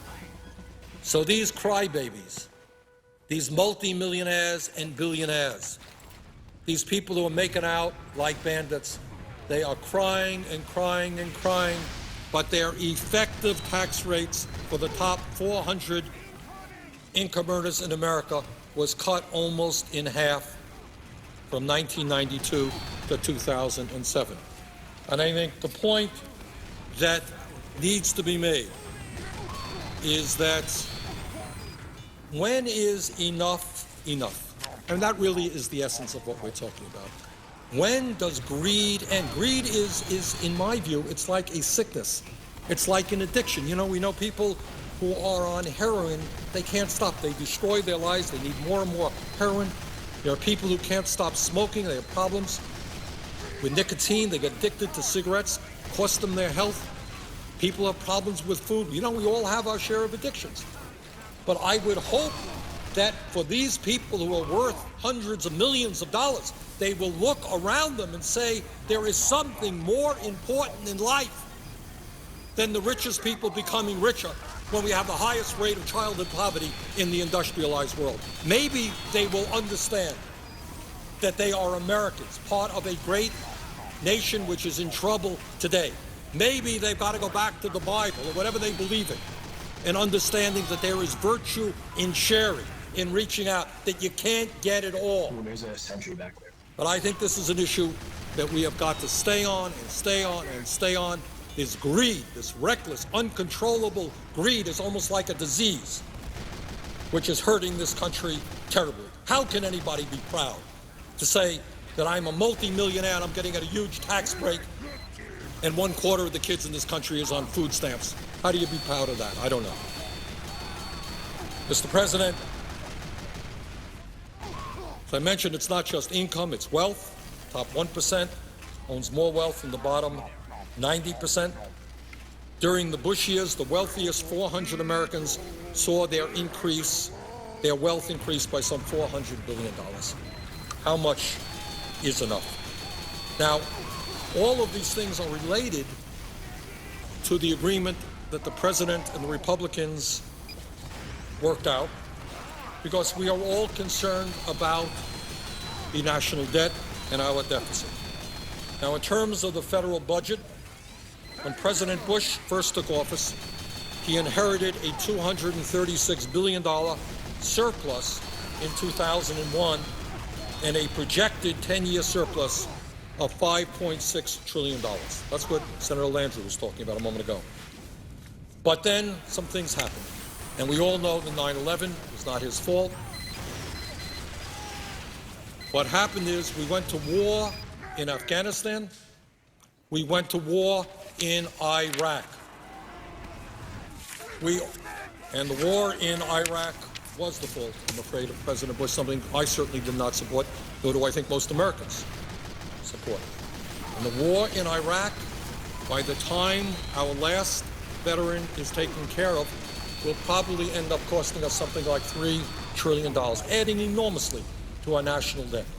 So when we talk about Iraq, it's not only the terrible loss of life that our soldiers and the Iraqi people have experienced, let's not forget what it has done to the deficit and the national debt. We did not pay for the war in Iraq. We just put it on the credit card. President Bush gave out $700 billion in tax cuts for the wealthiest 1% of Americans. $700 billion. Where was the offset? There was none. Gave them tax breaks. That's it. Adds to the national debt.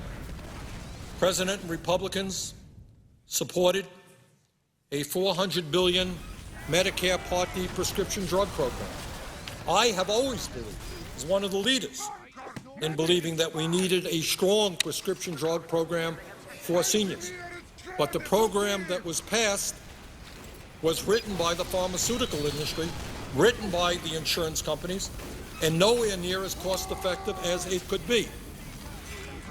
As the President undoubtedly knows, we are not even negotiating prescription drug prices with the drug companies at great expense and great cost to the American people, where drug prices are now much more expensive on the Medicare Part D than they are in terms of what the Veterans Administration of the Department of Defense purchase.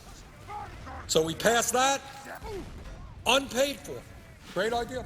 Just another $400 billion prescription drug program unpaid for. And then we bailed out Wall Street. The original cost was $700 billion. A lot of that, in fact, has been paid back. But there is expense there as well.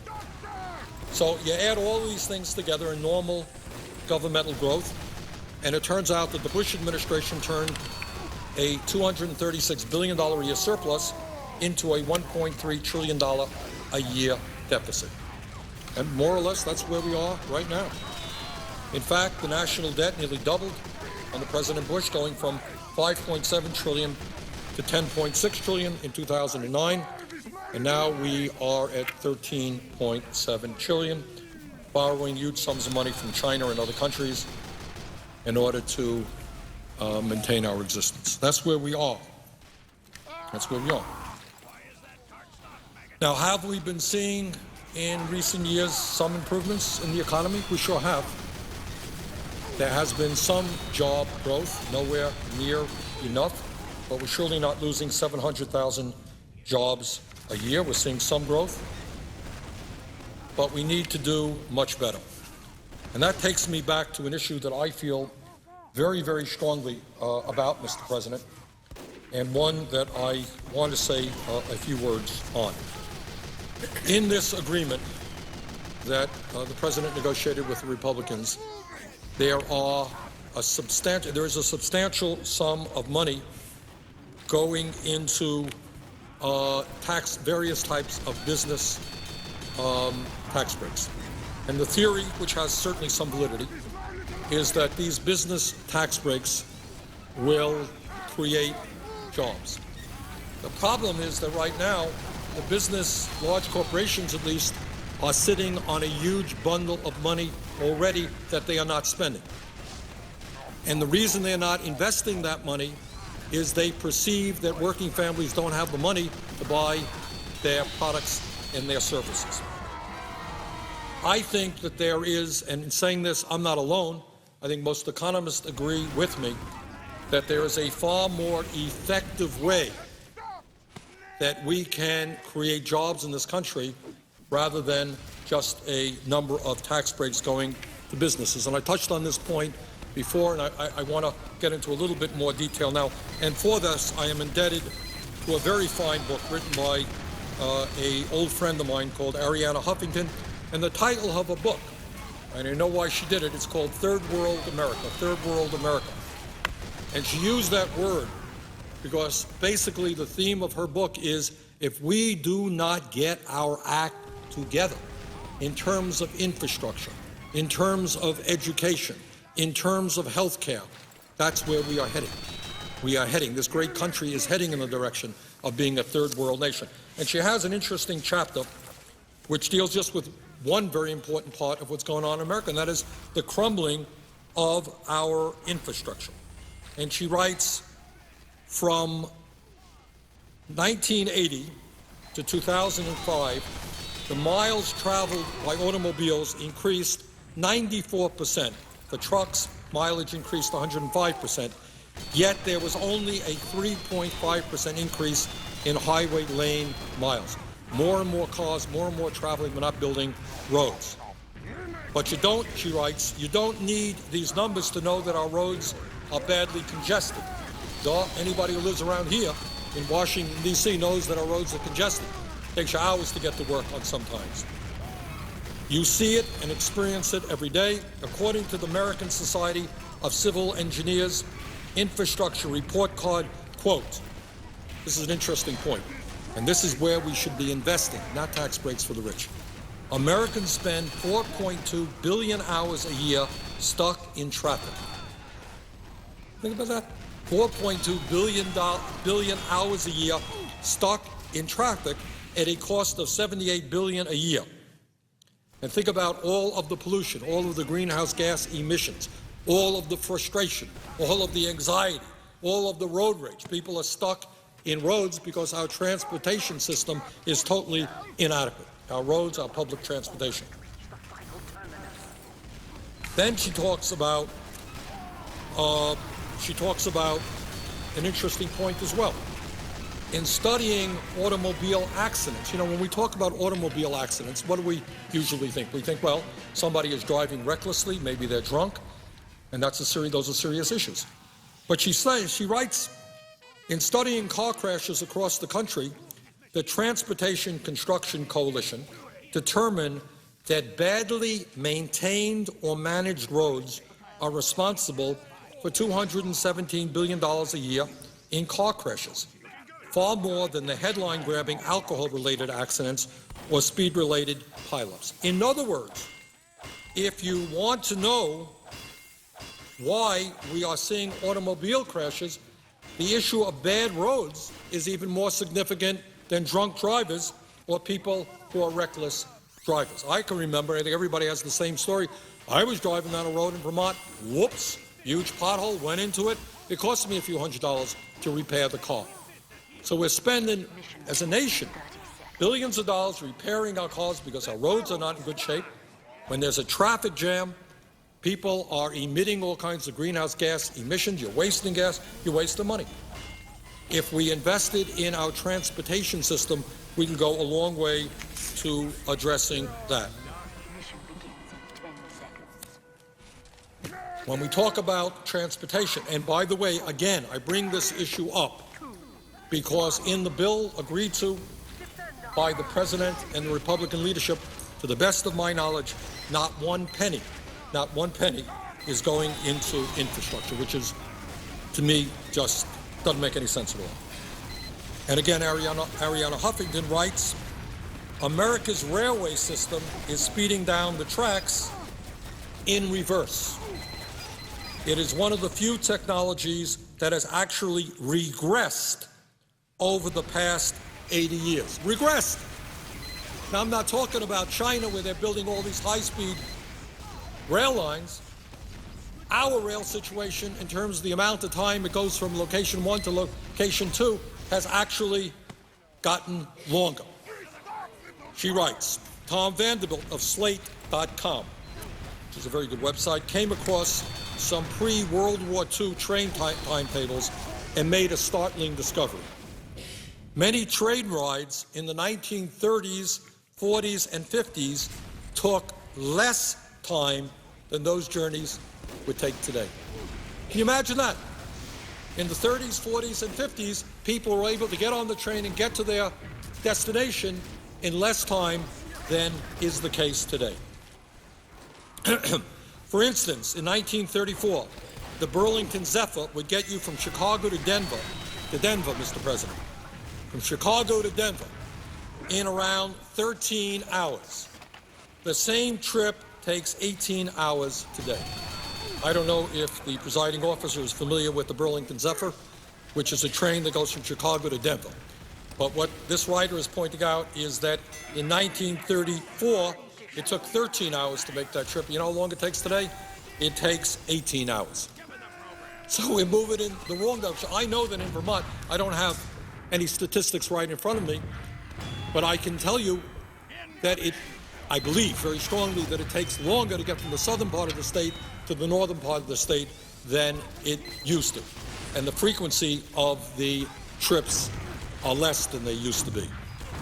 The trip from Chicago to Minneapolis via the Olympian Hiawatha in the 1950s took about 4.5 hours. Today, via Amtrak's train, the journey is more than 8 hours. Used to be 4.5. So in terms of our public transportation, not only are we neglecting it, not only are we not moving forward, we're actually moving backward. At the moment, the only high-speed train in the United States is Amtrak's Acela, which travels the Washington, New York, Boston line, and she writes, I use the term high-speed very loosely. While in theory the trains have a peak speed of 150 miles per hour, the average speed on that train is just about 71 miles per hour. Once again, I read some statistics before. pointing out that China is building thousands and thousands of miles of high-speed rail. And here in the United States, we are moving backwards, taking us longer time for various train rides than used to be the case. But it's not just trains. It is not just our roads. It is not just our bridges. Well, it is also our bridges. Let me say a word on bridges. I think we all remember just 4 years ago, I think it was, the terrible tragedy in the Minneapolis area when one of their major bridges collapsed and a number of people lost their lives. And that got the front page headlines. But all over this country, I know in the state of Vermont, we have closed down bridges. They are not safe to travel.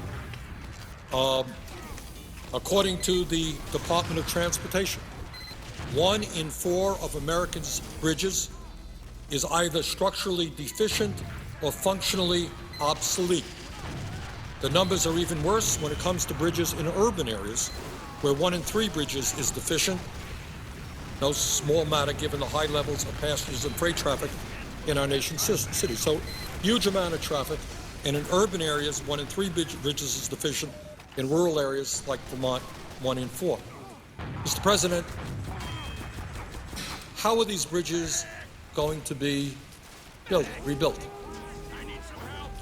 It is likely not going to be done by local and state governments who right now are experiencing enormous economic crises. If it is going to be done, it's going to have to be done here at the federal level. And I have to say that in Vermont, we saw some significant improvements as a result of the stimulus package. In fact, in Vermont recently, we have put more money in rebuilding our roads and bridges with very good success. I think the people of Vermont see the difference. In the last couple of years, directly as a result of the stimulus package, we have improved, made significant improvements on a number of bridges, but nowhere near enough. So the point that I want to make is that with our infrastructure collapsing, with the American Society of Civil Engineers suggesting that we need to spend $2.2 trillion in the next 5 years just to maintain where we are, we have an agreement before us which puts $0 in infrastructure. According to this book, we need to invest $850 billion over the next 50 years to get all of America's bridges into good shape. Trust me, we are not coming anywhere near that right now. But it's not just our roads, it's not just our public transportation, not just our bridges. When we talk about infrastructure, we also have to talk about dams. On March 16, 2006, the Colloquy Dam in Colloquy, Hawaii collapsed and 7 people died when the Colloquy Dam breached after weeks of heavy rain, sending 1.6 million tons of water downstream. Dams are a vital part of America's infrastructure.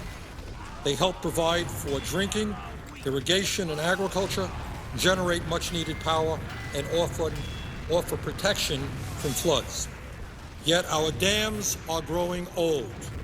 There are more than 85,000 dams in America, and the average age is 51 years. At the same time, more and more people are moving into developments located below dams that require significantly greater safety standards, but we've had a hard time keeping up with the increase in these so-called high-hazard dams. Indeed, we are falling further and further behind. So the point here is we have a major agreement. People are concerned about creating jobs. We are investing zero in our infrastructure, and dams are a very important part of our infrastructure, as are levees. And I suspect that Senator Landrieu, who was here a little while ago, would have something to say about levees. All right? So we're talking about an infrastructure which is collapsing. We're talking about China investing far more in terms of the GNP into infrastructure improvement than we are. We're talking about being in the midst of a major recession where we desperately want to grow jobs, and yet this proposal does not add 1 cent into our infrastructure. Now, again, I'm going back to the very good book written by Arianna Huffington called Third World America. She writes, as bad as America's sewers, roads, bridges, dams, and water and power systems are, they pale in comparison to the crisis we are facing in our schools. I'm not talking about the physical state of our dilapidated public school buildings, although the National Education Association estimates that it would take $322 billion to bring America's school buildings into good repair. I have been in schools in Vermont and elsewhere which were old and crumbling, and I have been in schools which are new and state-of-the-art. And I think anyone who has seen the contrast in terms of the attitude of the students in those types of schools will understand that it is important to give these kids good places in which to learn and to grow. It means a lot to them when they see a building that is new, that has state-of-the-art equipment, as opposed to one that is crumbling. It suggests to them what we as a society feel about them. And she writes, Arianna Huffington writes, that nothing is quickening our descent into third world status faster than our resounding failure to properly educate our children. This failure has profound consequences for our future, both at home and as we look to compete with the rest of the world in the global economy. Historically, education, she writes, has been the great equalizer, and that is certainly the case. That has been the incredible virtue of our public school system. What we have taken is kids who spent, my father never didn't graduate high school, my mother did, that was it, and given young people, millions of young people, the opportunity to get a good education in school and be able to go to college and use their potential. The springboard to the middle class and beyond has been education. It was a promise we made to all of our people. What we as a nation said, that regardless of your income, we're going to provide you with the best possible education in order to succeed in life. And that is something extraordinary. That no matter what your income is, we're going to provide you with a great education. I, as a kid, went to public schools, and I did have a very good education. But something has gone in recent years terribly wrong, and we have slipped further and further behind many other countries. Among 30 developed countries ranked by the Organization for Economic Cooperation and Development, that's the OECD, the United States ranked 25th in math and 21st in science. 25th in math, 21st in science. Even the top 10% of American students, our best and brightest, ranked only 24th in the world in math literacy. There was another study, I think probably just a more updated OECD study that came out just the other day. It was reported in the New York Times, where kids in Shanghai were leading the world in these types of tests as compared to our own students. They are studied, they have better schools, better teachers, more investments in their education, and there's a culture there. There is a culture. It's not fair to blame the kids. Does anyone seriously believe that in the United States of America we take intellectual development seriously? Just reading today, I don't remember the guy's name. Was it a basketball player or a baseball player who was just signing a contract for some untold tens of millions of dollars? And yet you have teachers starting off at $30,000, $32,000. Is anyone going to suggest in a serious way that we reward people who become child care workers or teachers?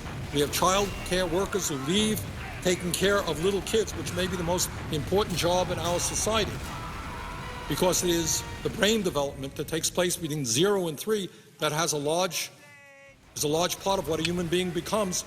People leave early childhood education in order to move up the economic ladder and get a job at McDonald's, because pay is so low, benefits are so low. What are we doing as a nation? What are we doing as a nation? And she writes that a national assessment of educational progress report found that just 33% of U.S. fourth graders and 32% of eighth graders were proficient in reading, etc., etc. So I think her point is that if we are not going to become a third world nation, we have got to start investing in this country, in our physical infrastructure, in our human infrastructure, and in our educational infrastructure. And let me just give you some examples of what this means in real terms. Today, unemployment in our country, the official unemployment, is 9.8%. For those without a high school diploma, it is 15.6% compared to 5.6% for college graduates. 67% of high school graduates don't have enough of the skills required for success in college and the 21st century workforce. As many as 170,000 high school graduates each year are prepared to go on to college but can't afford that. Let me repeat that. 70,000 young people who want to go to college are unable to do it because they can't afford it. Are we nuts? What are we doing in wasting the extraordinary intellectual potential of all of these young people? What we're saying to them is because you don't have the money and because college is so expensive and because our federal government is more busy giving tax breaks to billionaires and fighting 2 wars, we are not investing in you. That makes no sense at all. When you invest in your kids, you're investing in the future of America. They are America. And if they are not well educated, how are they going to become productive members of society? How are we going to compete against China and Europe and other countries around the world that are investing in education?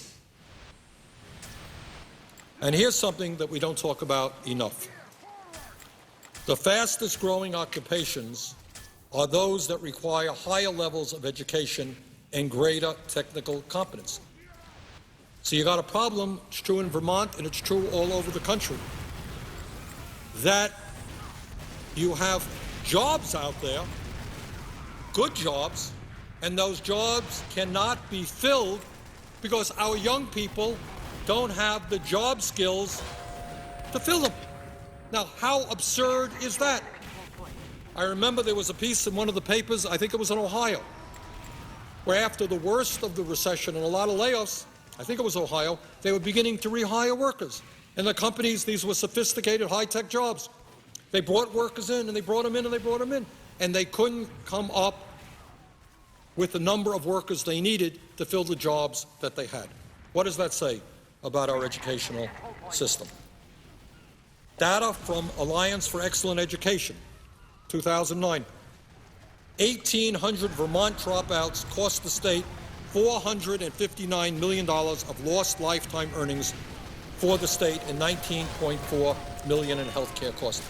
In other words, what everybody understands, if you don't invest in your young people, they are not going to become productive, tax-paying workers. As often as not, they will get involved in self-destructive activity, drugs, crime, whatever. They'll end up in jail, and we end up spending tens of thousands of dollars keeping them in jail rather than seeing them out there as productive members of society, contributing their fair share in taxes. The Urban Institute says that we can reduce child poverty, which I mentioned earlier, is the highest in the industrialized world, by 35% if we provide child care subsidies to families with income less than 50% of state median. This is an issue I feel very, very strongly about. It is, to me, beyond comprehension that in Vermont and throughout this country, it is extremely difficult for working-class families to find affordable, good-quality child care. We're not back in the 1950s where daddy went to work and mommy stayed home taking care of the kids. Mom is at work as well. And you have families all over this country, middle-class, working-class families, that are saying, you know, I cannot find quality child care where I'm comfortable leaving my 2-year-old or 3-year-old can't find that child care at a rate that I can afford. And in this area, again, we are far behind many other countries around the world, because kids who do not get intellectually challenging early childhood education, kids who do not get the emotional support they need from 0 to 3 to 4, they will enter school already quite behind other kids. And then 5 years later, 10 years later, they'll be dropping out of school, and they'll be doing drugs, and they'll be ending up in jail at great expense. How long does it take us to understand that investing in our children, our youngest children, is enormously important for our country, and it is a good investment. It is much better to invest in child care than in keeping people locked up in jails. Mr. President, 75% of American youth who apply to the military are ineligible to serve because of low cognitive capacities, criminal records, or obesity. I mean, this is really quite unbelievable. We're not only now talking about not being able to compete internationally because we are not bringing forth the kind of educated people that we need because of the inadequacies of our schools and child care and so forth. This almost becomes a national security issue, if you like. 75% of American youth who apply to the military are ineligible to serve because of low cognitive capacities, criminal records, or obesity.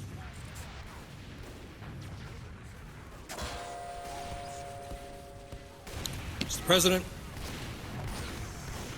and it gives me no pride, no happiness to bring forth these statistics. But as a nation, we're going to have to grasp these things. Either we could ignore these things, either we can run away from reality, put our heads, underneath the carpet here, or we can say that we are not going to allow America to become a third world nation, that we're going to turn this country around. But we're not going to turn the country around unless we rethink our priorities. And one of our priorities cannot be more tax breaks to the richest people in this country. Mr. President, from the 1960s to 2006, the U.S., the United States, fell from 1st to 18th out of 24 industrialized nations in high school graduation rates. Now, what happens in today's economy if a kid does not graduate high school? And if my memory is correct, about 30% of our kids, and I know these figures are fuzzy because it's hard to determine who is dropping out and not, but my understanding is about 30% of our kids drop out of high school. What happens to those kids? Where do they go? What kind of jobs do they have? How many of them end up in jail? How many of them do drugs? As a nation, I think we can do a lot better than that. We should not have gone from 1st to 18th out of 24 industrialized nations in high school graduation rates. Mr. President, dropouts are 8 times more likely to be incarcerated. In other words, when kids fail in school, they are going to end up in jail, 8 times more likely. 82% of those in prison are high school dropouts. States, it was funny, I'll tell you a funny experience. I was in Burlington last week, and I met this fellow, and he came up and he was chatting with me, and he said, well, I just got out of jail. And what really struck me is he was a well-educated young man. He was very articulate. I suspect he had gone to college, and what really struck me is how rare that is. As the statistics amply demonstrate, the people who end up in jail overwhelmingly are high school dropouts, people who don't have the education to make it in the world. Mr. President, when we talk about the need to substantially increase funding for early childhood education, we should understand that state-funded pre-K programs currently serve 24% of 4-year-olds and 4% of 3-year-olds. In other words, there are millions of families that would like to see their kids be able to access good quality child care, but just can't find that in their states. Mr. President, again, In contrast to giving tax breaks to billionaires who don't need it and in some cases are not even asking for it, the younger the age of investment in human capital, the higher the rate of return on that investment. If society invests early enough, it can raise cognitive and socio-emotional levels and the health of disadvantaged kids. You don't need to be a psychologist to understand that. If kids get off to a good start in life, if they have the intellectual support, the intellectual development, the emotional support, those kids are much, much more likely to do well in school, much less likely to drop out, much less likely to be a burden on society, much less likely to end up in jail, much less likely to do drugs, etc. This is an investment that we should be making. Mr. President, I want to get back for a moment to the agreement that the President made with the Republican leadership and why I think it is a bad agreement and why I believe we can do much better. And the way we are going to improve this agreement is when millions of people all over this country say, wait a second, this was an agreement reached behind closed doors. There are members in the House and the Senate are upset that we didn't know about the agreement. What about the average American out there? I wonder how many people really believe that it makes a lot of sense with a $13.7 trillion national debt to be giving huge tax breaks to the wealthiest people in this country. And I got to tell you, Mr. President, the calls in my office are coming 98, 99% to 1 against these agreements. People think we can do better, and our job is to do better. And the way we do better is when people all over this country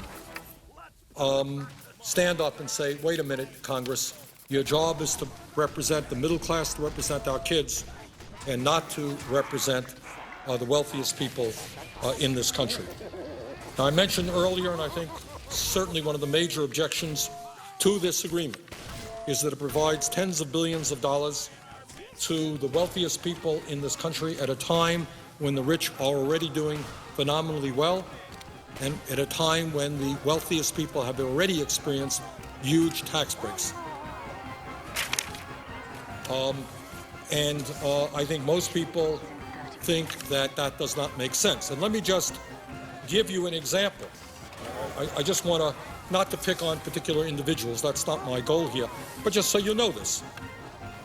According to the Citizens for Tax Justice, if the Bush tax breaks for the top 2% are extended, these are some of the people who will benefit and what kind of benefits they will receive. Rupert Murdoch, the CEO of News Corporation, would receive a $1.3 million tax break next year. Mr. Murdoch is a billionaire. Do you really think he needs that? Jamie Dimon, the head of J.P. Morgan Chase, whose bank got a $29 billion bailout from the Federal Reserve, would receive a $1.1 million tax break. Trust me, Jamie Dimon, the head of J.P. Morgan Chase, he is doing just fine. Vikram Pandit, the CEO of Citigroup, a bank that got a $50 billion bailout, he would receive $785,000 tax breaks. Ken Lewis, the former CEO of Bank of America, a bank that got a $45 billion bailout. Guys who are already fabulously wealthy would receive a $713,000 a year tax break.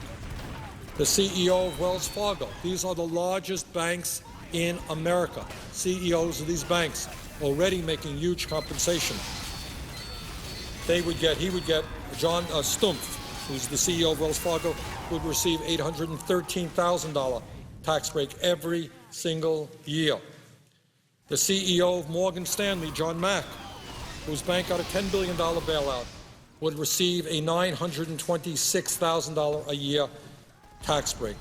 The CEO of Aetna, Ronald Williams, would receive a tax break worth $875,000.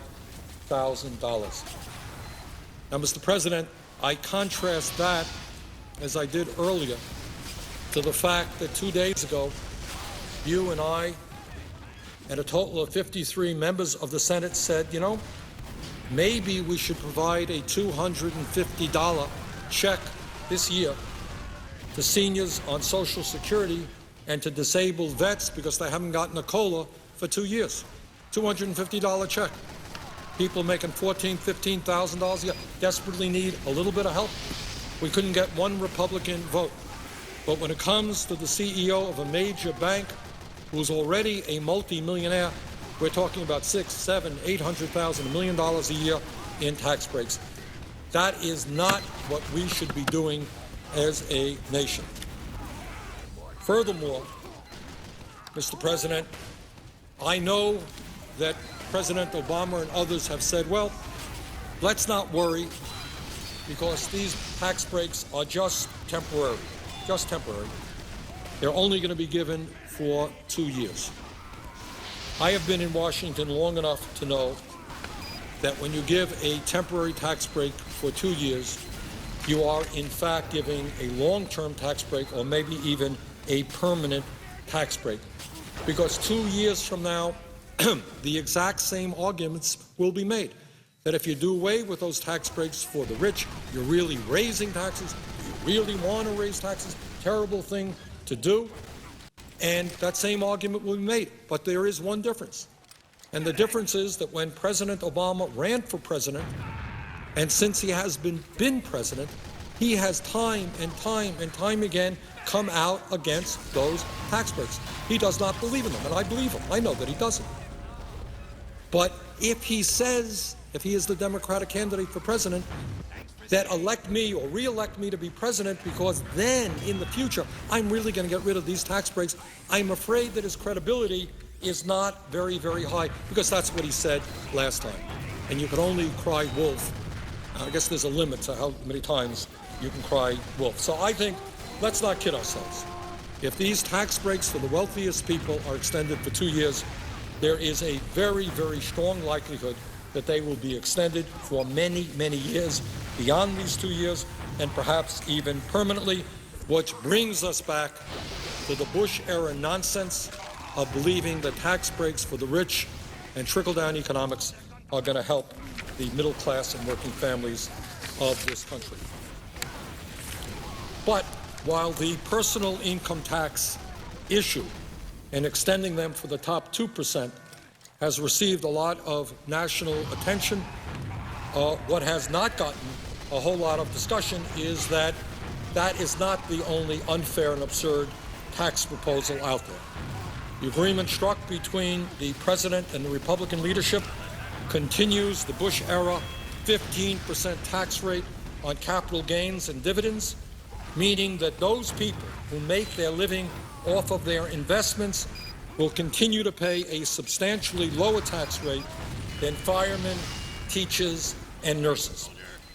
So if you are a wealthy person and you earn, and I believe that the overwhelming majority of capital gains benefits accrue to the top 1%, you're going to be paying a tax on that income of 15%, which is less than you pay if you are a fireman, whether you're a police officer, you're a teacher, or a nurse. So what we are doing there is extending not only the personal income tax breaks for the very rich, but a host of other taxes as well. Mr. President, on top of all of that, and I know that many of my colleagues have picked up on this and are extremely upset, and I think it's one of the reasons why the Democrats in the House just yesterday said that they do not want to bring this proposal to the floor for a vote, is that this agreement includes a horrendous proposal regarding the estate tax. And the estate tax, as some may know, was a proposal that Teddy Roosevelt talked about in the year 1906 and was eventually enacted in 1916. And here is what Teddy Roosevelt said about this issue in August of 2010, and I quote, and it's worth repeating that, because what the proposal struck between the president and the Republican leadership does is lower the estate tax substantially. And here's what Teddy Roosevelt said in 2010. And here's a chart with his words. He said, "The absence of effective state and especially national restraint upon unfair money getting has tended to create a small class of enormously wealthy and economically powerful men whose chief object is to hold and increase their power." This is Teddy Roosevelt, who by then had served as President of the United States. "No man," this is Roosevelt, "no man should receive $1 unless that dollar has been fairly earned. Every dollar received should represent $1's worth of service rendered, not gambling in stocks, but service rendered." End of quote. My goodness, this guy was pretty prophetic. This is back in 1910. Then he continues, "The really big fortune, the swollen fortune, by the mere fact of its size acquires qualities which differentiate it in kind as well as in degree from what is passed by men of relatively small means. Therefore, I believe in a graduated inheritance tax on big fortunes, properly safeguarded against evasion and increasing rapidly in amount with the size of the state." End of quote. Wow. Teddy Roosevelt hit the nail on the head. And that was 100 years ago. What he worried about is that a small group of people with incredible money would be able to pass that money on, and that what you would create in this country is an oligarchic form of government with a few people holding not just enormous economic power, but holding significant political power as well. And it is ironic that right now, as a result of this disastrous Citizens United decision, that what Roosevelt foretold, predicted, is exactly what's happening. You have a handful of billionaires now sitting around deciding how much of their fortune they're going to invest in political campaigns all over this country to defeat people like me who are opposed to their agenda and support other people who are in agreement with their agenda. That's what Roosevelt talked about. That is exactly what is happening. So what we are looking at is, in this proposal, we are looking at a situation where the estate tax rate, which was 55% under President Clinton, will decline to 35% with an exemption on the first $5 million of an individual's estate, $10 million for couples. Now, here's the important point that has to be made, because I think a lot of people don't understand it. And certainly our Republican friends have done a very, very good job in distorting reality on this one. There are millions of Americans who believe that when they die, their children will have to pay an estate tax. That is absolutely and categorically incorrect. As this chart shows, only a tiny fraction of estates from deaths in 2009 owed any estate tax. That number is about 0.24%. Less than 0.3% of American families paid any tax on the estates that they were left. 99.7% of American families did not pay 1 cent in estate taxes. And that's the simple truth. The so-called death tax that our Republican friends talk about a whole lot is the estate tax. 99.7% of families don't pay a nickel on it. And the people who do pay are not the rich. It is the very, very, very rich. And let me just give you one example of the absurdity of lowering the tax rate, or even worse, of ending the estate tax, as some of my Republican colleagues would like to do. And here's this chart, just to give you one example of what ending. This agreement does not do that, it just lowers the rates.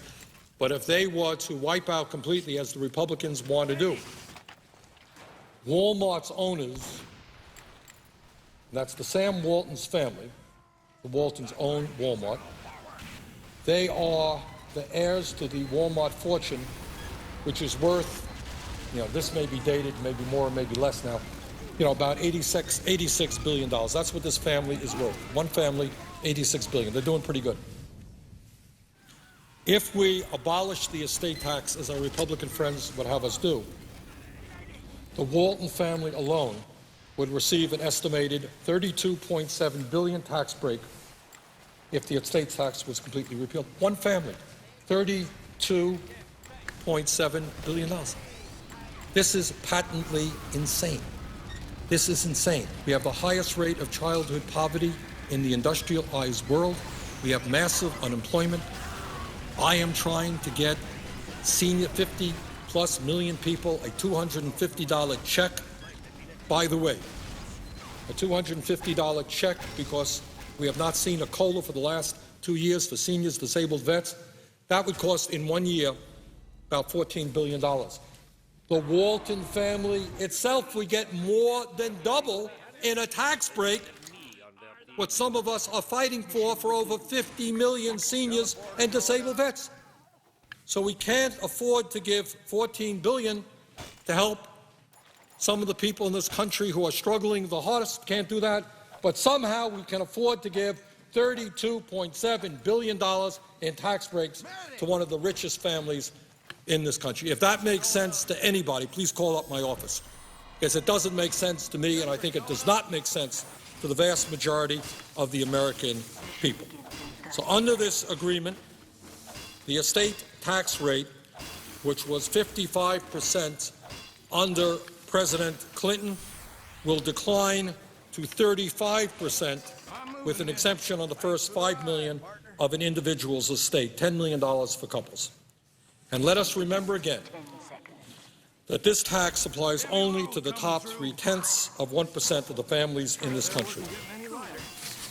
And this, again, is not just a tax break for the rich, it is a tax break for the very, very rich. And again, this agreement says, well, we're only going to extend this for 2 years. Well, frankly, I doubt that very much. I suspect 2 years from now, the same argument, they will be extending it. And frankly, our Republican colleagues representing the richest people in the world are hell-bent on abolishing the estate tax completely. So those are some of the reasons that I think we should be voting against this agreement.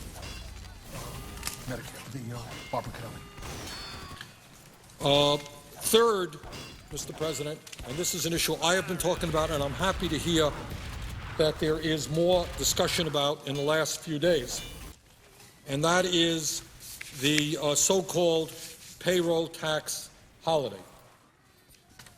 And what that is about is that this would cut $120 billion in Social Security payroll tax for workers.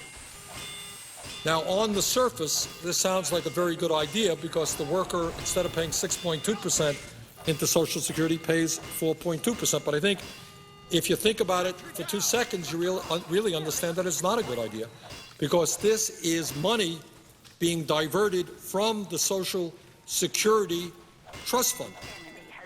And Social Security, in my view, has been the most successful federal program in perhaps the history of our country. In the last 75 years, whether in good times or bad times, Social Security has paid out every nickel owed to every eligible American. Today, Social Security has a $2.6 trillion surplus. Today, Social Security can pay out benefits for the next 29 years. Our goal, and what we must do, is make sure that we extend it beyond 29 years to the next 75 years. Well, if you divert $120 billion from the Social Security Trust Fund and you give it to workers today, what you're doing is cutting back and the viability, the long-term viability of Social Security. That is not just Bernie Sanders raising this issue. There are many people representing millions of senior citizens who are deeply concerned about this proposal, this provision in the agreement between the President and the Republican leadership. The National Committee to Preserve Social Security and Medicare is one of the very largest senior groups in America. They do a very, very good job. I know we have many seniors in Vermont who are members of this organization, and their job is to do what the title of the organization suggests, and that is to preserve Social Security and Medicare. And just the other day, they sent out a news release, and the title of the news release was, and I quote, "Cutting contributions to Social Security signals the beginning of the end. Payroll tax holiday is anything but." And let me quote from Barbara Kennelly, who is a former member of Congress. She's the president, CEO of the National Committee to Preserve Social Security and Medicare. And what she writes is that, quote, "Even though Social Security contributed nothing to the current economic crisis, it has been bartered in a deal that provides deficit-busting tax cuts for the wealthy. Diverting," and that's what we're doing here, $120 billion in Social Security contributions for a so-called tax holiday may sound like a good deal for workers now, but it's bad business for the program that a majority of middle-class seniors will rely upon in the future. End of quote. Barbara Kennelly, President, the CEO. Mr. President, I think many of us should understand where this concept really originated. This is not a progressive idea. This is an idea that came from Republicans and conservatives who want to end Social Security. And I want to read you an interesting quote from a gentleman named Bruce Bartlett. Mr. Bartlett is a former top advisor for Presidents Reagan and George H.W. Bush. And this is what he wrote in opposition to this payroll tax cut. And this is a guy who was an advisor to President Reagan and the first President Bush. And this is what he said. He said, quote, "What are the odds that Republicans will ever allow this one-year tax holiday to expire? They wrote the Bush tax cuts with explicit expiration dates, and then when it came time for the law they wrote to take effect exactly as they wrote it, they said any failure to extend them permanently would constitute the biggest tax increase in history." End of quote for a moment. So what Mr. Bartlett is saying, and I'm going to go back to his quote in a second, what he's saying is we all know to be true, that around here in Congress, if you provide a tax break for 1 year, in this case a payroll tax holiday, a year from now, if you restore the old rates, which are 6.2%, our Republicans' friends are going to say, Democrats are raising your taxes.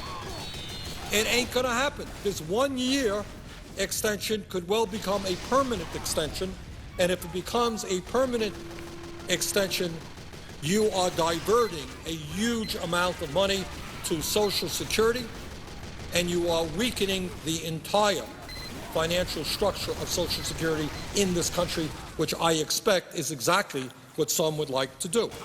Now, President Obama says, well, not to worry, it's only 1 year, and don't worry, that 1 year is going to be covered by the federal government. So for the very first time, out of the Treasury Department, money is going to come into Social Security, which has always been 100% dependent, as it should be, on payroll taxes. For the first time, we're breaking that. And around here, you do it once, it is going to continue. What Barbara Kennelly, the president of the National Committee to Preserve Social Security and Medicare, says is cutting these contributions to Social Security signals the beginning of the end. So we should be very, very, very mindful of that. We should not support this payroll tax. It is one of the more dangerous provisions in this agreement. But let me get back now, if I might, Mr. President, to what Bruce Bartlett, who is the former top advisor for Presidents Reagan and George H.W. Bush, recently wrote. And I'm continuing his quote. Quote,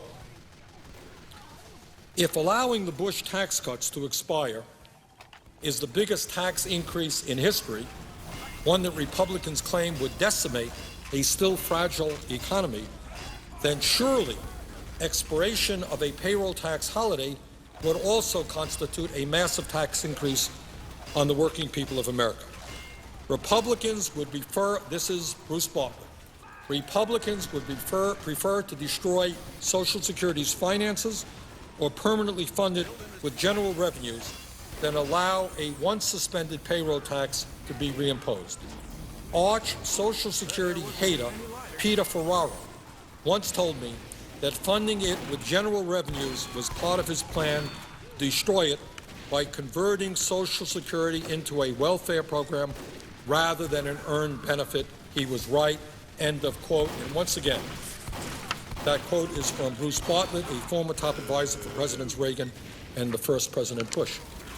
So what he is saying, and this is maybe one of the sleeping issues in this agreement between the President and the Republican leadership, is we may be taking a huge step forward in destroying the most important program in this country, which is Social Security, by diverting now $120 billion and in the future hundreds and hundreds of billions of dollars into this program so that, in fact, it will not be there for our kids and our grandchildren. Mr. President, the fourth point that I want to make in opposition to this agreement, and one that I've made before and read a little bit about, is that while some of the business taxes in this agreement may work to create jobs, some of them won't. But the more important point is that economists on both ends of the political spectrum believe that the better way to spur the economy and to create the millions and millions of jobs that we must create is to rebuild our crumbling infrastructure. Just a few minutes ago, I read from excerpts from a very good book by a friend of mine, Ariana Huffington, entitled Third World America. And the purpose of her book was to give us a warning that if we as a nation do not get our act together in a variety of ways, including our physical infrastructure, we are headed down the pike to be a third world nation. According to the American Society of Civil Engineers, we as a nation need to spend $2.2 trillion in the next 5 years alone in order to take care of our infrastructure needs. But unfortunately, this agreement signed by the President and the Republicans doesn't put one penny into infrastructure. So I think that if we are serious about creating jobs, if we're serious about making sure that our economy can be competitive in the global economy, we've got to be watching what other countries are doing, and they're investing far, far more than we are. I can tell you, Mr. President, and the stimulus package, by the way, will help us very much in Vermont on this area. But right now, if you were to drive around the state of Vermont, and I think in many other places in this country, and you took out your cell phone, you would find it very hard to make calls in a number of areas of the state. A few months ago, I was literally a mile and a half away from our state capital in Montpelier, near Northfield, Vermont. I could not make a telephone call with my cell phone. And that's true in many parts of Vermont. That's true in many areas of America. We are lagging behind many, many other countries in terms of the accessibility of cell phone service and broadband. So I am happy to say that in Vermont, we received a very generous grant through the stimulus package. It is going to help us. Other states did the same. But that's the area that we have got to invest. You've got to invest in broadband. You've got to invest in making sure that cell phone service is available in rural America, all over America. I talked a moment ago about our train services. There are train services today which are worse than they were 30 or 40 years ago. It takes longer to get from destination A to destination B. China is investing huge sums of money building high-speed rail at a rate that we could not even dream about. So in this agreement, we do have money for business tax cuts. But I do not think that that is the best way to invest taxpayer money if we're serious about creating the jobs that we need. Corporate America already is sitting on close to $2 trillion cash on hand. I don't know that more tax rates are going to help them very much. I think that it is a lot smarter, and I think most economists agree with me, that we should be investing in our infrastructure, both to create jobs now and to improve our competitiveness in years to come. Further, Mr. President, I want to say a word on this. I mentioned it earlier today. President Obama talks about this being a compromise agreement. You can't get everything you want, and I certainly understand that. But one of the aspects of the compromise he points to is an extension of unemployment benefits for 13 months. Well, let me be very clear. I think at a time when 2 million of our fellow Americans are about to lose their unemployment, at a time when unemployment is extraordinarily high, long-term unemployment is, I think, higher than at any point on record. People are, looking for work month after month after month and not finding it. It would be morally unacceptable if this country did not extend unemployment benefits for those workers for 13 months. And yet the president sees this as a great sign of compromise. I would argue the contrary. I would suggest to you, Mr. President, that for the past 40 years, under both Democratic and Republican administrations, under Democratic and Republican leadership here in the Senate or in the House, whenever the unemployment rate has been above 7.2% unemployment insurance has always been extended. In other words, this has been bipartisan policy for 40 years, and I don't want to see us seeing and accepting as a really great give on the part of Republicans, a really, something that they're giving us as part of a compromise when it's been bipartisan policy for 40 years under Democratic and Republican leadership. So I don't accept that this is a great gift. I think what the American people understand is you don't turn your backs on unemployed workers. People have been unemployed for long periods of time. You don't allow those people to lose their homes. You don't force these people out onto the streets. You don't take away shreds of dignity they have remaining. That is not what you do, and that has always been Republican philosophy as well as Democratic philosophy. This is not a great gift. So I do not accept that this is a compromise.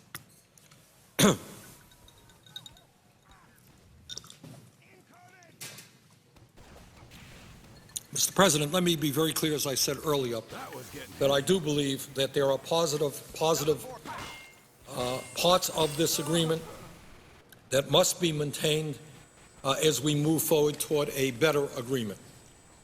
And let me give you just some of them that make a lot of sense to me, that we have got to retain and build on. The obvious one is, in addition to extending unemployment benefits, it's clear that we have got to extend middle-class tax cuts for 98% of Americans, as I've been documenting over and over again today. We are looking at a situation where the middle class in this country is collapsing. Under President Bush, median family income went down by $2,200. People are losing their health care, and it would be asinine, it would be unacceptable if the middle class did not continue to receive the tax breaks that were developed in 2001 and 2003. And that, to a large degree, what this fight is about. We've got to extend those tax breaks for the middle class, but not tax breaks for millionaires and billionaires. Further in this agreement, there are some other good provisions. You got the earned income tax credit for working Americans, and the child and college tax credits are also in this agreement, and they are very, very important. They will keep millions of our fellow Americans from slipping out of the middle class and into poverty, and they will allow millions of our fellow citizens to send their kids to college. Just talked about a moment ago that we have over 100,000 families in this country where kids graduate high school, want to go to college, can't afford to do it. This proposal will help them do that, and that's right. But, Mr. President, despite the fact that there are some good, important provisions in this proposal, when we look at the overall package, when we look at a $13.7 trillion national debt and a declining middle class, I think what we have got to say is that this package just doesn't do it. It's just not good enough. Now, the president says that he knows how to count votes, and I understand that. He says, well, you know, you had a couple of votes here to make sure that we would not give tax breaks to millionaires, and the president has been very clear. He does not want to do that. I understand that. But he says, what choice do I have? And I think the answer is, we have got to fight this issue. In my view, this solution ultimately will not be resolved here inside the Beltway, in the Senate or in the House. It will be resolved when millions of Americans get on their telephones and get on their computers and let their senators and their members of House of Representatives know that they are profoundly outraged that at a time when the rich have never had it so good and when we have a huge national debt, that this agreement contains huge tax breaks for those people who don't need it. That's how we defeat this. I'm not sure that alone, you know, here in the debate, I'm going to turn any of my Republican or some Democratic colleagues around. But I do believe that if people all over this country stand up and say, wait a minute, how much do the richest people in this country want? I just documented a few moments ago. The top 400 wealthiest people in this country saw a doubling of their income under President Bush, a doubling of their income. Tax rates went down. When is enough? When is enough enough? How much do they need? So I think, and I would hope, by the way, that this is certainly not just a progressive issue. I'm a progressive. This is a conservative issue. I have heard year after year, Mr. President, our conservative friends telling us, my goodness, we just cannot continue to raise the national debt. We've got to do something about this unsustainable deficit. This agreement grows, increases the national debt. What kind of honest conservative can vote to increase the national debt? And if they do, please, please, no more lectures here on the floor of the Senate. Your hypocrisy will be known to everybody. Don't tell us that you're concerned about the national debt, give tax breaks to billionaires, and raise the national debt so that our kids and grandchildren in the middle class will have to pay higher taxes in order to pay off the debt that was caused by you giving tax breaks to millionaires. Please, no more lectures on that issue. Just say, okay, rich people contributed to my campaign. I got to do what they want. That would be honest. Please, no more lectures about your concern about the national debt. Now, again, I want to reiterate this point. And that is, everybody says, don't worry, these are only 2 years. These are not, in my view, 2 years. If you do them for 2 years, the same old argument will be back 2 years from now, and we will be in the midst of a presidential election. And what our Republican friends will say, as sure as I am standing here, and I'm glad we have a gentleman putting this in the congressional record. I want people to go back to the congressional record. I am sure I will be proven right that 2 years from now, our Republican friends will come back and they will say, oh my word, if you repeal these tax breaks, you're going to be raising taxes. We can't do that. And what will make the situation even more difficult 2 years from now than today is you have President Obama, if he's the Democratic candidate 2 years from now, he'll say, oh, I don't believe in these tax breaks for the rich. I'm going to do my best to repeal them. But his credibility has been damaged because that's what he said in the last campaign. That's what he has been saying all along. The president does not believe in extending these tax breaks to the wealthy. I know that. Everybody knows that. But if he caves in now, who is going to believe that he's not going to do the same thing 2 years from now? That's the damage. And then what's even, I think, more troublesome is that once we move down this path of more tax breaks for the very, very wealthy, we are accepting the heart and soul of trickle-down economics, which has been, to my mind, a proven disaster and a failure. I would remind the listeners and my colleagues that these tax breaks have been in existence since 2001. They were in existence throughout almost all of President Bush's tenure.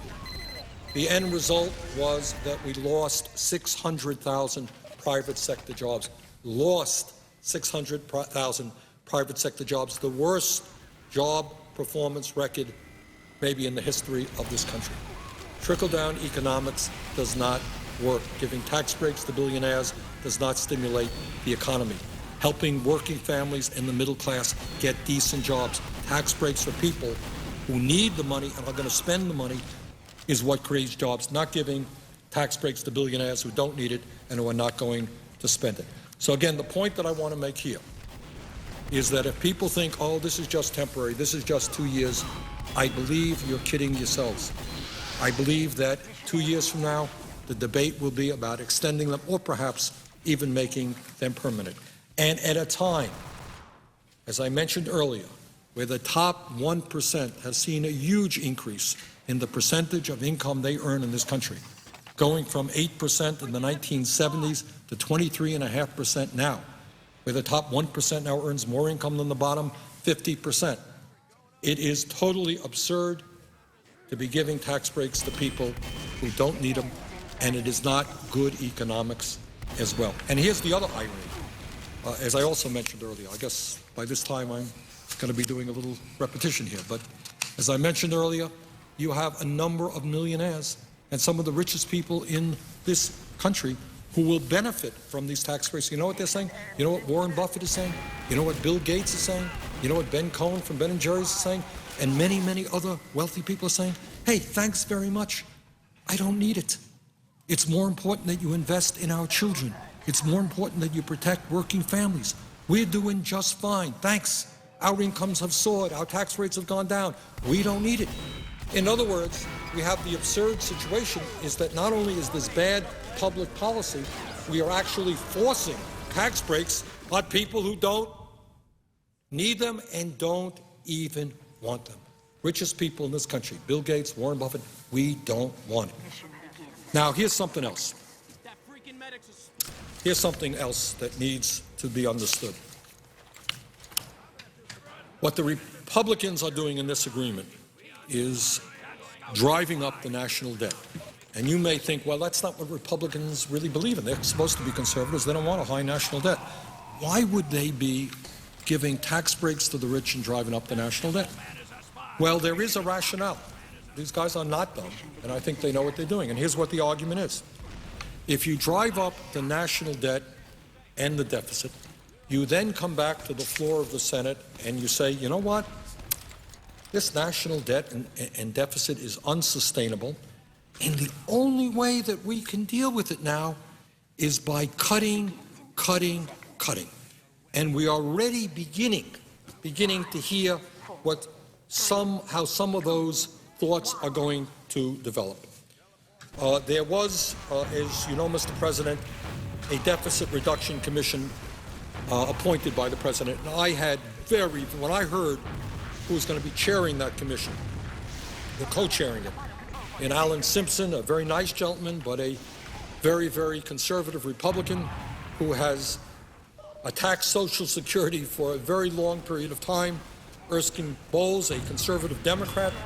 I had very serious doubts about what was going to come out of that commission. Now, the good news is they needed 14 votes to pass their recommendations. They didn't get the 14. But a lot of the ideas that Senator Simpson and Mr. Bowles developed are going to be filtering around this institution. And what the Republicans will say is that when you have a huge debt, which they helped create, we're going to have to cut. And what are we going to have to do? As you recall, Mr. President, that Deficit Reduction Commission recommended a savage cut, over 20%, in Social Security benefits for young workers. Major cuts. There was talk about raising the Social Security age up to, I think, 69. They're talking about cuts in Medicare, cuts in Medicaid, cuts in education. I mean, right now, is I think I've documented a dozen times, it is a horrendous situation when so many of our young people can't afford to go to college, and the others who do go to college and graduate, they end up on average something like $25,000 in debt. These guys on the Deficit Reduction Commission were recommending that the interest on that debt be accrued while students were in college. So here we're slipping behind the rest of the world in terms of our percentage of graduates, college graduates, and this recommendation is on young people who don't have a lot of money, who are borrowing money, they've got to pay more to go to college. But you're going to see it, and here's the argument. Good, it's going to be in the congressional record. Check it out, see if I'm right. The argument will be deficit is going up, national debt is going up, we got to attack and cut Social Security, Medicare, Medicaid, veterans programs. This year, Mary Landrieu made this point. Senator Landrieu of Louisiana made the point a little while ago. She said, and I think this is roughly right, our soldiers, men and women in the armed forces, are going to get a 1.8% increase in their salaries this year. 1.8%. People putting their lives on the line to defend this country. $250 check for 50+ million seniors and disabled vets. We couldn't pass it. Too much money, $14 billion. They're going to come back and cut and cut and cut in the name of trying to deal with deficit, the high deficit, which they are now increasing. And that's an issue that we must be addressing. So, Mr. President, in my view, while there are some good parts of the proposal, it is certainly one that should be significantly improved. And I believe that the way it can be improved is by the American people beginning to get involved in the process.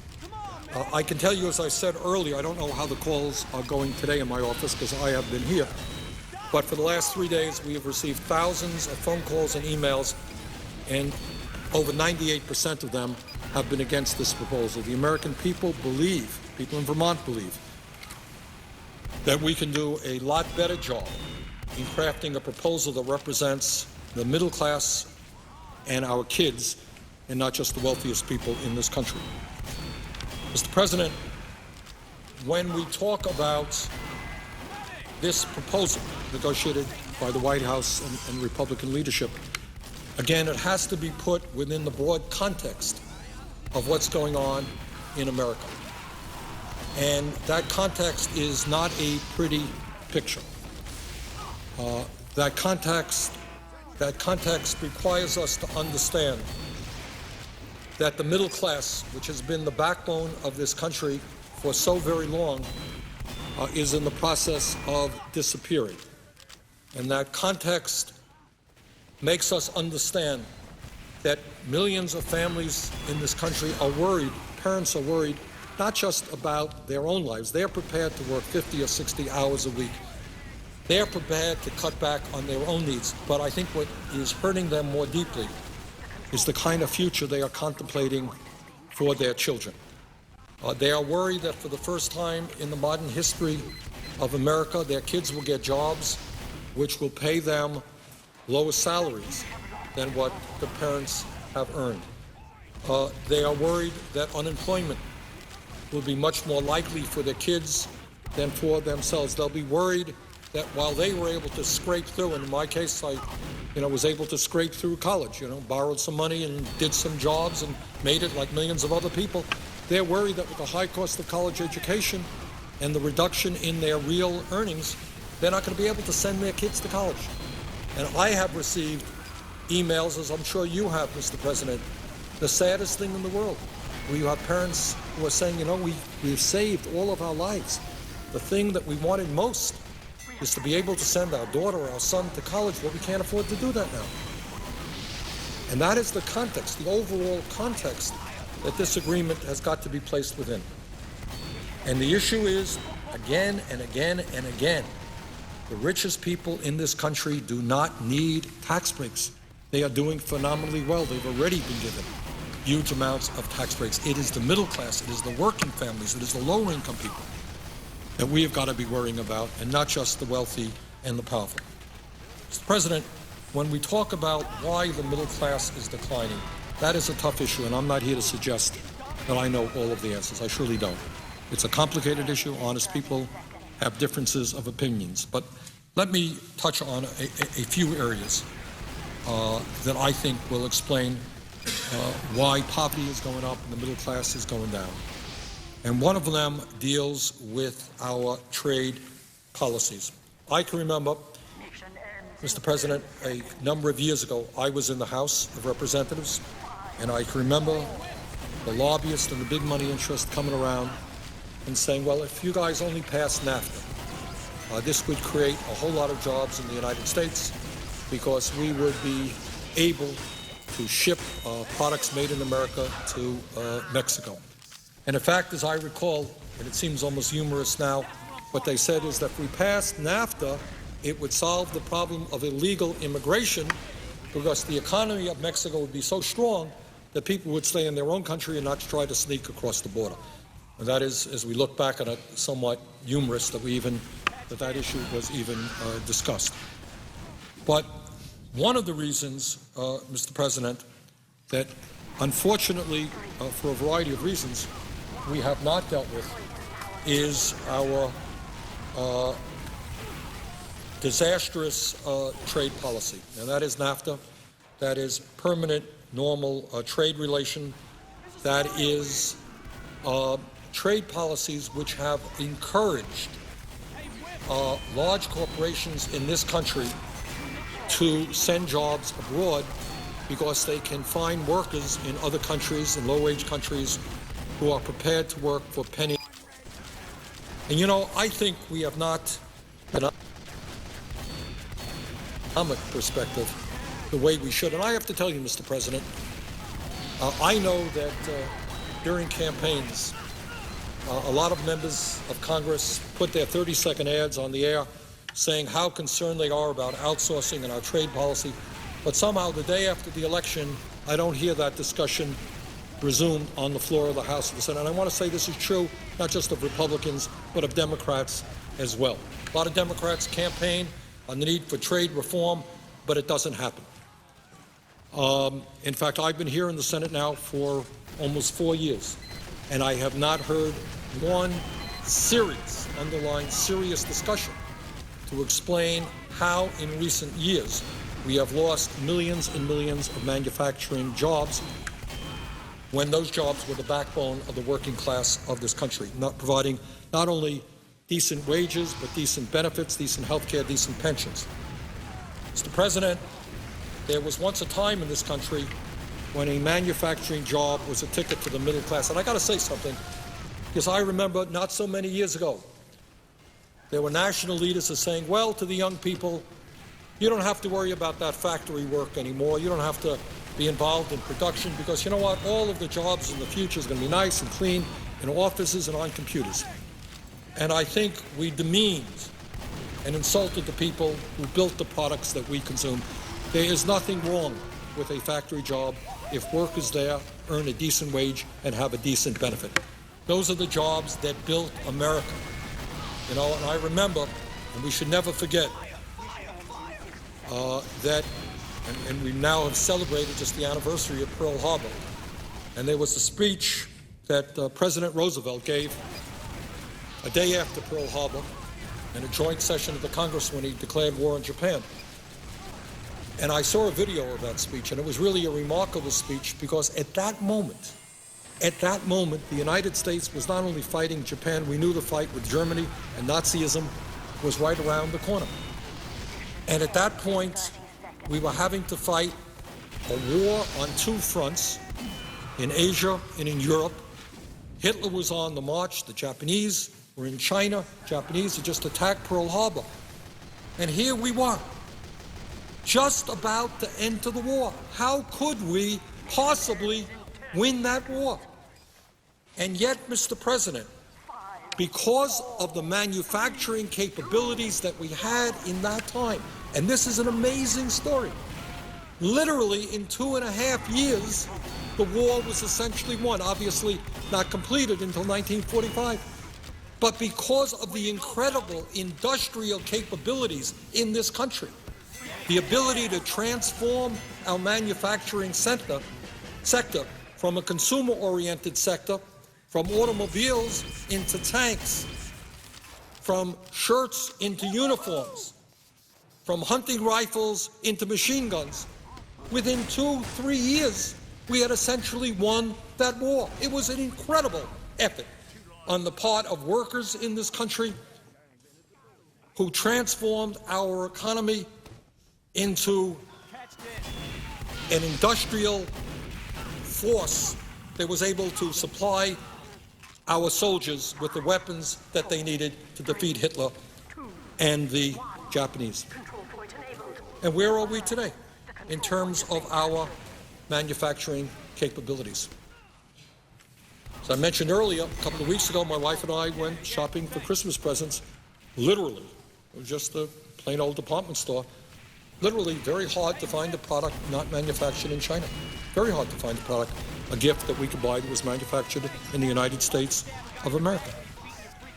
And I think people understand instinctually that this country will not be a major economic player in years to come if we allow our manufacturing base to continue to decline. Again, just under Bush, we went from 17 million manufacturing jobs down to 12 million jobs in 8 years of Bush. How do we survive as a strong industrial power if our manufacturing jobs disappear? Today, Mr. President, there are fewer manufacturing jobs in this country than there were in April of 1941, about 8 months before the attack on Pearl Harbor. Fewer manufacturing jobs today than in April of 1941. And those manufacturing jobs that are left, in many cases pay lower wages with fewer benefits than they did a generation ago. In other words, we are moving not only in a decline in our manufacturing jobs, but in the wages that our workers earn and the benefits that they receive. And I raise all of these issues to put this agreement between the President and the Republican leadership in a broader context. Today, and this is just an incredible fact, and it is just absolutely frightening for the future of the middle class in this country. Today, entry-level automobile workers at General Motors and Chrysler now earn half as much as their peers made just 1 year ago. Instead of making $28 an hour, a middle-class wage, they are now making $14 an hour. And this is in the automobile industry, which has always been the gold standard for manufacturing jobs in America. And if workers with a union in the automobile industry are making $14 an hour, what do you think workers in New Mexico are going to be making without a strong union? So what you are seeing is a dissolution of the middle class. Wages are going down, and in this remarkable example, a 50% reduction. The older workers making good wages, new workers half the wages. Is this the future of America? Is this what our kids have to look forward to? That they're going to be earning half the wages that their fathers made, that their mothers made? Is that the future? And in the midst of all of that, we run up a huge national debt, send our jobs to China, and we give tax breaks to billionaires? Is that the future these kids have to look forward to? I certainly hope not. But let me tell you something. We're going to have to be tough, and we're going to have to take on some very powerful special interests to turn this whole thing around.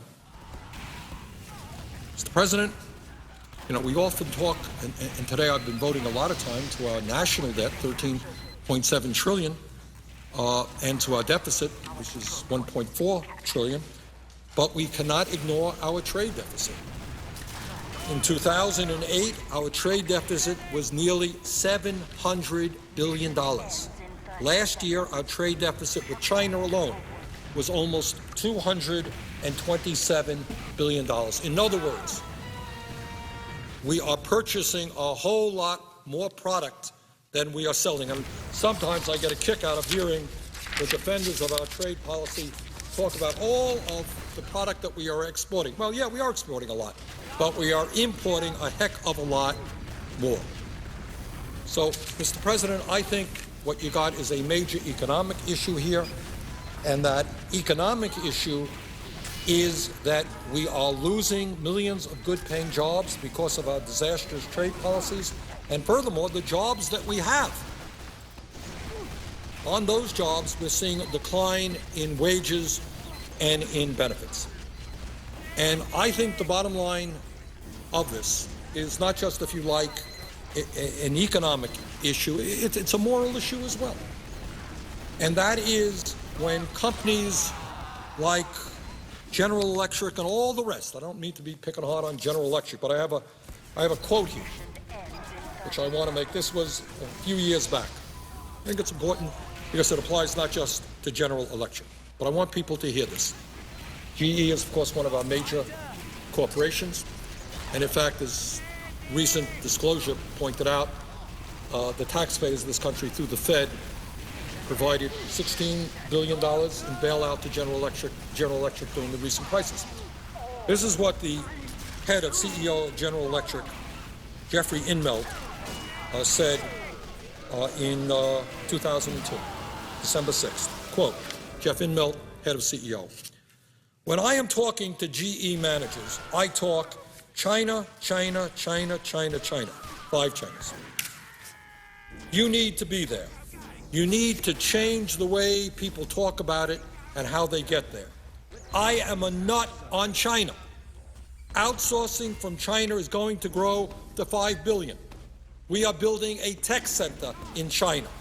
Every discussion today has to center on China. The cost basis is extremely attractive. You can take an 18 cubic foot refrigerator, make it in China, land it in the United States, and land it for less than we can make an 18 cubic foot refrigerator today ourselves. End of quote. Jeffrey Immelt, Chairman, CEO of General Electric, quoted in an investor meeting on December 6, 2002. When GE recently had, a couple of years ago, some really difficult economic times, they needed $16 billion to bail them out. I didn't hear Mr. Immelt going to China, China, China, China, China. I didn't hear that. I heard Mr. Immelt going to the taxpayers of the United States for his welfare check. So I say to Mr. Immelt, and I say to all of these CEOs who have been so quick to run to China, that maybe it's time to start reinvesting in the United States of America. But it's not just Mr. Immelt. And I don't mean to just pick on him, it's all of them. They all see the future in China, in Vietnam, in countries where people work for pennies an hour. Now, Mr. Immelt came to his position in the footsteps of the former CEO of GE, Jack Welch. And what Jack Welch was famously quoted as saying, quote, ideally, this is the guy who was head of General Electric before Immelt. He said, ideally, we'd have every plant we own on a barge. End of quote. Remember that quote? He said, we'd have, ideally, every plant we own on a barge. What did he mean by that? What he meant by that, if you're on a barge, you can move your plant to any part of the world where the labor is cheapest. So if it gets too expensive in China and you got to pay people 75 cents an hour, you go to Vietnam. If it gets too expensive in Vietnam, maybe you can go to North Korea and have people work under martial law. I don't know. But what he was saying is his goal was to make sure that GE would create jobs in those countries in the world where workers were paid the lowest possible wages. And former GE Executive Vice President Frank Doyle said, and I quote, we did a lot of violence to the expectations of the American workforce. We downsized, we delayered, and we outsourced. He was honest enough to admit what he did. But again, I don't mean to just pick on Jeff Immelt or General Electric. It is a history of corporations all over America. Let me just mention that the CEO of Cisco, John Chambers, and this is what he says. And, we tell the young people the future is in information technology. We want you guys to be smart, learn how to use the computers. You're not going to work in factories. This is what the CEO of Cisco, certainly one of the large IT companies in the United States, said. He said, quote, China will become the IT center of the world. And we can have a healthy discussion about whether that's in 2020 or 2040. What we are trying to do is outline an entire strategy of becoming a Chinese company. End of quote. John Chambers, CEO of Cisco. This was in 2004. Furthermore, he says, October 15, 2004, this is Cisco, we believe in giving something back and truly becoming a Chinese company. Meanwhile, when Cisco needs tax breaks, they get it from the taxpayers of the United States of America. Boy, are they taking us for dummies. They outsource their jobs to China and so forth. Now, in the last campaign, one of the folks who ended up getting a lot more publicity, I think, than he usually does, is the president and CEO of the U.S. Chamber of Commerce, a gentleman named Tom Donahue. And again, my point tonight is not just to pick on individuals, because every quote that I'm giving you now can be multiplied 50, 100 times over. This is what corporate America believes. They believe that it is totally appropriate to throw American workers out on the street, move to low-wage countries, China and other countries, pay people a few cents an hour, bring their products back into the United States. Thomas Donahue is the president and CEO of the U.S. Chamber of Commerce, and he got a lot of publicity recently, especially during the last election, because the Chamber of Commerce became the funnel for a lot of money that went into campaigns around this country. They raised tens and tens of millions of dollars. A lot of that money, I believe, was undisclosed. So all the rich folks and the billionaires gave money to the Chamber of Commerce, and they were able to elect candidates that were sympathetic to their point of view. So let's find out what their point of view is. This is a quote, again, going back to 2004. Thomas Donahue, CEO of the U.S. Chamber of Commerce. Quote, one job sent overseas, if it happens to be my job, is one too many. But the benefits of offshoring jobs outweighs the cost. End of quote. Tom Donahue, President and CEO of the largest business organization in America. They are in favor of offshoring American jobs. They think it is a good idea because they understand that if corporations throw American workers out on the street and go to China and pay people their pennies an hour, they are going to make more profits. That's what they say. Give them credit. They're upfront about it. We don't care about the United States of America. We don't care about young people. We don't care about the future of this country. Jeff Inmel told us the future of the world is in China. And here is a quote that appeared in one of the papers. U.S. Chamber of Commerce President and CEO Thomas Donahue urged American companies to send jobs overseas. I don't know if we have a date on that quote. In 2004, we think it is. Let me repeat that. In one of the newspapers. An AP story. U.S. Chamber of Commerce President and CEO Thomas Donahue. This is the head of the largest business organization in America. That's where all these businesses come together to develop policy, to lobby us, to provide campaign contributions. U.S. Chamber of Commerce President and CEO Thomas Donahue urged American companies to send jobs overseas. Now that's really patriotic. That's standing up for the United States of America. Donahue said Wednesday that exporting high-paid tech jobs to low-cost countries such as India, China, and Russia saves companies money.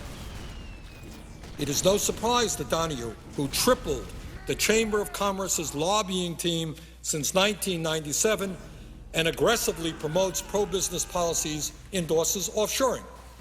The 3 million member organizations, the Chamber of Commerce, the world's largest business consortium, champions tax cuts, free trade, workers' compensation reform, and more liberal trade policies with China. End of quote. What more do you need when you want to understand why we have lost millions of good-paying manufacturing jobs, why wages are going down? What more do you need when the president of the Chamber of Commerce tells you that he thinks it is good public policy to send jobs to China? So I don't think there is, much that you have to, discover. They're telling you this. Now, in a moment, what I'm going to be talking about is how these ideas from the big money people become implemented into policy, which has to do a lot with lobbying and campaign contributions. But before I go there, I want to just give you some more examples about how the business leaders of this country feel about the workers of this country and the young people of this country. This again is a quote that I apologize, it is a few years old, 2004 perhaps? 2004. Quote, January 19th. This is from Alan Lacey, the CEO, who was then the CEO of Sears Roebuck and Company. This is what he said, quote, "There are 4 or 5 times as many smart, driven people in China than there are in the United States. And there's another 4 or 5, 3 or 4 times as many people in India that are smarter or as smart or have more drive. And if technology is now going to basically reduce location as a barrier to competition, i.e., you have a worldwide web and you could do your work in China or India, then essentially you've got something like whatever that was, 7 or 9 times more smart, committed people that are now competing in this marketplace against certain activities. So we're going to see, I think, is huge incentive to shift some of these more commodity-like knowledge workers' jobs offshore. So here you have our blue-collar jobs decimated, and we told the kids not to worry, you didn't want to work in a factory anyhow, we've got these good information technology, computer-based jobs for you. But then you have the heads of large corporations saying, hey, why do I want to get American young people to do this? I can have Indian young people do it who will work for a fraction of the wages. And I think we all see this. I mean, it's nothing new. You try to get a plane reservation right now and you're talking to somebody in India, and please do not hear me to be anti-India or anti-Chinese. That is the furthest thing that I would want anyone to think. We want to work with people all over the world. But you don't have to destroy the middle class of this country to help people around the world. You don't have to be a corporate CEO to sell out your own people who built your company to run abroad. So this senator is not anti-Chinese, far from it, anti-Indian, anti-Vietnamese, not at all. I guess I plead guilty to being pro-American. I don't know. Maybe that's suspect here. The former CEO of Hewlett Packard, Carly Fiorina. That's obviously, Ms. Fiorina ran for senator. This is what she said when she was the CEO of Hewlett Packard in 2004. She said, quote, "There is no job that is America's God-given right anymore," end of quote.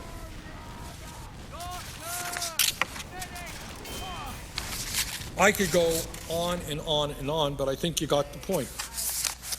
And the point is that when things get rough for corporate America, as they did recently for General Electric, they run to the taxpayers of this country in order to be bailed out.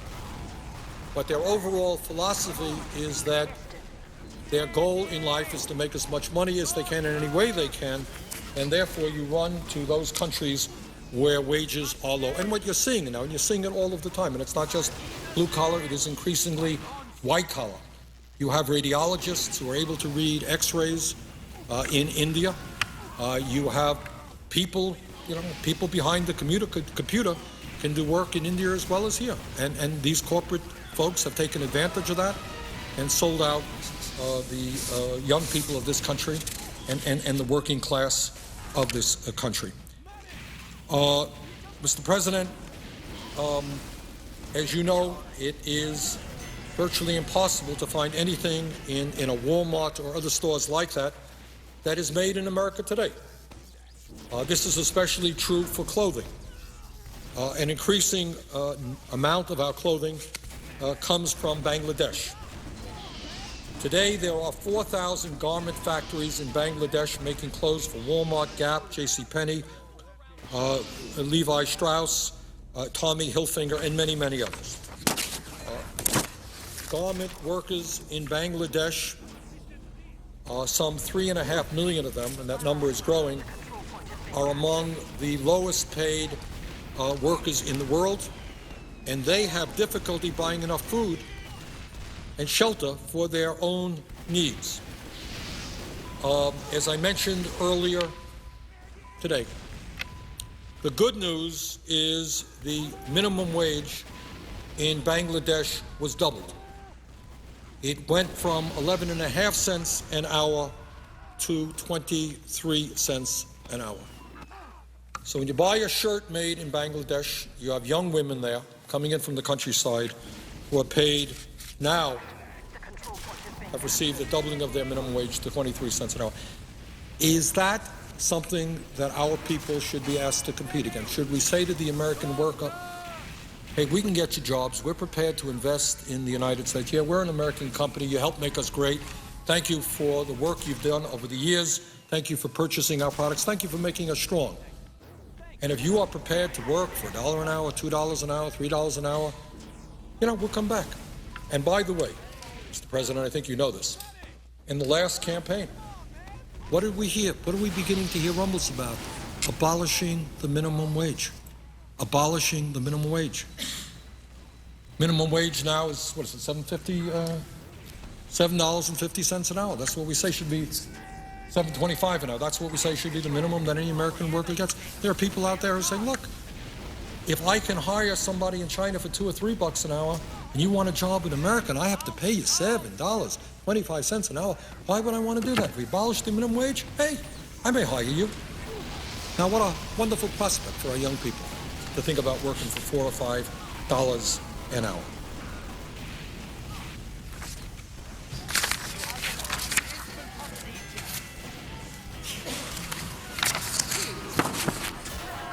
So, Mr. President, I think if we want to understand why the middle class in this country is collapsing, why unemployment is high,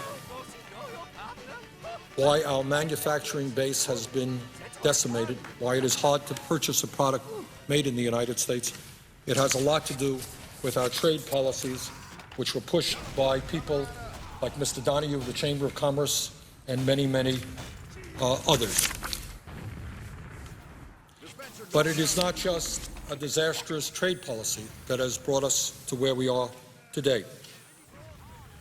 The immediate cause of this crisis is, and just gets me sick thinking about it, and that is what the crooks on Wall Street have done to the American people.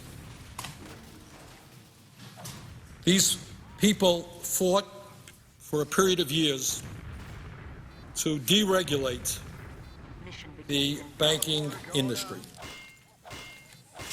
These people said to us, well, if you just will do away with Glass-Steagall, if you will just allow financial institutions, commercial banks, investor banks, insurance companies, if you allow them to merge, do away with these walls, which Glass-Steagall since the Depression had established, my God, it will be just terrific.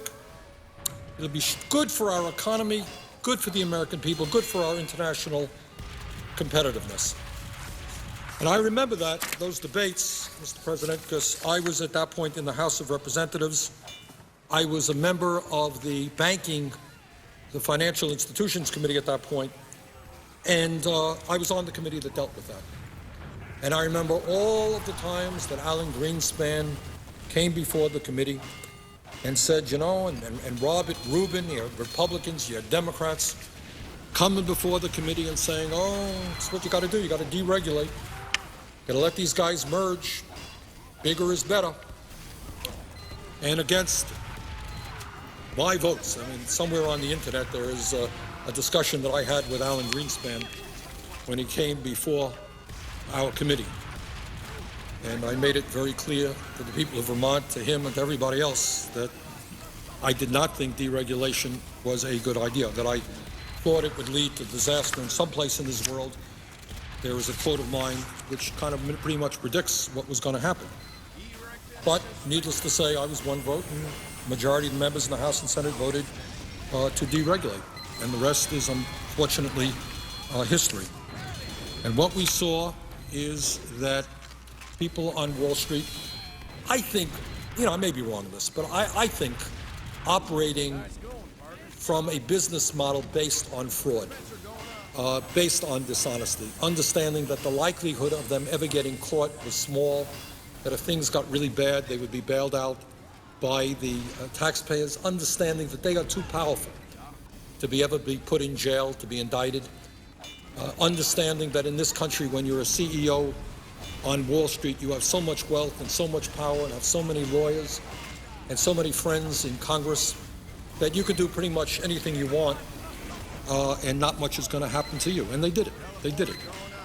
Their greed and their recklessness and their illegal behavior destroyed this economy. And what they did to the American people is so horrible, so horrible. So here you had a middle class which is already being battered, as we discussed, as a result of trade agreements, loss of manufacturing jobs, healthcare costs going up, can't afford to send your kid to college. That's going on for years. And then these guys start pushing worthless and complicated financial instruments. The whole thing explodes. The whole thing explodes. And they come crying to the taxpayers of America to bail them out. And I will never forget, Hank Paulson coming before it was the Democratic caucus. I'm an independent. I'm the longest serving independent in Congress. Coming before the Democratic caucus, saying that within a few days he needed $700 billion or the entire world financial system would collapse. And my suggestion to him at that meeting is, if you need the money, why don't you go to your friends and get the money?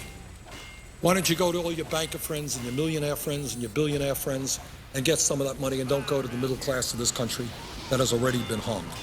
And in fact, we brought an amendment here to the floor of the Senate, and one of the first amendments that I brought as a senator, which the amendment was that the top 2% should pay for the bailout, not the American people. It got defeated in a voice vote. So what goes on in Wall Street is that we have seen a tremendous concentration of ownership there.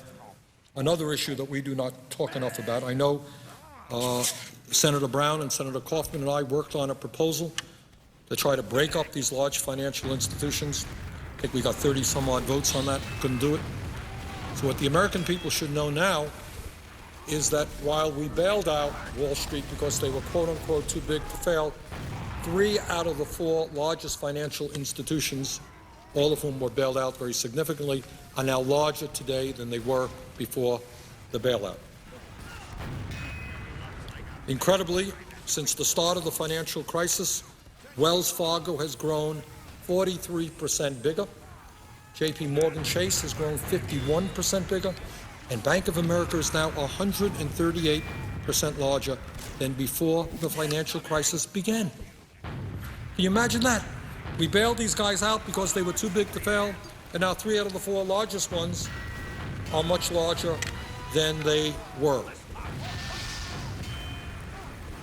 How did that happen? Well, in 2008, Bank of America, the largest commercial bank in this country, which received a $45 billion taxpayer bailout, purchased Countrywide, the largest mortgage lender in this country, and Merrill Lynch, the largest stock brokerage firm in the country. That's how Bank of America expanded.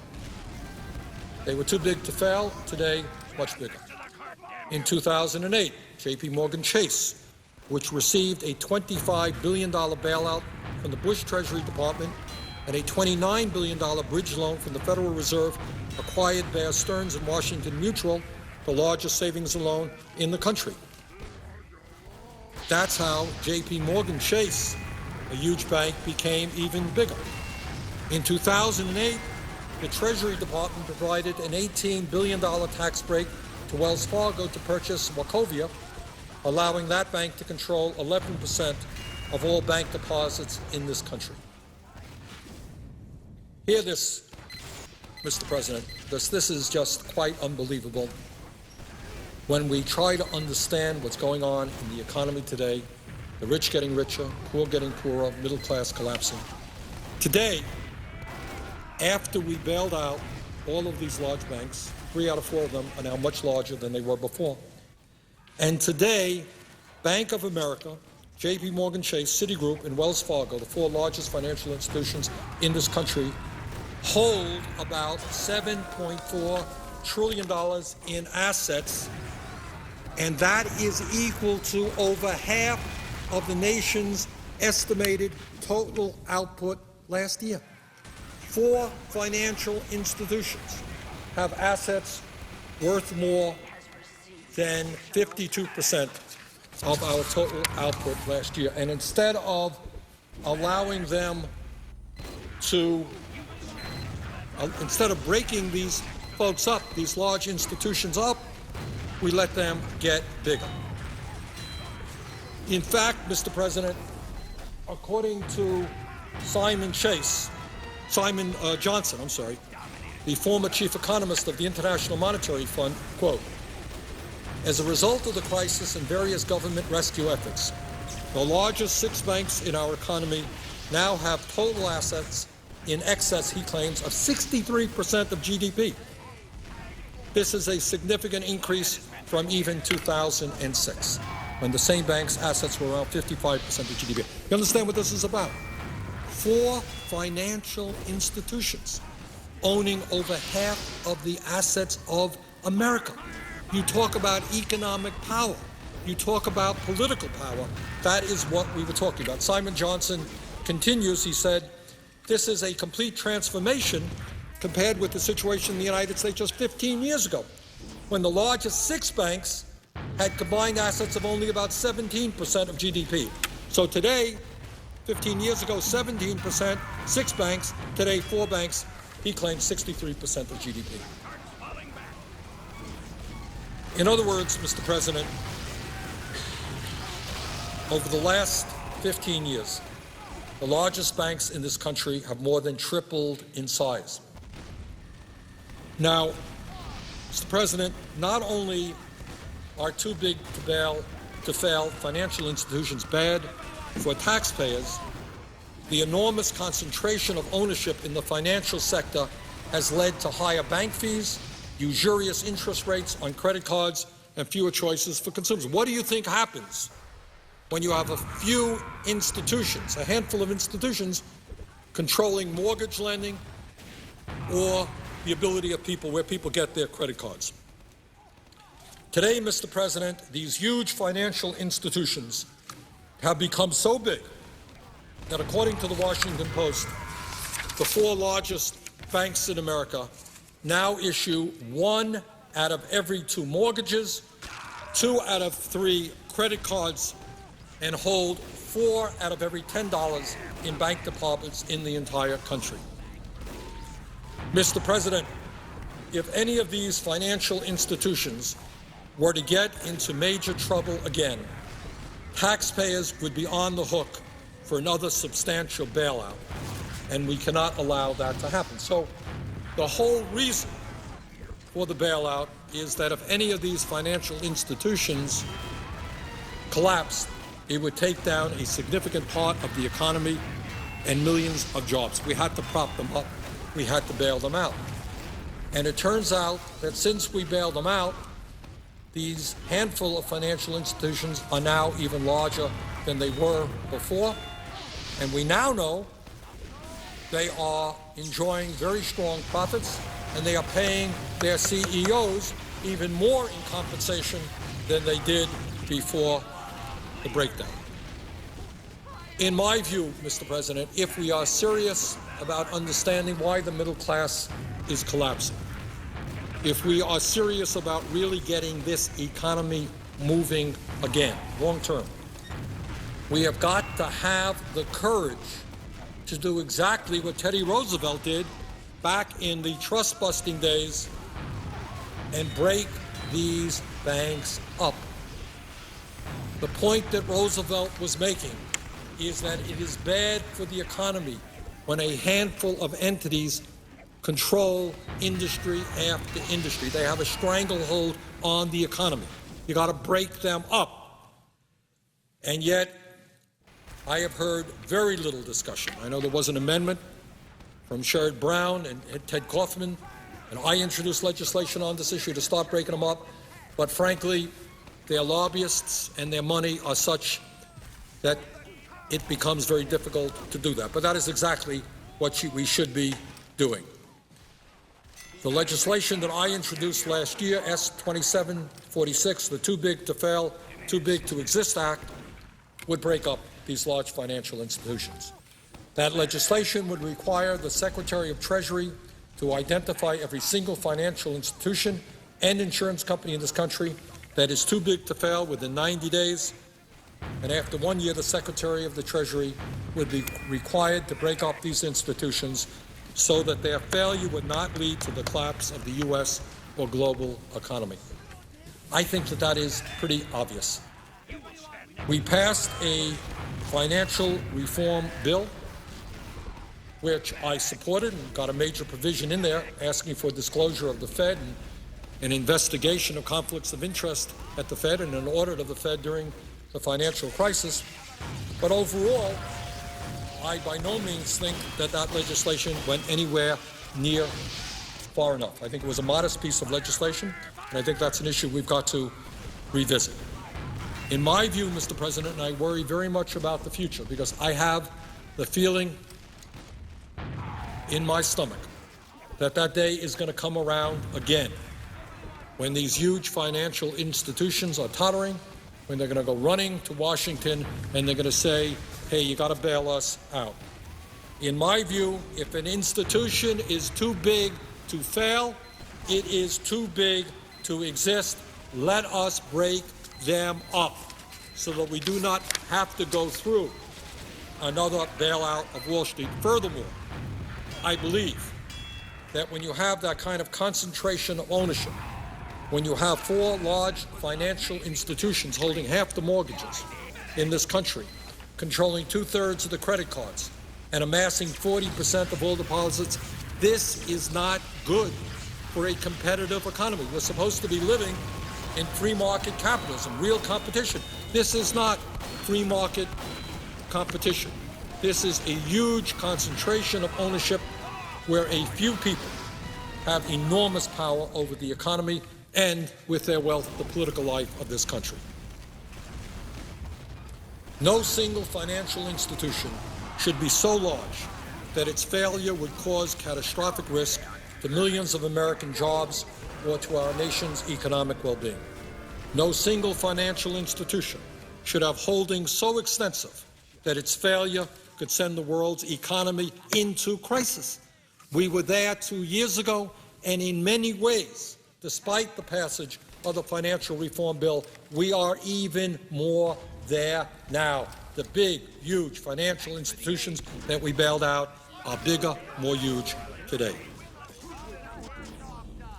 And interestingly enough, on that issue, Mr. President, it is not just progressives like myself who hold that view. There's some pretty conservative folks who are honest conservatives.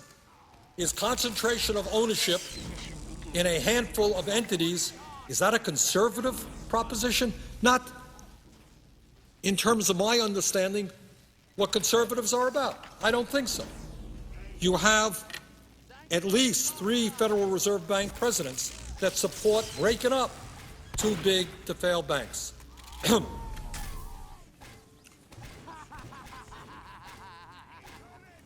James Bullard, I hope I'm pronouncing his name right, President and Chief Executive of the Federal Reserve Bank of St. Louis, Kansas City Fed President Thomas M. Honig, and Dallas Fed President Richard W. Fisher. These guys don't have my political views. I am a proud progressive. My guess is they're conservatives. But anybody with an ounce of brains in your head understands that 4 large financial institutions that have assets that are more than half of the GDP of the United States of America places us, A, in a very dangerous position in terms of too big to fail, and B, it is just bad for a competitive economy. Is there any wonder why people are paying 25 or 30% interest rates on their credit cards? That's because these guys issue 2/3 of the credit cards in America. Is there any reason why they were issuing fraudulent mortgage packages to people? Because there is not the kind of competition that should be there. But this is not just Bernie Sanders' point of view. Here's what Kansas City Fed President Honig said, and I quote. Sorry, I don't have the date on that, but I think it was fairly recently. Last year. This is Kansas City Fed President Honig. Quote, I think they should be broken up. I think there's no reason why, as we've done in other instances, of finding the right mechanism to break them into their components. And in doing so, I think you'll make the financial system itself more stable. I think you will make it more competitive. And I think you will have long-run benefits over our current system, which mixes it and therefore leads to bailouts when crises occur. End of quote. This is Thomas Honig, the head of the Fed, Kansas City Fed. Right? Very simple statement, and he's absolutely right. He's absolutely right. But, and I'm going to get to the reason why in a little while, we've not been able to do this.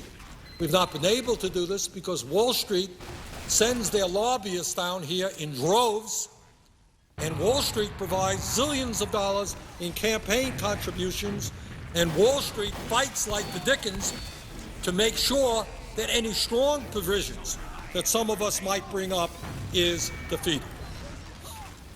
Here is what the president of the Dallas Fed, Mr. Fisher, said, quote, based on my experience at the Fed, the marginal cost of too big to fail financial institutions easily dwarf their purported social and macroeconomic benefits.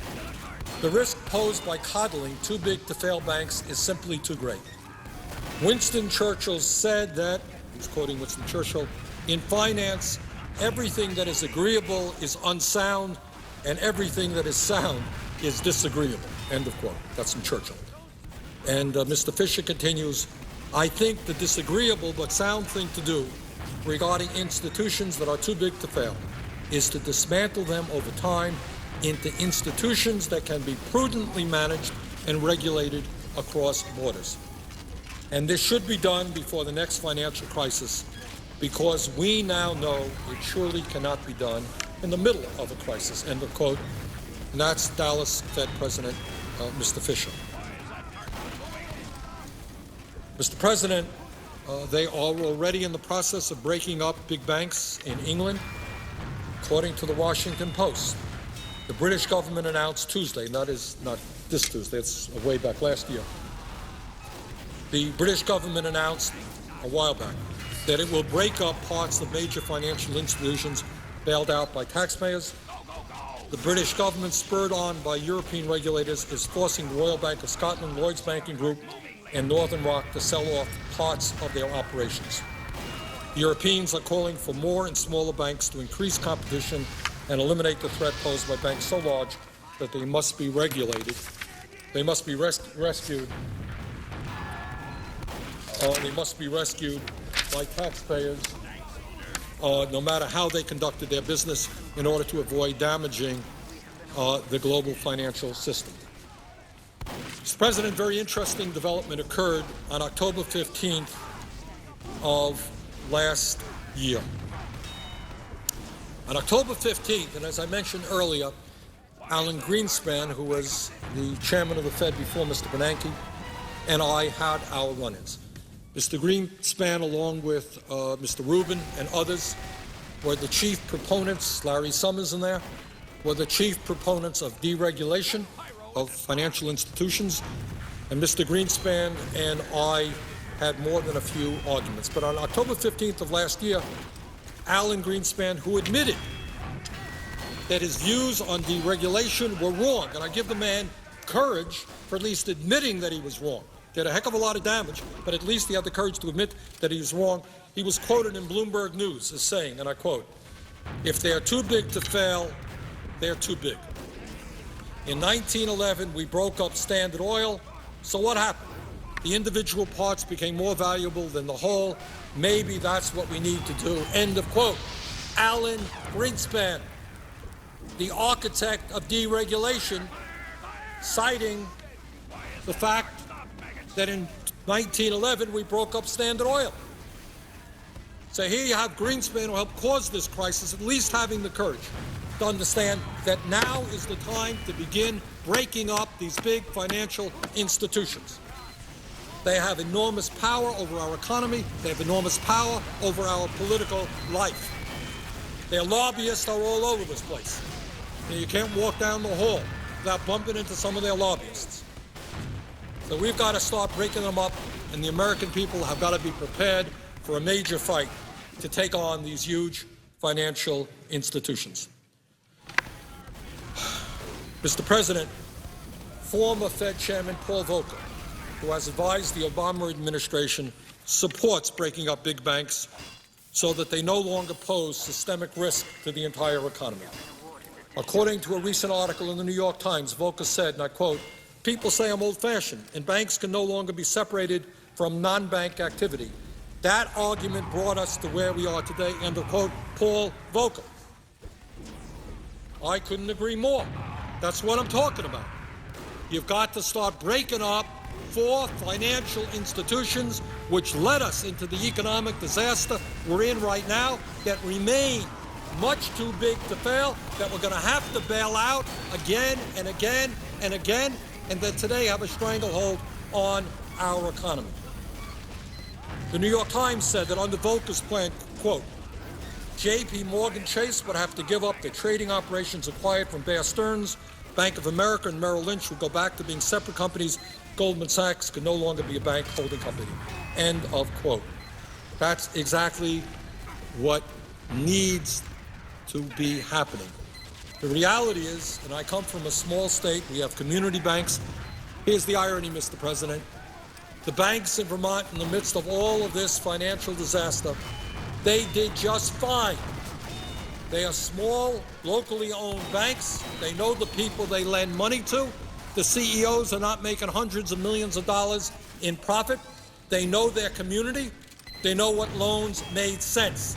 Now, I may be old-fashioned like Mr. Volcker, but I think that's what banking is about, to lend out money to people in the productive economy, the business community that can use the money to expand, create jobs, to homeowners that need that money to buy a home, not to be living in your own world, engaged in a huge gambling casino, producing and selling worthless products that nobody understands.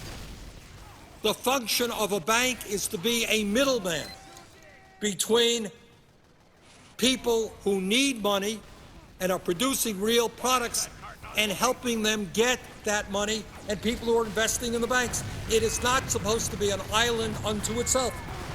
But in recent years, what we have seen, incredibly, 40% of all profits in America went to the financial institutions. Small number of people working there, relatively small. 40% of the profits, because they live in a world. It is a huge gambling casino. We need financial institutions to go back to the way banking used to be. And the job of banks is to provide affordable loans to the productive economy so that we can produce real products, real goods, and we can create real jobs when we do that. Robert Reich, President Clinton's former labor secretary, has said, quote, "No important public interest is served by allowing giant banks to grow too big to fail. Wall Street banks should be split up and soon." Got a lot of people, some conservatives, some progressives, are saying the same thing. If we're going to rebuild the middle class, the way to do that is, among other things, to change our disastrous trade policies, to make it clear to corporate America that they cannot continue to sell out the workers of this country by moving to China, other low-wage countries. And we also have got to have a much more competitive economy, one in which four large financial institutions do not own assets of more than half of the GDP of this country. And on that point, I find it very interesting that it's not just progressives like myself or Robert Reich, but you have some conservative bankers, people who are heading Fed banks around this country, who are saying pretty much the same thing. Now, also, Mr. President, when we talk about banks, I want to get back to a point that I raised earlier, because it's an issue really I've been working on for years and years. And that is this issue of usury. And I mentioned earlier that if you read the religious tenets of the major religions throughout history, whether it's Christianity, Judaism, Islam, and others, what you find is almost universal objection and disgust and a feeling of immorality in terms of usury. When we talked about usury in the United States, what we usually talked about were thugs, gangsters working on street corners who lent out money at outrageously high interest rates to workers. And when that money was not repaid back at the interest rates asked for, the thugs would beat the workers up. In fact, I'm thinking now about the first movie of Rocky. Mr. President, I don't know if you saw the first movie of Rocky with Sylvester Stallone. And before Rocky became a successful fighter and the heavyweight champ of the world in the movie, that's what he was. Big, tough guy, and he beat up people who did not pay back the gangsters the high interest rates that they were asking. Well, the world has changed. And now the people who are committing usury are not the gangsters on street corners all over America. Their place has been taken by the CEOs of Wall Street financial institutions who are lending out money to desperate Americans at 25 or 30% interest rates. That, my friends, is called usury, according to every religion on earth. That is immoral. What you're doing is going up to people who are desperate, people who are hurting, and you're saying, you desperately need money, we're going to give you money, but there's a string attached. You're going to be charged an outrageous amount of interest on that money. So here's the irony. The people who are hurting the most pay the highest interest rates. The people who need the money the least are paying the lowest interest rates. So the Fed lent out billions and billions of dollars to the largest financial institutions of the General Electric, often at less than 1%. That's American taxpayer money. Large corporations, less than 1%.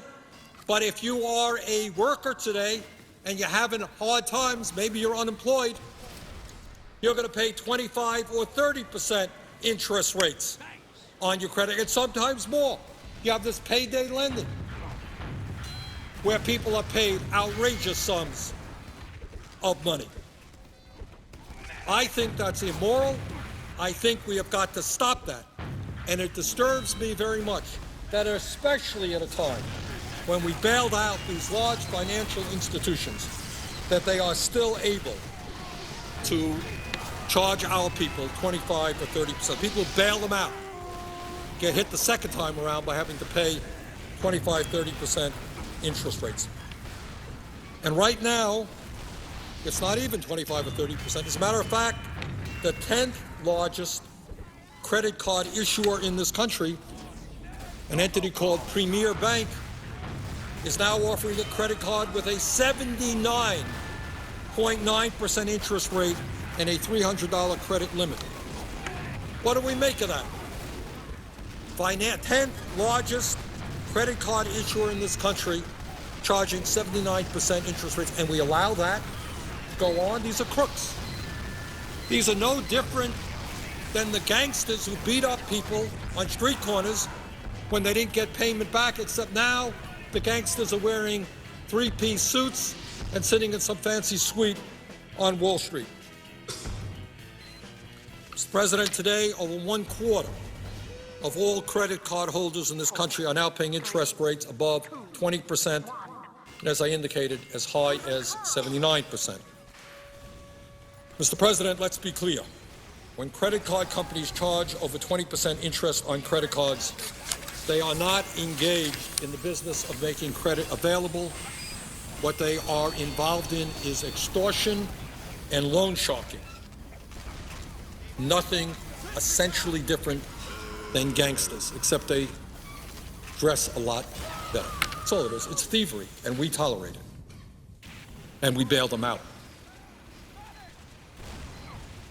And, Mr. President, it's interesting in terms of these high interest rates, because for many, many years we have had states, including the state of Vermont, saying that you're not going to charge outrageously high interest rates. For example, between establishing a usury law is not a radical concept, which is what we've got to move at. We've got to put a cap on interest rates. In fact, between 1978 and today, over 20 states in America had laws capping credit card interest rates. In Alabama, the legal maximum rate of interest is 8%. In Alaska, it's 10.5%. Arizona, 10%. Idaho, 12%. Kansas, 15%. State of Vermont, my own state, the legal maximum rate of interest is 12%. But what happened with all of those state interest cap rates disappeared under the 1978 U.S. Supreme Court decision known as the Marquette case, which allowed banks to charge whatever interest rates they wanted if they moved to a state without an interest rate, like South Dakota or Delaware. So all these companies moved to South Dakota, they moved to Delaware, no interest rates, and they charged the people in Vermont or Hawaii or any place else 25 or 30% interest rates. So, Mr. President, getting original agreement, which I strongly disagree with, agreed to. If we are going to save the middle class, and I think that agreement significantly helps the upper income people by lowering the tax rates for millionaires and billionaires, by lowering the interest rate on the estate tax, by providing some business loans which are not the kinds of investments that can best create jobs. One of the things that we have got to do to protect the middle class today is have a cap on interest rates, because otherwise all the people are doing is getting a paycheck, they're going into debt, and then they're paying 25 or 30% on their interest rates, money which is going to a handful of banks on Wall Street. Now, I have introduced legislation to put a cap on interest rates, and it ain't a radical idea. Right now, credit unions in this country, by law, are not allowed to charge more than 15% except under extraordinary circumstances. And by and large, that's worked for about 30 years. So if you get a credit card through a credit union, you're not going to be paying in almost every case no more than 15%. And that was developed by federal law. And you know what? I talked to the credit union people in the state of Vermont, people all over the country. Credit unions are doing pretty good. They're doing just fine. They're not the ones who came begging the American taxpayer for a huge bailout. So for 30 years, they have survived just fine on a 15% cap. But our friends on Wall Street, who caused this recession, our friends on Wall Street, who needed a welfare check from the American people in order to survive, our friends on Wall Street who today are earning more money than they did before the bailout. We don't have any cap on the interest rates that they can charge.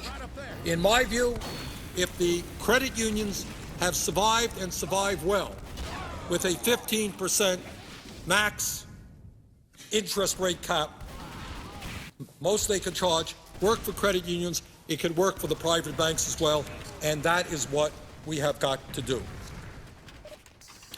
According to a recent article, this is not so recent, this is a year ago, an article in the Los Angeles Times, quote, Chris Culver, a legislative and regulatory analyst for the California Credit Union League, said that a rate cap hasn't hurt business for the nearly 400 credit unions represented by his organization. It hasn't been an issue, he said. Credit unions are still able to thrive. So here's my point, Mr. President. Middle class is hurting, unemployment outrageously high, poverty increasing, 50 million people, no health insurance, gap between the very rich, everybody else, manufacturing collapsing, jobs going all over the world, China, Mexico, India. We have got to start protecting the middle class of this country. A number of things that we've got to do, but I think one simple thing that we've got to do is tell the crooks on Wall Street, and I use that word advisedly, history will prove that they knew what they were doing, they were dishonest, their business model is fraudulent. You know, there are honest people who occasionally make a mistake. It happens all the time. But there are other businesses which are based on fraud and assume that they're never going to get caught, or when they do get caught, the penalty they have to pay is so little that it's worth it. Because you end up getting caught 1 out of 10 times, you make a whole lot of money, so you pay a fine. Somebody goes to jail, maybe, very rarely, for a year. And that's what I think you're seeing on Wall Street. So I think if it's worked very well for the credit unions, I think it can work for the private banks as well.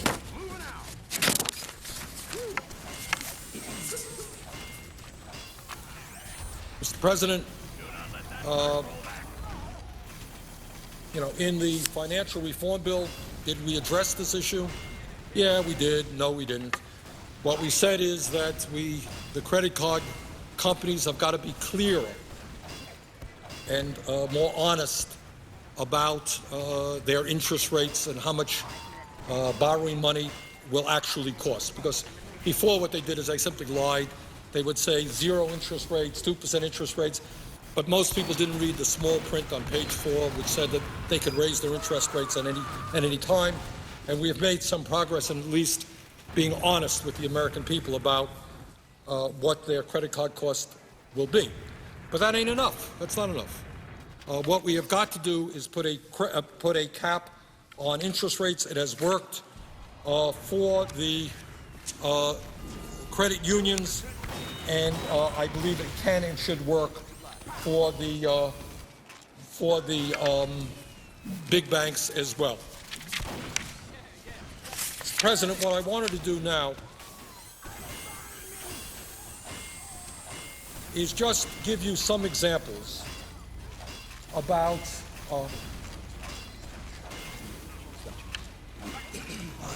you know, sometimes here, and I'm guilty of that as well, we talk in big numbers, you know, $1 billion here and $1 trillion there, and it adds up.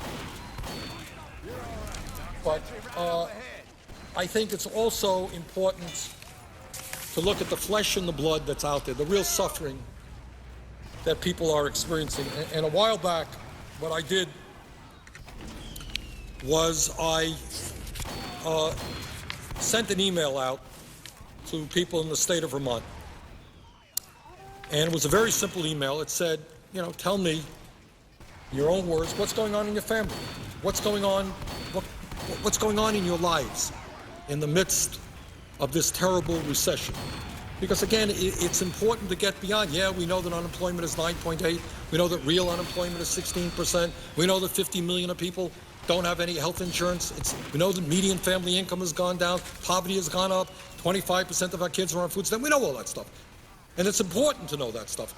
But behind all of those statistics are flesh and blood and good people who are doing everything they can to survive with a shred of dignity in their lives. So what I did, it was last year, I sent an email out to my constituents in the state of Vermont, and I said very simply, write back to me. Tell me in your own words what is going on in your lives. And I promised them, and we received, I can't remember how many we received, but there were just hundreds and hundreds and hundreds of responses. It really quite amazed me. And frankly, Mr. President, it was hard to read these letters from decent, good people about what was happening to their lives. And what I said to them, if it's okay with you, what we'll do is publish what you have written to me. We won't use your names, of course. I don't want to embarrass anybody. And we will read some of these stories right here on the floor of the Senate. And that's what I did. Didn't read them all, but I read some of them. Because it's important for us sitting here inside the Beltway not to forget what's going on in the real world, whether it's Hawaii, Vermont, California, or any place. And here's a letter from 2 mothers in Vermont. The first is from a woman in a rural area. The second is from a single mother in a small city. In Vermont, frankly, we don't have too many big cities. In my very, very beautiful state, where I expect the weather is very, very cold today, our largest city is all of 40,000 people. That's Burlington, Vermont, and I was honored to have been the mayor of that city for 8 years. And then we have most of our people living, certainly the vast majority of our people living in towns of less than 1,000, towns of 500. I lived for a while in a town of Standard, Vermont, way up in the northeast kingdom of Vermont, which has probably 150 people in it. And that's not uncommon in Vermont, a lot of small towns. So here are the two letters that we received. One from a woman in a rural area. She says, "My husband and I have lived in Vermont our whole lives. We have two small children, a baby and a toddler, and felt fortunate to own our own house and land. But due to the increasing fuel prices, we have at times had to choose between baby food and diapers and heating fuel." Now in Vermont, I don't know about Hawaii, but in Vermont, heating fuel gets up there when the weather gets 20 below zero and you're buying oil. It's an expensive proposition. We've run out of heating fuel 3 times so far, and the baby has ended up in the hospital with pneumonia 2 of the times. We try to keep the kids warm with an electric space heater on those nights, but that just doesn't do the trick. My husband does what he can just to scrape enough money for car fuel each week, and we've gone from 3 vehicles to 1 just to try and get by without going further into debt. We were going to sell the house and rent, but the rent around here is higher than what we pay for a mortgage and property taxes combined. Please help. That was what she asked of me and her government. Please help. She didn't ask me to lower taxes for billionaires. She is speaking for tens of millions of people in this country who are in desperate need of help. Here's another letter that comes from a woman who lives in a larger town. "I am a single mother with a 9-year-old boy. We lived this past winter without any heat at all. And that is not a good position to be in Vermont in the winter. Fortunately, someone gave me an old wood stove. I had to hook it up to an old unused chimney we had in the kitchen. I couldn't even afford a chimney liner. The price of liners went up with the price of fuel.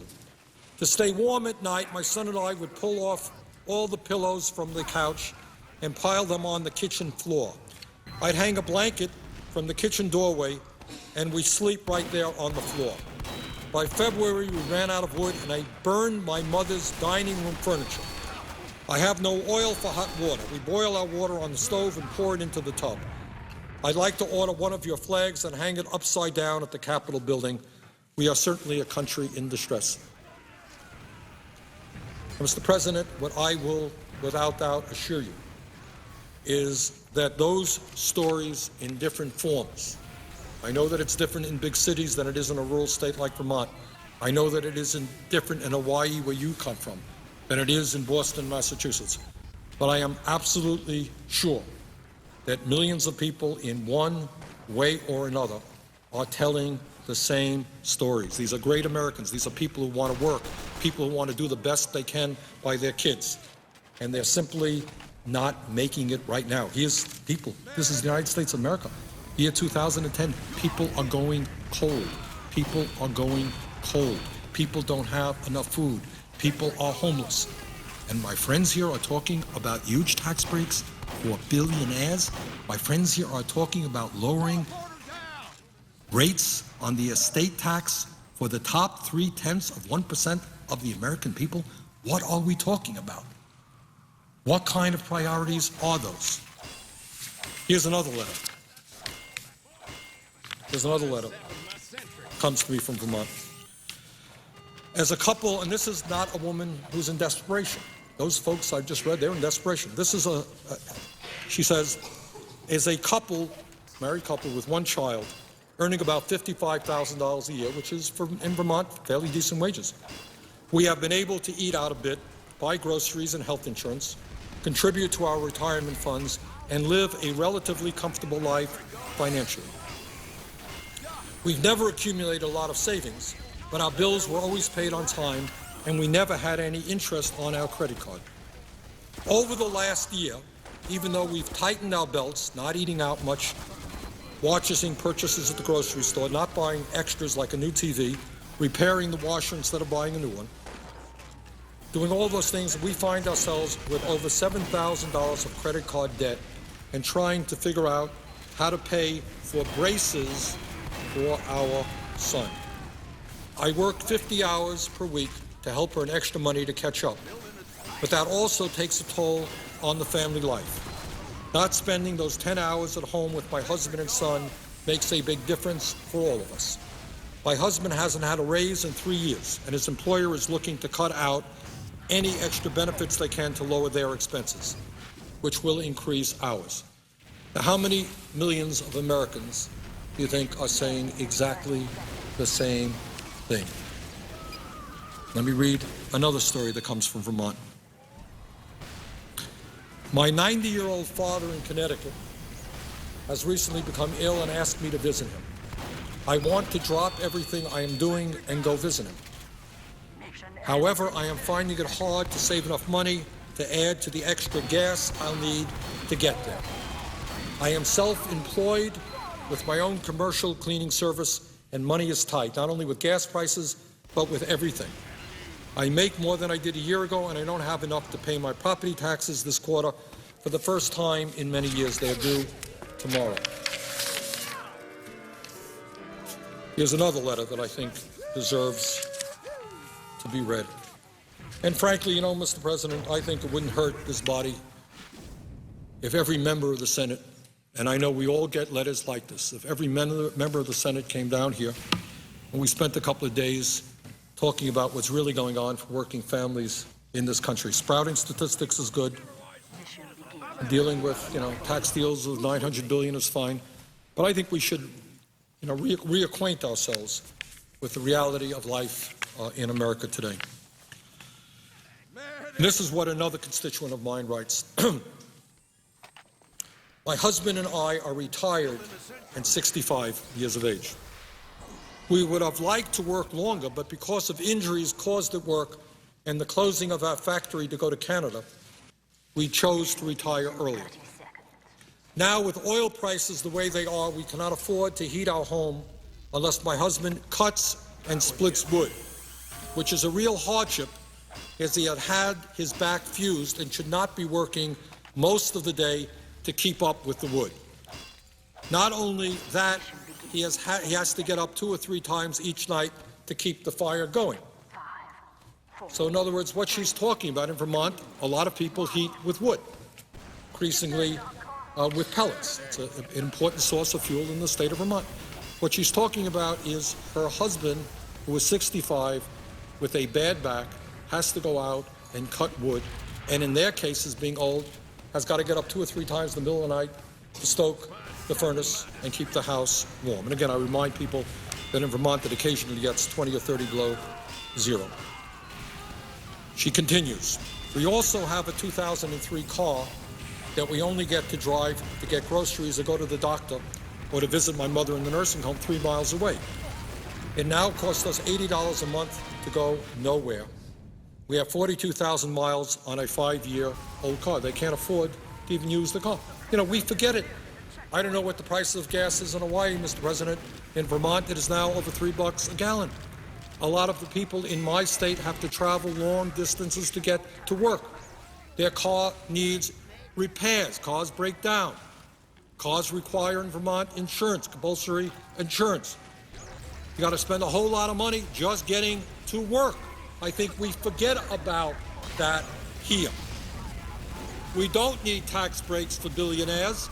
We need to pay attention to these people. And she continues and concludes. I have Medicare, but I can't afford prescription coverage unless I take my money out of an annuity, which is supposed to cover the house payment when my husband's pension is gone. We only eat 2 meals a day to conserve. This is not some third world country. This is the United States of Vermont, the United States of America. This is my state of Vermont. And Vermont is better off today than a number of states around this country. You have these stories and multiply them by 10 in every area of this country. Here's another story. Yesterday, I paid for our latest home heating fuel delivery. And again, I'm focusing now on the cost of fuel, because in Vermont, where I come from, it is a big deal.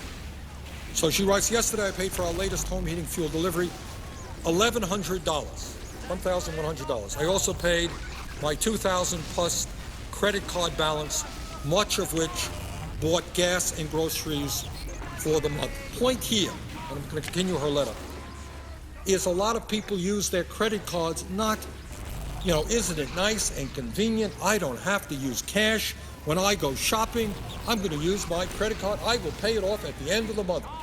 What a nice thing. People are using their credit cards to buy food, to buy gas, to buy the basic necessities of life. It is their only line of credit open. And then, as I mentioned earlier, they're charged 25 to 30% interest rates on what they owe. She continues, my husband and I are very nervous about what will happen to us when we are old. Although we have 3 jobs between us and participate in 403B retirement plans, we have not saved enough for a realistic post-work life if we survive to our life expectancy. As we approach the traditional retirement age, we are slowly paying off our daughter's college tuition loan and trying to keep our heads above water. We have always lived frugally. We buy used cars and store-brand groceries, recycle everything, walk or carpool when possible, and plastic our windows each fall. What that means is in Vermont, if you don't have good storm windows, you put plastic up there. It's a way of keeping the wind out, keeping your homes up. I know about that because that's what I used to do. Even so, if and when our son decides to attend college, we will be in deep debt at age 65. Please, and here she ends this, P.S. Please don't use my name. I live in a small town, and this is so embarrassing. So embarrassing. We should be embarrassed, Mr. President, not her. We should be embarrassed that we are for 1 second talking about a proposal which gives tax breaks to billionaires while we are ignoring the needs of working families, low-income people, and the middle class. We should be embarrassed that we are not investing in our infrastructure, that we're not breaking up these large financial institutions, that we're not putting a cap on interest rates, that we are the only country in the world that does not have health care for all of their people of major countries. We should be embarrassed, not this wonderful woman who is trying to maintain her dignity. Another letter from the state of Vermont. I, too, have been struggling to overcome the increasing cost of gas, heating oil, food, taxes, etc. I have to say that this is the toughest year financially that I have ever experienced in my 41 years on this earth. I have what used to be considered a decent job. I work hard, pinch my pennies, but the pennies have all but dried up. I am thankful that my employer understands that many of us cannot afford to drive to work 5 days a week. Instead, I work 3 15-hour days. I've taken odd jobs to try to make ends meet. This winter, and that was last winter, not this winter, after keeping the heat just high enough to keep my pipes from bursting, one of the problems you have when you live in a rural state and it gets cold is your pipes can burst, and then you got to spend a fortune getting them repaired. He says, this winter, after keeping the heat just high enough to keep my pipes from bursting, the bedrooms are not heated and never go above 30 degrees. What happens in Vermont, if you have a home in the wintertime, you don't have a whole lot of money, you kind of close off rooms in the house because you can't afford to heat the whole house. So people live in a smaller area. She said, this is what she said, she continues, I began selling off my woodworking tools, snowblower, pennies on the dollar, and furniture that have been handed down in my family from the early 1800s just to keep the heat on. Today I am sad, broken, and very discouraged. I am thankful that the winter cold is behind us for a while, but now gas prices are rising yet again. I just can't keep up. Now that's the story from one person in Vermont, but Mr. President, that is a story for millions and millions of Americans. another story. And the reason I'm reading these stories, and I appreciate my staff bringing this booklet down here, is this puts flesh and blood and real life into statistics. The statistics are frightening enough. But this tells us what happens when the middle class of this country collapses. It tells us what happens when people lose decent paying jobs. It tells us what happens when the government is not providing the kind of basic support system that it should for people in need. Here's another letter. As a single parent, I am struggling every day to put food on the table. It's the United States of America, and people are talking in my state of Vermont and all over this country about struggling to put food on the table. You know, Mr. President, what comes to my mind now is there have been, I don't know if you saw them, some articles in the papers that because of the bailing out of Wall Street and the fact that Wall Street is now again profitable, and the fact that the executives there are now making more money than they made before the bailout. These guys are going to restaurants and they pay thousands of dollars for a bottle of wine, pay hundreds and hundreds of dollars for some fancy dinner. And in my state and all over this country, there are people who are wondering where their next meal is coming from. Then she continues, she says, our clothing all comes from thrift stores. I have a 5-year-old car that needs work. My son is gifted and talented. I tried to sell my house to enroll him in a school that had curriculum available for his special needs. After 2 years on the market, my house never sold. The property taxes have nearly doubled in 10 years. And by the way, let me pick up on that point. You know, Mr. President, we don't deal with property taxes here. I did when I was a mayor. But if we are not adequately funding education, if we do not adequately help cities and towns all over this country in terms of fire protection, in terms of police protection, in terms of housing, a lot of that burden falls on the very, very regressive property tax, which in my state of Vermont is very high, and you find it referred to time and time again. Property taxes are going up. Property taxes have nearly doubled in 10 years, she writes, and the oil to heat is prohibitive. To meet the needs of my son, I have left the house sit and moved into an apartment near his high school. I don't go to church many Sundays because the gasoline is too expensive to drive there. She writes, I don't go to church many Sundays because the gasoline is too expensive for me to drive there. Every thought of an activity is dependent on the cost. I can only purchase food from dented canned stores. Does anybody in Congress know what a dented canned store is? Do you know that many, many people buy their groceries and they get them cheaper because the cans are dented?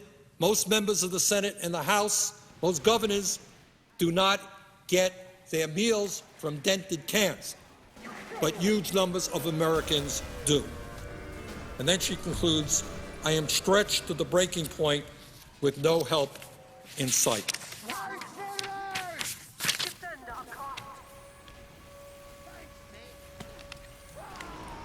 And by the way, the letters that I received when I asked for letters came not just from the state, but most of them came from Vermont. Some of them came from other areas. I'm going to read another letter from Vermont and one from rural Pennsylvania. From Vermont. Due to illness, my ability to work has been severely limited. I am making $10 an hour, and if I am lucky, I get 35 hours a week of work. Let me just pull away from the letter. That is not an unusual wage in the state of Vermont. That is not an unusual wage all over America. That's what people earn. $10 an hour times 40 hours. He doesn't get 40 hours. He makes $350 a week. 10 times 40, 400 times 50, $20,000 a year. $21,000 a year. Shock of all shocks. That's reality. That's what people are trying to live on. Those are the people that we should be helping, not the CEOs on Wall Street who will get $1 million a year in a tax break if this deal goes through. Not the people, the top 0.3% that our Republican friends want to help by repealing the estate tax, which will cost us $1 trillion in 10 years. Maybe we should concentrate on helping people who are trying to get by eating food from dented cans, or people who can't afford to drive to church on Sunday because they can't afford the price of a gallon of gas. Maybe we should remember who sent us here and who made this country. She writes, I'm making $10 an hour, and if I'm lucky, I get $35 hours a week of work. At this time, I'm only getting 20 hours, as it is off-season in Stowe. Stowe, Vermont is a beautiful, beautiful town. Hope everybody comes to visit us up there. Great skiing. But it's a resort town. Big time in the winter. We're doing better in the summer there. But it's a resort town, and resorts get more business in the winter and the summer, less time elsewhere. So what she's talking about is that it's off-season up there, and she's only getting 20 hours a week of work at $10 an hour. It does not take a mathematician, she writes, to do the figures. How are my wife, I'm sorry, this is a man, not a woman. How are my wife and I supposed to live on a monthly take-home income of less than $800 a month? We do it by spending our hard-earned retirement savings. I am 50 and my wife is 49. At the rate we are going, we will be destitute in just a few years. The situation is so dire, it is all that I can think about. Soon, and this is from a 50-year-old gentleman, soon I will have to start walking to work, an 8-mile round trip, because the price of energy is so high that it's either that or going without heat. 50-year-old guy, $10 an hour, 20 or 30 hours a week. His choice is either walking 8 miles to and from his job in Stowe, or else not heating his home. And then he concludes, and this happens in Vermont all of the time. It's quite unbelievable. He says, as bad as our situation is, I know many in worse shape. We try to donate food when we do our weekly shopping, but now we are not able to even afford to help our neighbors eat. What has this country come to? I don't know about other parts of the country. I'm sure it's the same. But in Vermont, if you go to a grocery store, there's often a bin out there in front where people buy food and they, drop a can of peas or a can of corn or something into it. So here is a family. Here is a guy who is now faced with the reality of having to walk 8 miles to and from work, and he's upset at himself that he doesn't have the money to buy food for his neighbors who he thinks are even worse off than he is. That's the good people of Vermont and America. They're all over this country. Good and decent people who do worry about their neighbors. And then you got the lobbyists here representing the largest corporations in the world, where the CEOs make tens of millions of dollars a year, and their job is to squeeze the middle class and these families harder and harder, cut back on their benefits in order to give tax breaks to the richest people in this country. What a difference in attitude. A poor man faced with the choice of either walking 8 miles to and from his job or losing his heat, worried about his neighbors, and you got the lobbyist here worrying about the richest people in the world and winning. Then I got a letter that comes not from Vermont, comes from rural Pennsylvania. I am 55 years old and worse off than my adult children.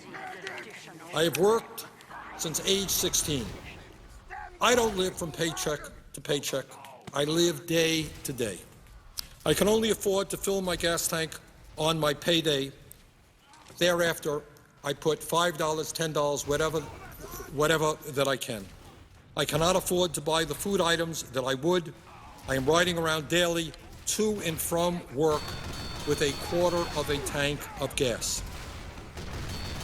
This is very scary. It's like I can see myself working until the day that I die.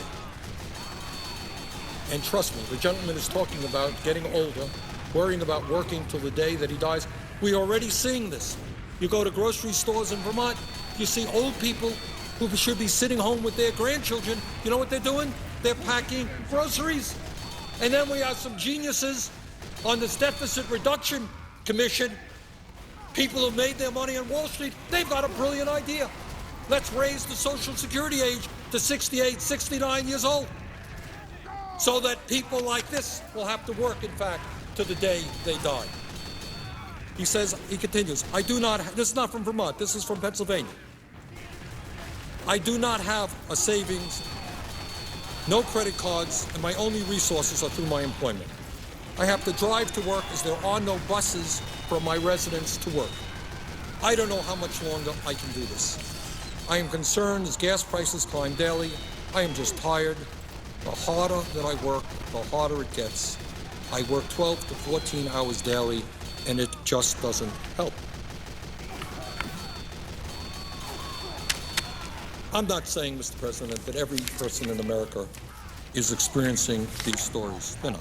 A lot of people are doing fine. They have good jobs. Their kids are doing well. They're taking care of their parents. A lot of people are doing just fine. But we would be fools and dishonest not to understand the reality of what's going on in this country. And it breaks my heart, and I know that it breaks the hearts of millions of people in this country to see what is going on in this great nation of ours. That so many people are hurting, that so many parents.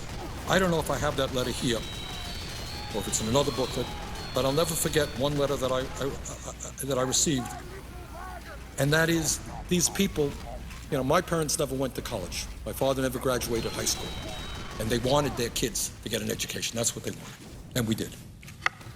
And it was very important, and how proud my mother was of that.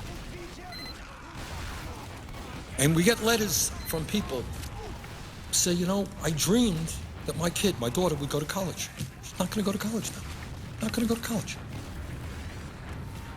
And it's just painful to even talk about and to think about what this country, the direction in which this country is moving. So, Mr. President, I want to now take a break from reading these letters. Actually, the truth is that when these letters came in a year ago, I couldn't read more than half a dozen at a time. They really just took too much out of me. They really take something out of you to hear people that you know, and good people, honest people. You know, I hear some of my colleagues here that these people are lazy. My God, people work so hard in the state of Vermont. We have, I don't know how many thousands of people who are not working 2 jobs, 3 jobs, they're working 4 jobs. It's not just Vermont, it is all over this country. Whatever you may say about the United States of America, the people of our country are not lazy. That's one thing you could say about it. In fact, according to all of the bloodless statistics, our people today work longer hours than do the people of any other major country on earth. Do you know that? I don't know that a lot of Americans know that. It used to be Japan. Japanese are very hard-working people. And now it turns out that our people work harder, longer hours than do the people of any other industrialized world. It's funny, you know, when you think about that. When I think about the books that I read when I was in elementary school, I remember there were pictures up there, Mr. President. I don't know if you remember these pictures. There were pictures up there where workers were demonstrating, and they said, we want a 40-hour work week. Remember seeing those pictures? We want a 40-hour work week. That was back in the early 1900s. Today, 100 years later, people still want a 40-hour work week because they're forced to work 50 or 60 hours a week. They're working 2 jobs. They are working 3 jobs. So, Mr. President, what I want to do now, before I get back to why I'm on the floor today and why I've been here for a few hours, which is to say that the agreement negotiated by the President and the Republican leadership is not a good agreement. It's an agreement that we can improve upon. It's an agreement that the American people can improve upon. And what I'm asking the American people is to stand up, let your senators, let your congressmen know how you feel. Do you really believe that millionaires and billionaires who have done phenomenally well in recent years need an extended tax cut at a time when their taxes have been lowered substantially in recent years? Do we really need to give tax breaks to the rich in order to drive up the national debt so that our kids and grandchildren will pay higher taxes in order to pay off that national debt caused by tax breaks for the rich? If you don't believe that, you don't think that's right, let the President of the United States know about it, let your senator know about it, let your congressman know about it. We need a handful, 7 or 8 members of the United States Senate to hear from their people, to say, wait a minute, don't hold my kids hostage. Don't force them to pay higher taxes in order to give tax breaks to the very, very rich. If the American people stand up and by the millions let their senators and congressmen and the president know we can win this thing, we can win this battle. It's not too late yet. And that's what I hope will happen. Now, Mr. President, you know, when we talk about why things go on the way they are here in Washington and why so many people back home, whether they're Democrats, Republicans, I'm an independent, whether they're conservatives, progressives, moderates, whatever they are, there is a huge feeling of anger and frustration, and in fact disgust at what goes on here in Washington. And I've just read some letters from people, and you can multiply those letters by 1 million, and people are saying, don't you hear us? Don't you know what's going on in our lives? Don't you know the worries we have for our kids, for our parents? Aren't you listening to us? And in many ways, I'm afraid the United States Senate is not listening to them, nor is the House, nor is our government. And one of the reasons why, and what worries me so much about this growing concentration of wealth and income in this country, is that when the rich get richer, they don't just simply put their money under the mattress. They don't simply go out and buy yachts and planes and 18 homes and all the things that rich people do. They do that, but they do something else. What they say is, I'm not rich enough. I need to be richer. What motivates some of these people is greed and greed and more greed. There is no end to that. So what they do is they do things like hire lobbyists who are all over Capitol Hill. These lobbyists, sometimes former leaders of the Republican Party, former leaders of the Democratic Party, former hotshot lawyers, bright people, and their job is to make sure that the legislation that we pass, such as this major tax bill, that this legislation benefits not ordinary Americans, not the people whose letters I have just read, not those people, but the wealthiest people in this country and the largest corporations. And I want to just mention something. A very good friend of mine, and I do a radio show with him every Friday afternoon. I'm afraid I missed it today, and that's Tom Hartman. And Tom is the author of a number of wonderful books. In his latest book, which is called Rebooting the American Dream, 11 Ways to Rebuild Our Country, Tom writes, he talks about lobbying, which is an issue we have got to deal with in this country. He says, and I quote, page 104, given how lucrative lobbying is as an investment, it's become a huge business. In other words, what he is talking about is if you got a good lobbyist, and that lobbyist changes a few words in a bill, your company or you as an individual can end up with huge amounts of money, just changing a few words. In this case, language that we're working on now is whether or not we extend the Bush tax breaks for the top 2% for many millionaires and billionaires. Some lobbyists representing the rich and the powerful are determined to keep that language in there. So it's an investment. So you spend a few $1 million, an organization spends a few $1 million on a lobbyist, but if you ended up getting back hundreds of millions of dollars in tax breaks or corporate loopholes or other benefits, it's a very good investment. That's what Tom Hartman's writing about. He says, given how lucrative lobbying is as an investment, it's become a huge business. In February 2010, the Center for Responsive Politics laid out which industries had invested how much in Congress the previous year. Overall, it found that in 2009, the number of registered lobbyists who actively lobbied Congress was 13,694, and the total lobbying spending, get this, total lobbying spending in 2009 was $3.47 billion, a 240% increase since 1999, 10 years, more than tripling, I guess. In 2009, the company spent $3.47 billion in lobbying. And Mr. President, we have 100 members of the United States Senate. You have 435 members of the House, and the listeners or the viewers can get out their calculating machine and you divide it up.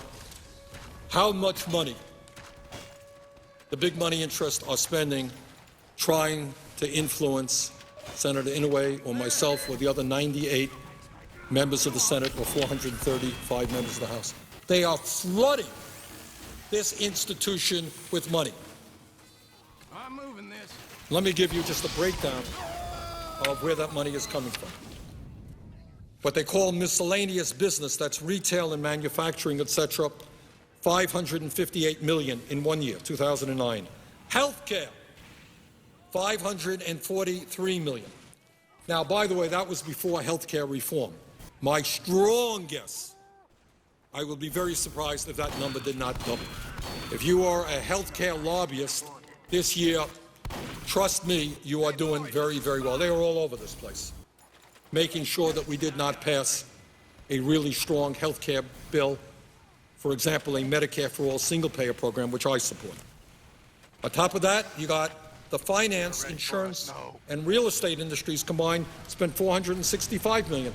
And again, that was before we dealt with financial reform. I suppose, Mr. President, that the recent legislation that we dealt with, health care reform and financial reform, was a real boon to the lobbyists around here, because they really could go out and earn their money. But that was before that.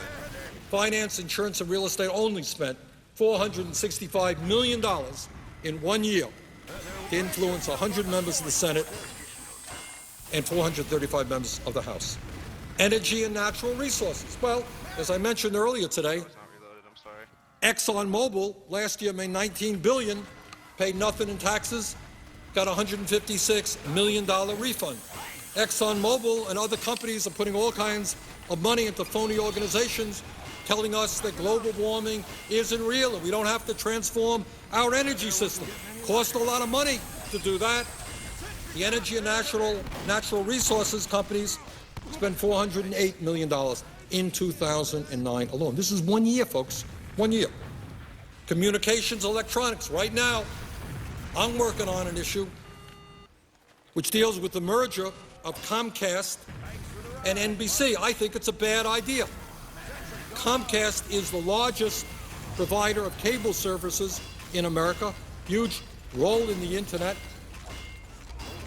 NBC is one of the largest media conglomerates in America, and what they're trying to do right now is to merge these two huge companies. I think the problem in America is we have too few companies controlling what goes on. We have too much of a concentration of ownership, and that merger is bad. Well, I can assure you, know for a fact, that you got all these lobbyists from the media industry, from communications.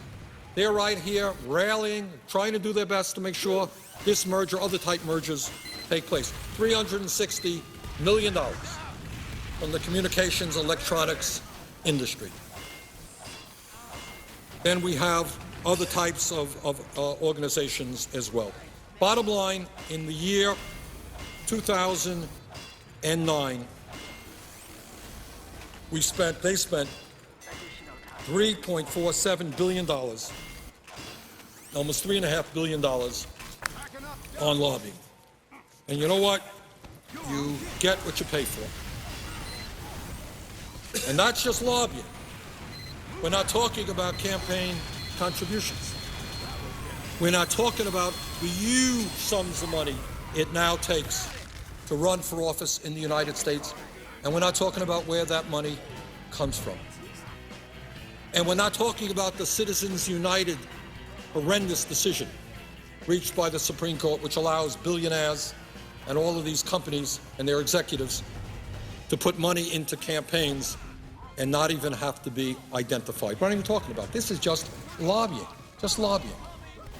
So if you wonder why we are having a serious discussion about whether or not we should give tax breaks to millionaires and billionaires while the middle class is collapsing and tens of millions of people have no health insurance, and we have the highest rate of child in poverty and we have the most unequal distribution of wealth and income of any country, if you're wondering how we would consider for 1 minute talking about more tax breaks for the rich, then you don't know much about what goes on here in Washington, and you don't know about campaign contributions and the degree to which big money buys and sells politicians.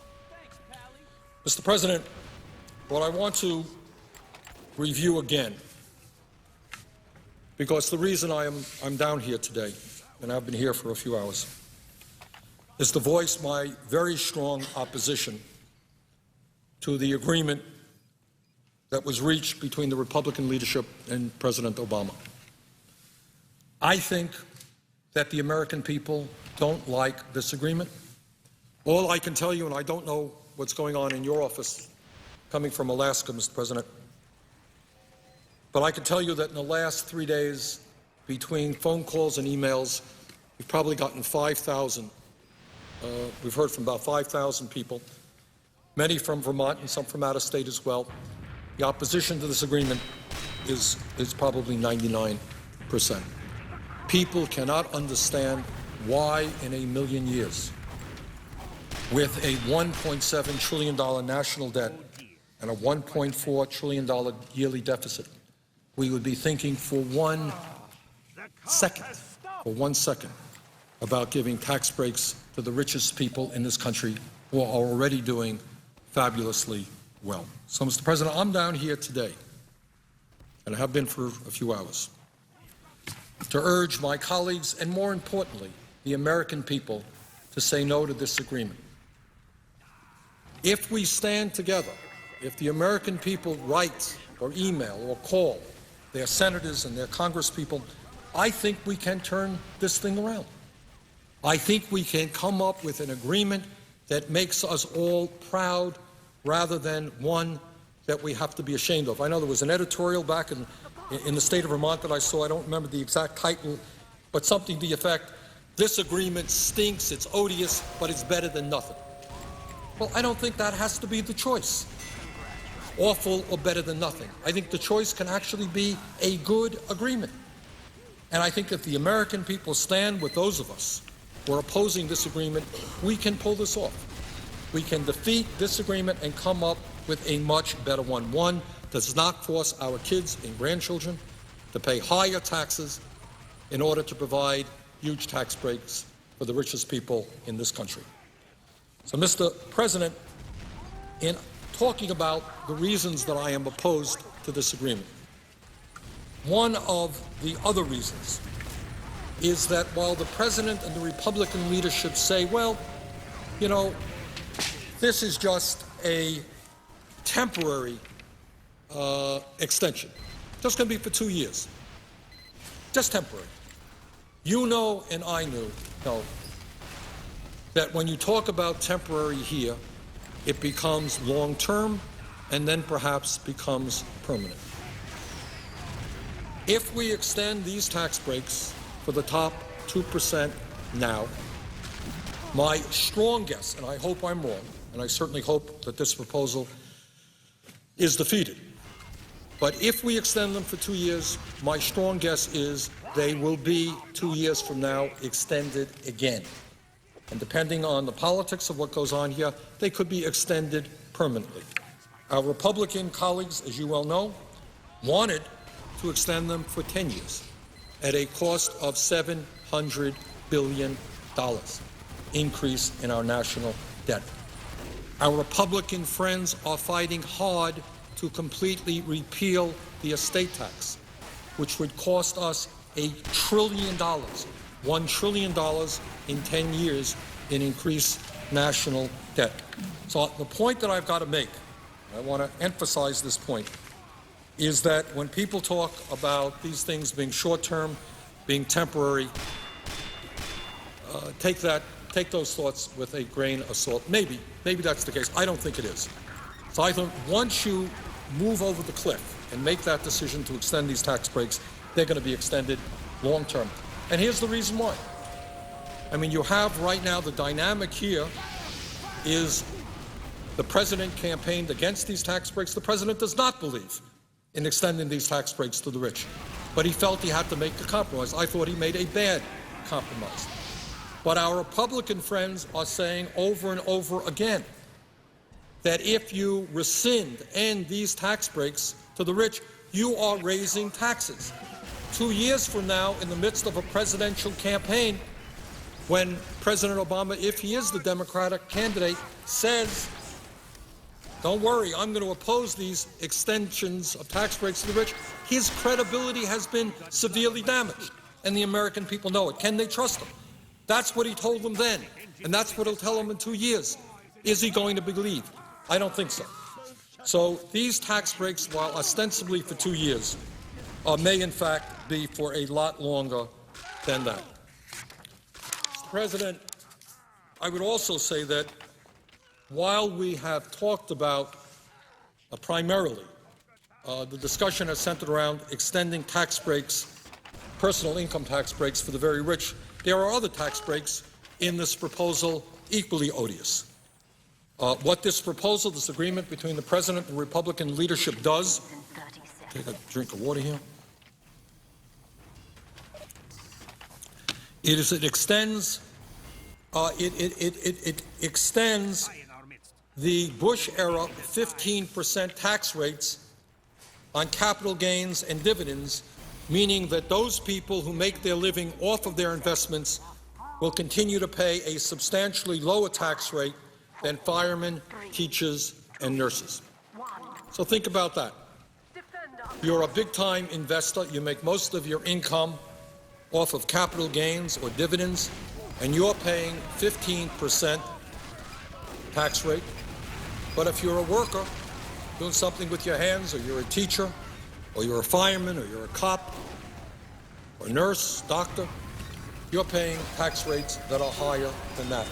We are extending those 15% tax rates on capital gains and dividends. And then on top of that, Mr. President,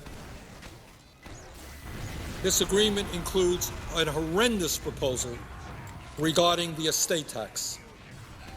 And the estate tax was enacted in 1916. And it was a proposal strongly supported by Teddy Roosevelt, who believed very strongly that it was not healthy for America to have an ongoing and evolving concentration of ownership. And here's what Teddy Roosevelt said in 1910, 100 years ago. The absence of effective state and especially national restraint upon unfair money-getting has tended to create a small class of enormously wealthy and economically powerful men whose chief object is to hold and increase their power. How's that? 100 years ago, that's what he said. I would say that he got it right, that what he said then is even more true today. And then he says, no man should receive a dollar unless that dollar's worth of service rendered, unless that dollar represents a dollar's worth of service rendered, not gambling in stocks, but service rendered. The really big fortune, the swollen fortune, by the mere fact of its size acquires qualities which differentiate it in kind as well as in degree from what is passed by men of relatively small means. Therefore, I believe in a graduated inheritance tax on big fortunes, properly safeguarded against evasion and increasing rapidly in amount with the size of the estate. End of quote. Hence the estate tax. Unfortunately, under the agreement,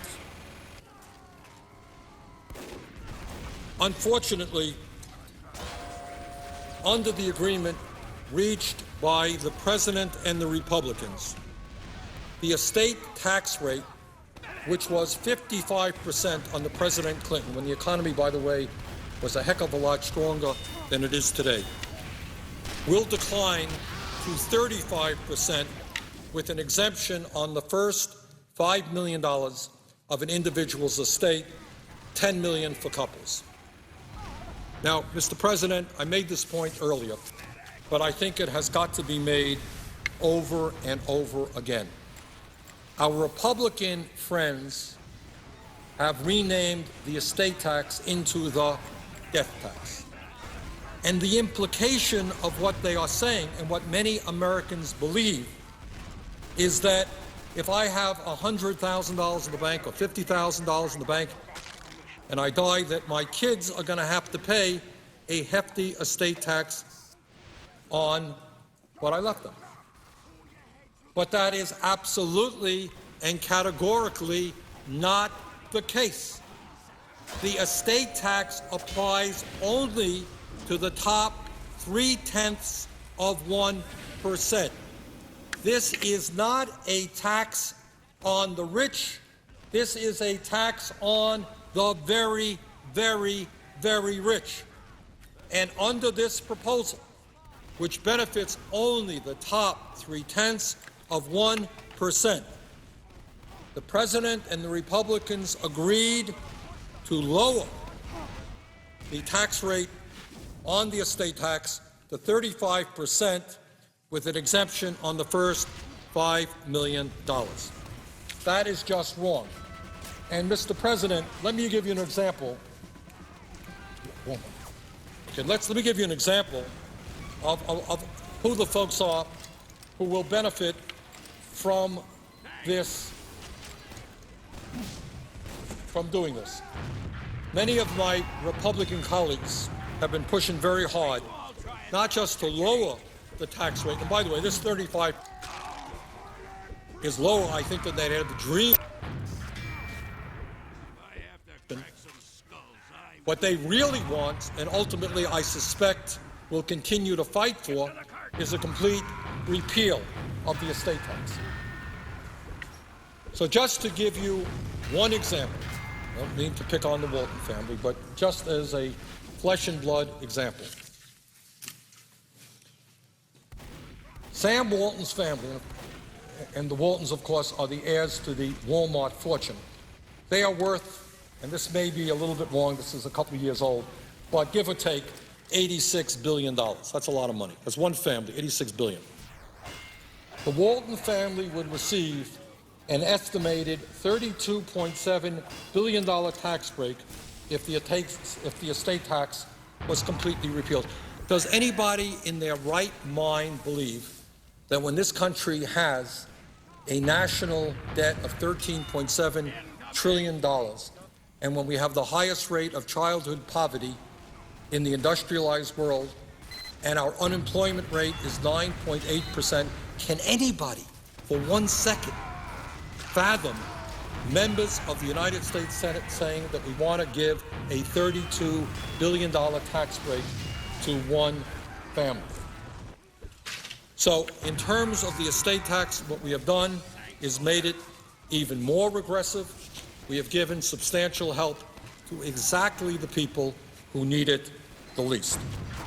And that, to me, is not what we should be doing. Our job here, I know it's a radical idea, I admit it, should be to represent the vast majority of the people in this country, the middle class, the working families of this country, and not just the top 1 or 2%.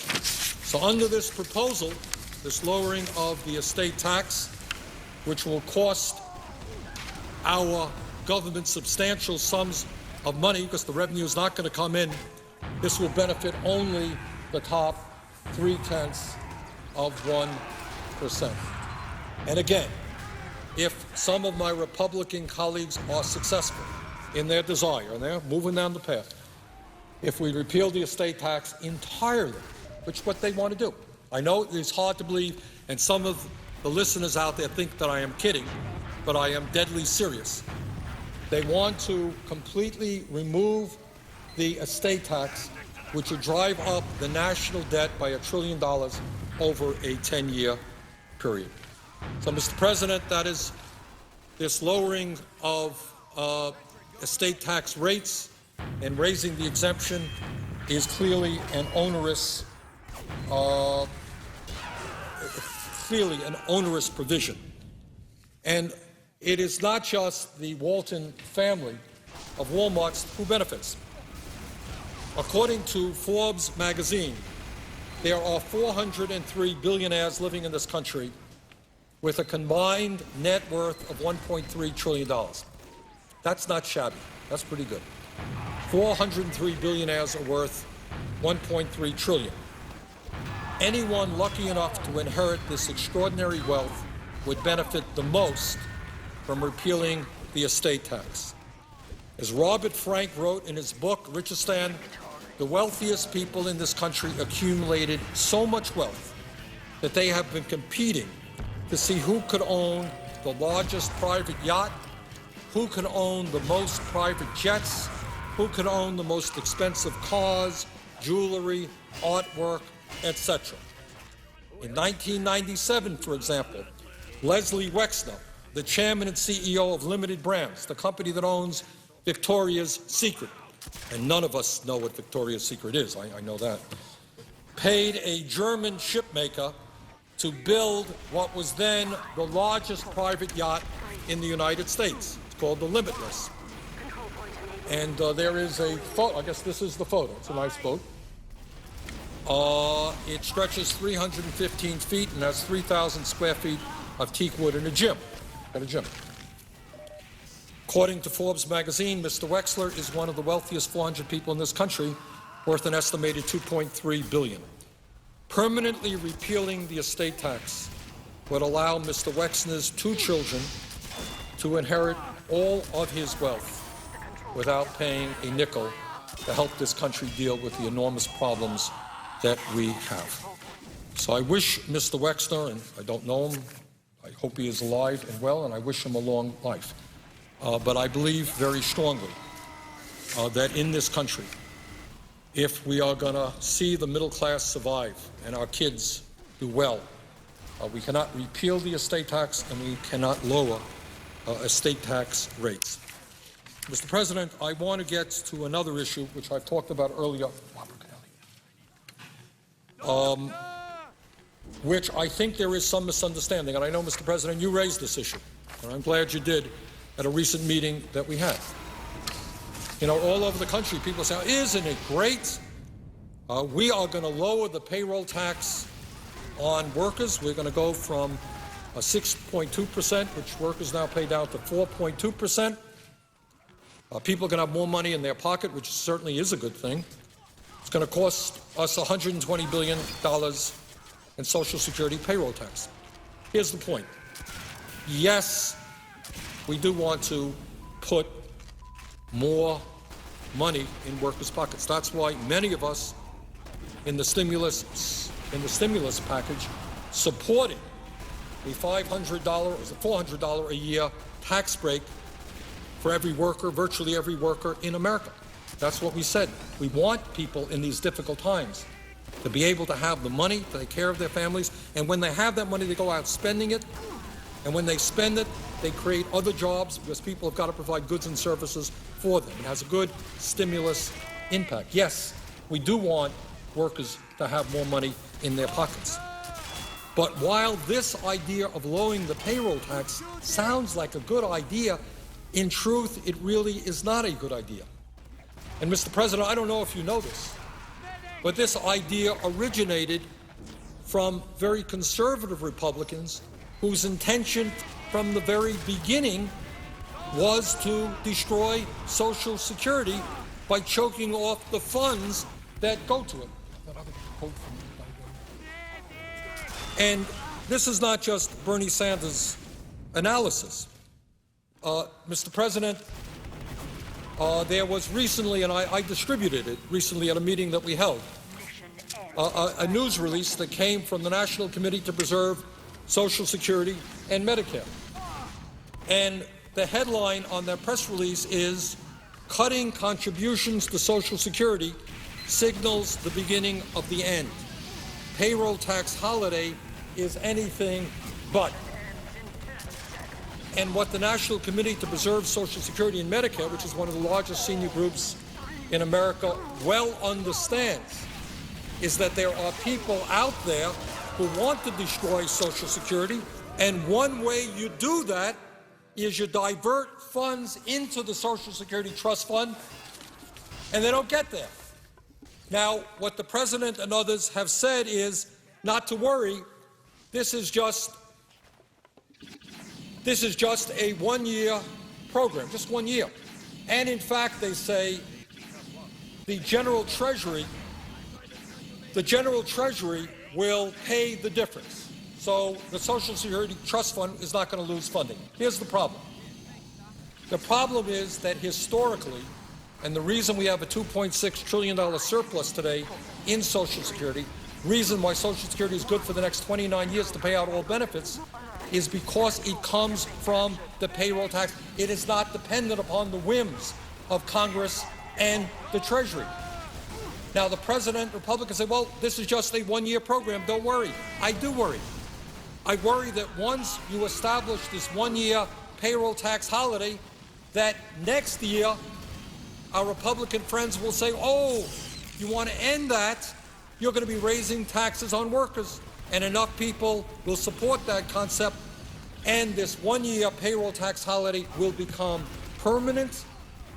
And when you do that, you're going to be choking off over a period of years trillions of dollars that we need to make sure that Social Security is viable and is there for our kids and our grandchildren. But don't listen to me. Listen to somebody who knows a lot more about this issue than I do. Barbara Kennelly is a former congresswoman from Connecticut. She's the president and CEO of the National Committee to Preserve Social Security and Medicare.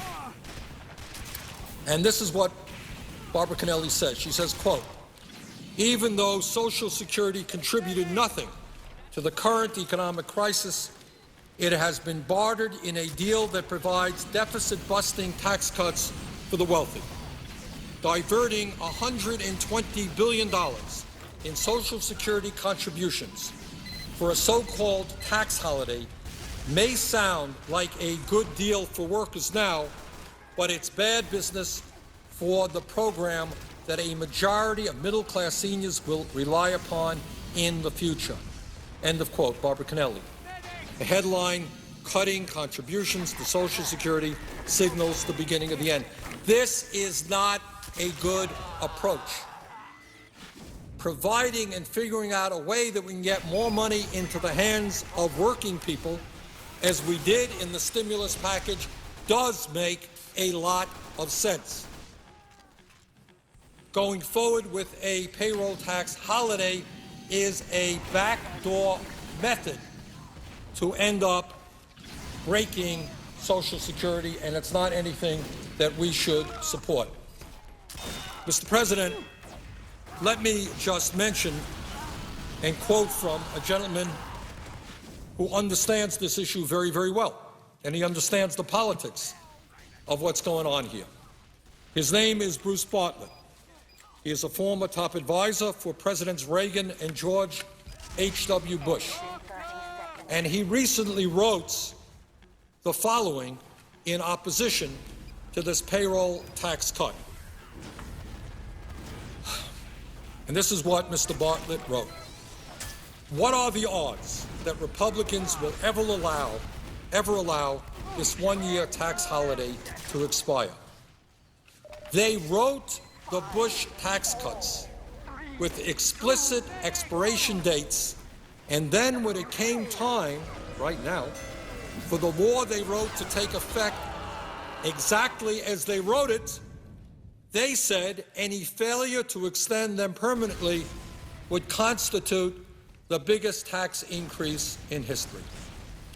If allowing the Bush tax cuts to expire is the biggest tax cut in history, one that Republicans claim would decimate a still fragile economy, then surely expiration of a payroll tax holiday would also constitute a massive tax increase on the working people of America. Republicans, this is Bruce Bartlett, who I'm quoting, as a former advisor to Ronald Reagan and the first President Bush. Republicans would prefer to destroy Social Security's finances or permanently fund it with general revenues, switch the revenue base from the payroll tax to general revenues, then allow a once-suspended payroll tax to be reimposed. Arch Social Security hater Peter Ferrara once told me, and again, this is Bruce Bartlett, former advisor to Presidents Reagan and Bush 1. Peter Ferrara once told me that funding it with general revenues was part of his plan to destroy it by converting Social Security into a welfare program rather than an earned benefit. He was right, end quote. In other words, what this issue is about is breaking the bonds that we've had since the inception of Social Security, where Social Security was paid for by workers. You pay for it when you're working and you get the benefits when you're old. That's the deal. There is no federal money coming in from the General Treasury. And this gentleman, Mr. Bartlett, thinks, and I suspect he is quite right, that this is the beginning of an effort to destroy Social Security. And I would say that Social Security, you know, the real debate about Social Security, Mr. President, is not one about finances. There has been a lot of misinformation and disinformation out there. I hear from some of my friends on the Republican side that Social Security is going bankrupt. It's not going to be there for our kids. And that is absolutely not true. Social Security today has a $2.6 trillion surplus. Social Security can pay out every benefit owed to every eligible American if we don't start diverting funds for the next 29 years, at which point it pays out about 78% of benefits. So our challenge in 29 years is to fill that 22% gap. That's it. Can we do it? Sure we can. President Obama, when he was campaigning, and I think has repeated since, a very good suggestion that instead of having a cap in terms of which people contribute into the fund at $106,000, what we should do is do a bubble, go up to $250,000, and people at $250,000 or more should contribute into the Social Security Trust Fund. If you did that and nothing else, you've essentially solved the Social Security problem for the next 75 years. Very easy. It is done. So what this payroll tax holiday is doing, in my view, is pretty dangerous. I don't think enough people understand that, and I think that is one of the strong reasons why this agreement should be opposed. Now, Mr. President, another reason that I believe that this agreement is not as good an agreement as we can get is that it provides tens and tens of billions of dollars in tax cuts for various types of businesses. And I'm not here to say that these tax cuts cannot do some good. I suspect that they can. But I think that there is a lot better way to create the jobs that we need than providing these particular business tax cuts. Frankly, I think economists from almost all political spectrums, conservative to progressive, understand that if we are serious about creating the kinds of jobs that this economy desperately needs, and if we want to do that as rapidly and as cost-effectively as we possibly can, the way to do that is not to provide business tax cuts, because right now, corporate America is sitting on close to $2 trillion cash on hand. They have a ton of money.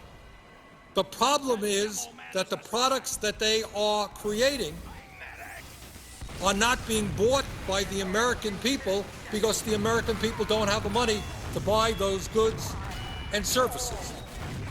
So if we are serious, Mr. President, in creating the jobs that we need, I think that what we have got to do is start making significant investments in our crumbling infrastructure. And that is rebuilding our bridges, our roads, our water systems, broadband, cell phone service, public transportation, our rail system, dams. In every single one of these areas, we are seeing our infrastructure crumbling. And the point is that if you simply ignore a crumbling infrastructure, and I say this as a former mayor who dealt with this issue. If you simply ignore a crumbling infrastructure, you know what? It doesn't get better all by itself. And I know many mayors and governors would very much like to think that they could turn their backs on the infrastructure. It's not a sexy investment. It's not a sexy investment. But the reality is that if you don't pay attention to it today, it only gets worse and it costs you more money. You know, it's like having a cavity. You can get your cavity filled, you neglect it, as I have, and you end up doing root canal, far more painful, far more expensive. That's what it's about. Do we maintain our infrastructure? Clearly, we are not. According to the American Society of Civil Engineers, we should be spending about $2.2 trillion in the next 5 years in order to maintain our infrastructure. Now, I don't know about Alaska, don't know. Spent a very brief time in your beautiful state.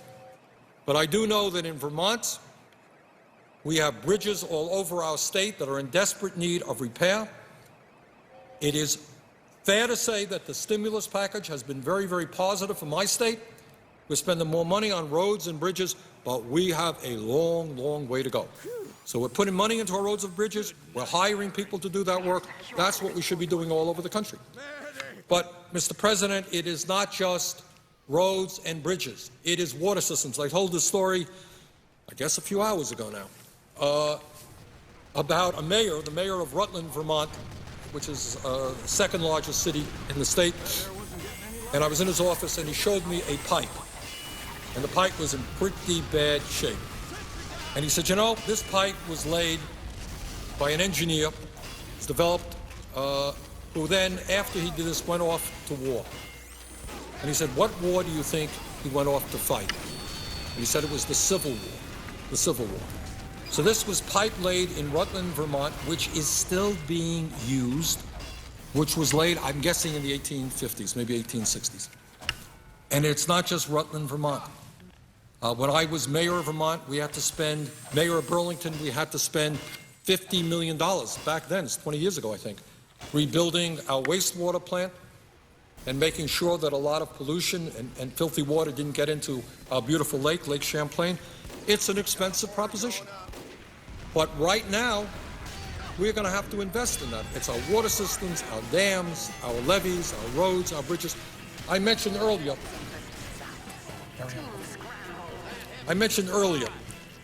and contrasted what was going on in infrastructure in the United States as opposed to China. And I quoted from a book called Third World America, written by Arianna Huffington, who tells us essentially that if we don't get our act together, that's what we will become, a third world. And she points out that compared to countries like China, our investments in rail is absolutely pathetic and inadequate. In China right now, that country is investing billions and billions of dollars in high-speed rail, building thousands and thousands of miles of high-speed rail. They're building over 100 new airports. And what are we doing? So, Mr. President, one of my many objections to the proposal struck between the President and the Republican leadership is I think we can do better in job creation than in business tax cuts. There is a time and a place for business tax cuts, and I am not against them. But I would say that at this particular moment in American history, in this particular moment, it makes a lot more sense to create over a period of years millions of jobs, rebuilding our rail system, our subways, our roads, our bridges, and our water systems and many other aspects of our infrastructure. There are places in Vermont and throughout this country where people cannot today get decent quality broadband service, can't get cell phone service. In that area, we are behind many other countries, not wealthy countries around the world. When we make those investments in infrastructure, we not only create jobs, but we make our country stronger and more productive, and we enable ourselves to compete effectively in the international economy. Mr. President, another one of my objections to this proposal, and why I think we can do a lot better, is that I was really quite disturbed to hear that the President and others who defend this proposal talk about one of the quote-unquote compromises that was struck was to extend unemployment benefits for 13 months. Now, to my mind, as I've said earlier, at a time of deep recession, at a time of horribly high unemployment, it would be absolutely wrong and immoral for us to turn our backs on the millions of workers who are about to lose their unemployment benefits. If we do that, it's hard to imagine what happens to those families, for many of whom this is their only source of income. What do? Do they lose their homes? Do they move out onto the streets? How do they take care of their kids? I don't know. There are parts of this country where it is very, very hard to get a job. Extended unemployment is at the highest level I think we have ever seen. You can't turn your backs on those families. But I get upset when I hear that the Republicans' willingness to support an extension of unemployment benefits for 13 months is a major compromise. I would tell you, Mr. President, I think a lot of the American people don't know this, that for the past 40 years, 4 decades, under both Democratic and Republican administrations, whenever the unemployment rate has been above 7.2%, above 7.2% unemployment, and today we're at 9.8%, always, whether the Democrats were in control, the Republicans were in control, President was Democrat, President was Republican, what people did is say, we have got to extend unemployment benefits. It's kind of common sense. It's not partisan. So when you have a program that has existed for 40 years in a bipartisan effort, it sounds to me that it is not much of a compromise for the Republicans to say, okay, we will do what Democrats and Republicans have done for 40 years. What a major compromise. It is not a compromise. It is just continuing existing bipartisan policy, which is sensible. It's sensible from a moral perspective. You can't leave our fellow American families out high and dry. And it is good economics, because what the economists tell us is the people who will spend that money quickest are people who receive unemployment compensation, because that's all they got. They're going to go out and they're going to buy. And when they buy from the neighborhood store, they create jobs. So it's good economics, and it is the moral thing to do. But frankly, Mr. President, in my view, this is not much of a compromise. This is just continuing 4 decades of existing policies.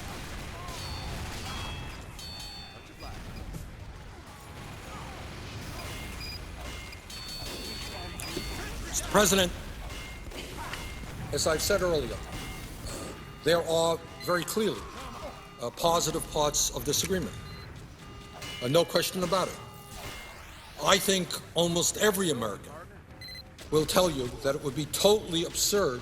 I know there are some who disagree, but I think the vast majority of Americans believe that in the time when the middle class is collapsing, when median family income has gone down, when unemployment is high, that it would be a real horror show if we did not extend the Bush tax breaks for the middle class for 98% of the American people.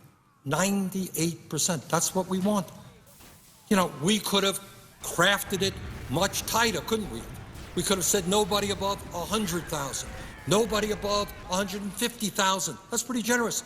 We said a family earning $250,000 should get an extension of these tax breaks. That is 98% of the American people. That's not good enough for our Republican friends. They are fighting tooth and nail to make sure that the top 2% the millionaires and billionaires, the CEOs, earn tens of millions a year. They are fighting. It's like they're at war. They are so engaged to make sure that these fabulously wealthy people receive at least $1 million. In some cases, for people who are making $1 million a year, they're going to receive, on average, $100,000 a year in tax breaks. For the very, very wealthiest, it could be over $1 million a year. You know, Mr. President, I know you joined me just 2 days ago in saying that at a time when senior citizens in this country and disabled vets for 2 years in a row had not received any COLA, that maybe it was the right thing to do because we know that health care costs and prescription drug costs are soaring, that maybe we provide a $250 check to those seniors and disabled veterans one time. I could not get one Republican vote in support of that proposition. We won 53 to 45, but around here it doesn't take 50 votes to win. It doesn't take a majority to win. It takes 60 votes. We couldn't get one Republican vote. So here you have every Republican voting against a $250 check for a disabled vet or a senior citizen who's living on $15,000, $16,000 a year. Can't afford it. But we can afford a $1 million a year tax break for somebody who's worth hundreds of millions of dollars. Now, somebody may understand that rationale. I don't. I really don't. I can't understand that. I can't understand asking our kids and grandchildren to pay more in taxes as the national debt goes up in order to provide tax breaks for the richest people in this country. So, Mr. President, while there are some good provisions in this bill, and certainly extending the tax breaks for 98% of our people, for the broad, very broad middle class, I think if the American people demand it in our democracy, we can do better. Now, I don't know if you or I alone will be able to convince some of our Republican friends or maybe some of our Democratic friends to make this into the kind of proposal we need for the working families of this country and for our children, for our next generation. I don't know that we can do it inside this beltway. As I said earlier, I think that the way we win this battle, the way we defeat this proposal and come back with a much better proposal, is when millions of Americans start writing and emailing and calling their senators, their congresspeople, and say, wait a second, are you nuts?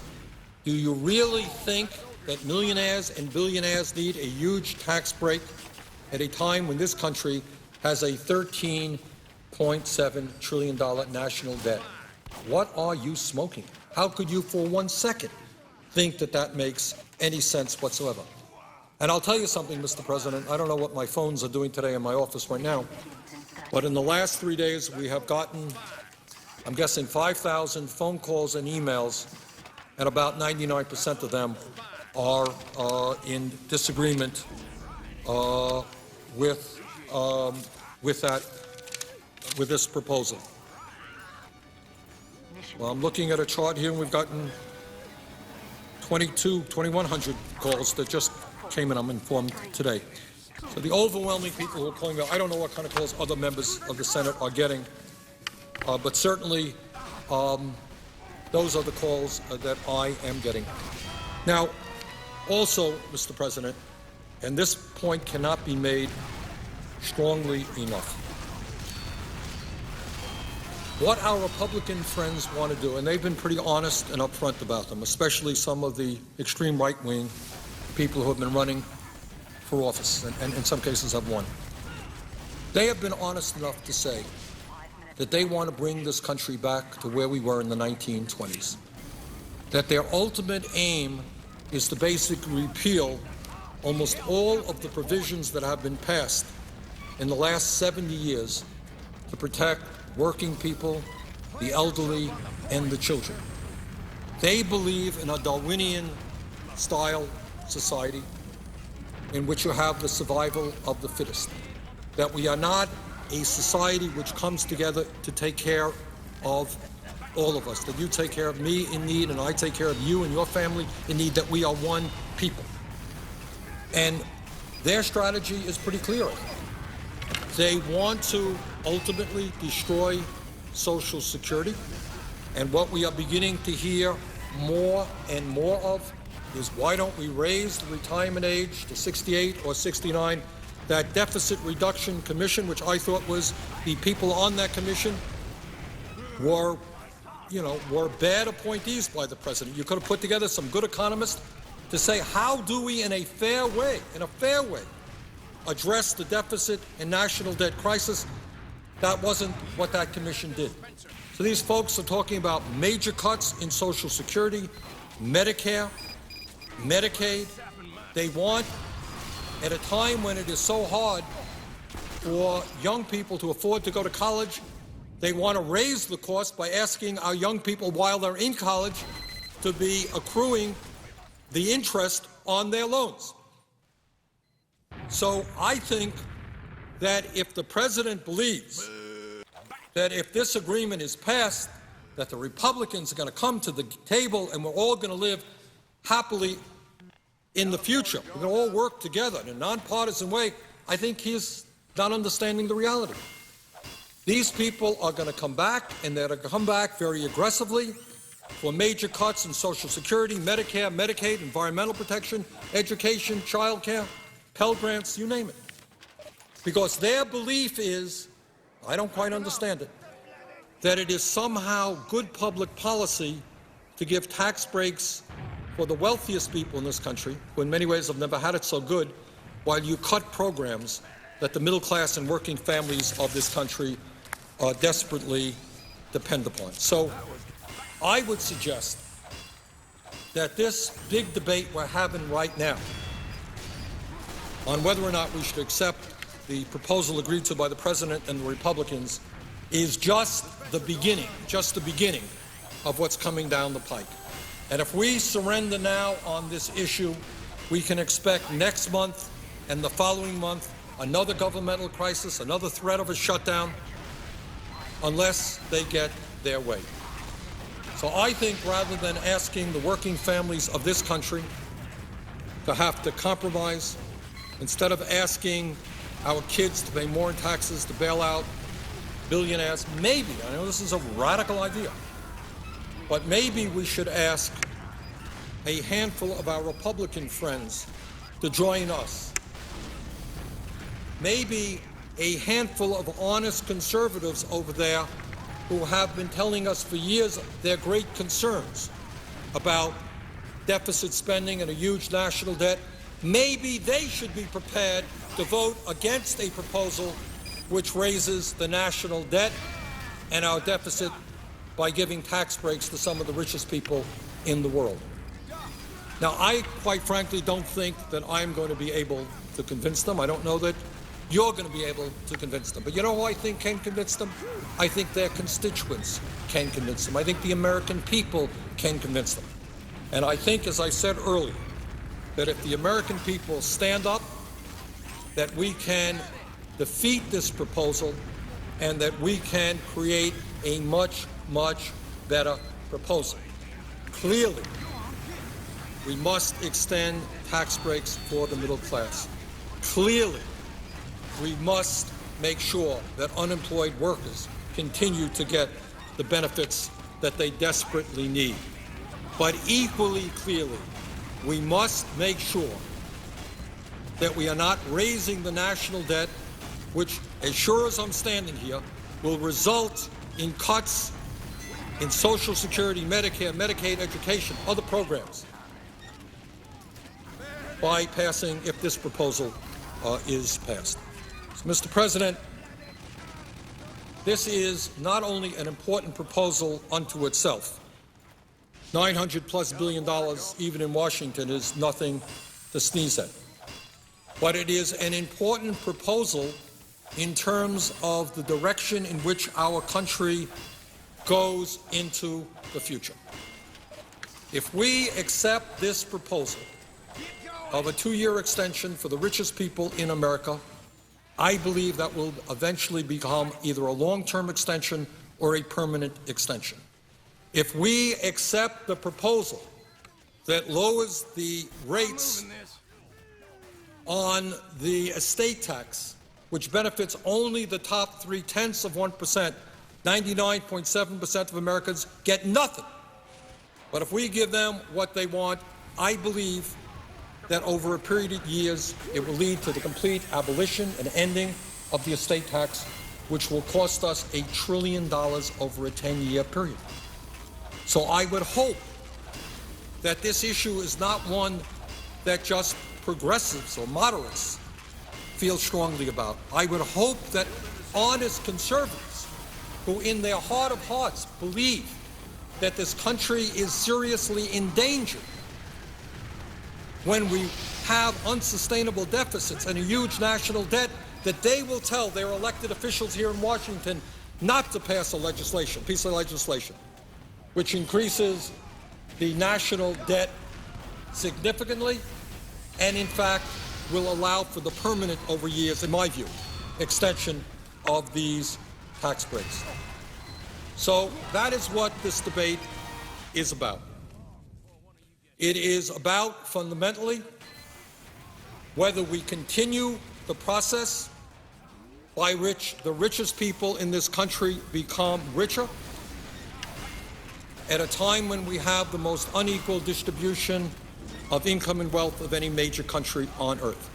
And as I've said earlier, Mr. President, this is not an issue that is discussed. I don't know, well, I do know why. It's just not an issue that people feel comfortable talking about because they don't want to give a front to their wealthy campaign contributors or take on the lobbyists that are out there. But that is the reality. Throughout the entire world, the United States has the most unequal distribution of income, top 1%, earning 23.5% of all income. That, Mr. President, is more than the bottom 50%. And that is not just immoral, it is bad economics, because if the middle class gets crushed entirely, who is going to be buying the goods and services produced in this economy? So this piece of legislation, as important as it is unto itself, and it is very, very important, is equally important in terms of what it says about where we are going into the future. Are we going to protect the middle class and working families of our country?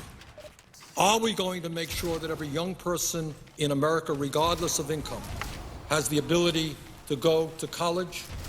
Or are we going to allow college to become unaffordable for hundreds and hundreds of thousands of bright young people, or else force them to leave school deeply in debt? Are we going to create a health care system which guarantees health care to all of our people, high-quality health care? Or are we going to continue a situation where 45,000 Americans die each year because they don't have access to a doctor? Are we going to invest in our energy system so that we break our dependence on foreign oil? We spend about $350 million a year importing oil from Saudi Arabia and other foreign countries, almost $1 billion a day, which should be used to make this country energy independent, which should be used to transform our energy system away from fossil fuel into energy efficiency and sustainable energy, technologies such as wind, solar, geothermal, and biomass.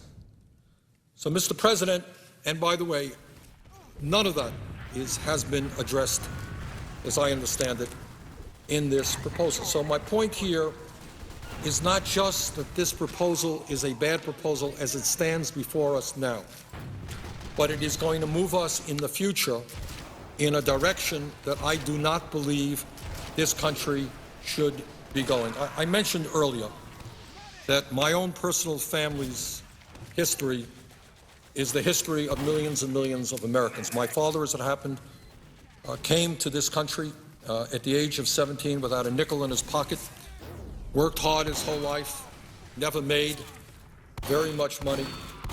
But he and my mom graduated high school, she never went to college, but they had the satisfaction, a very significant satisfaction, of knowing that their kids got a college education. My older brother Larry went to law school, and I graduated from the University of Chicago.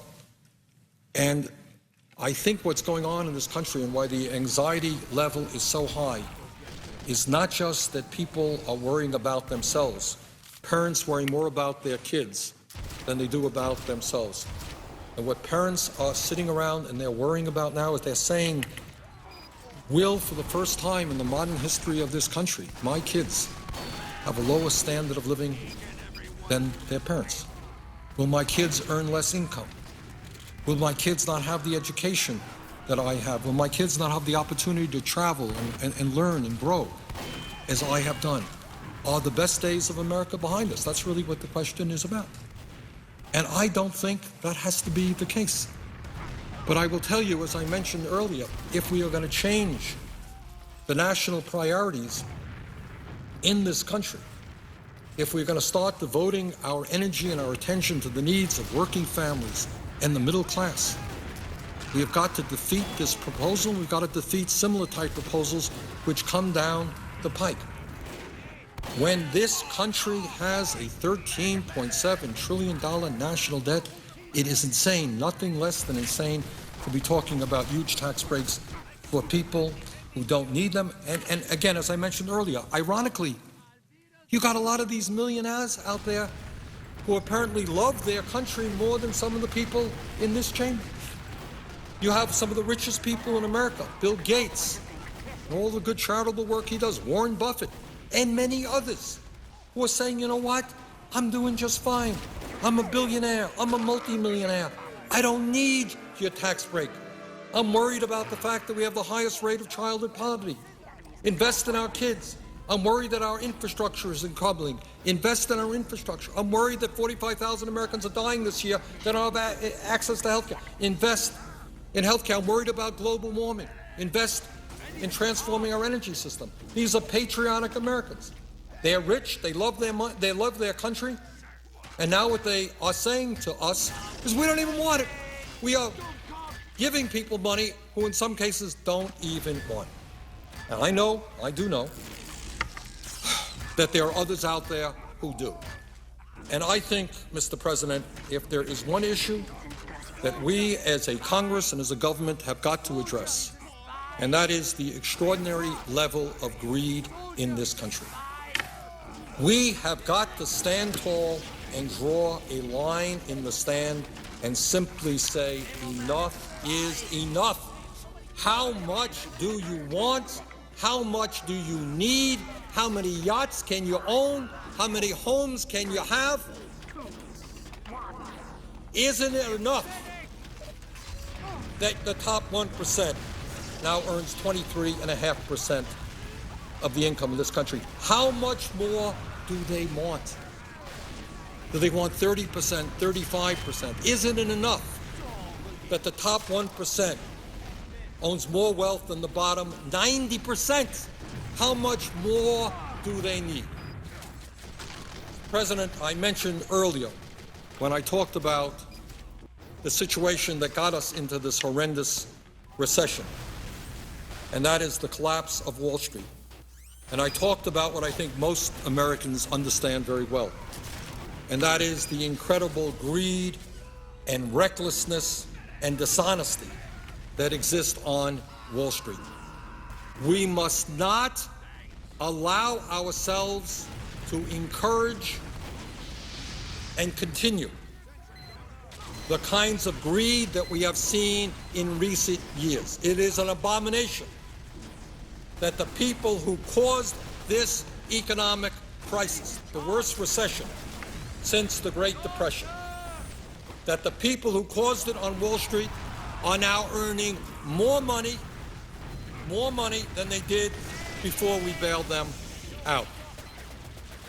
Earlier today, I was reading some emails that came to my office from Vermonters who were struggling to keep their heads above water. And they were just terribly painful and poignant stories about honest and good and decent people who are now choosing about whether or not they should put gas in their car or buy the food that they need or buy the prescription drugs they need.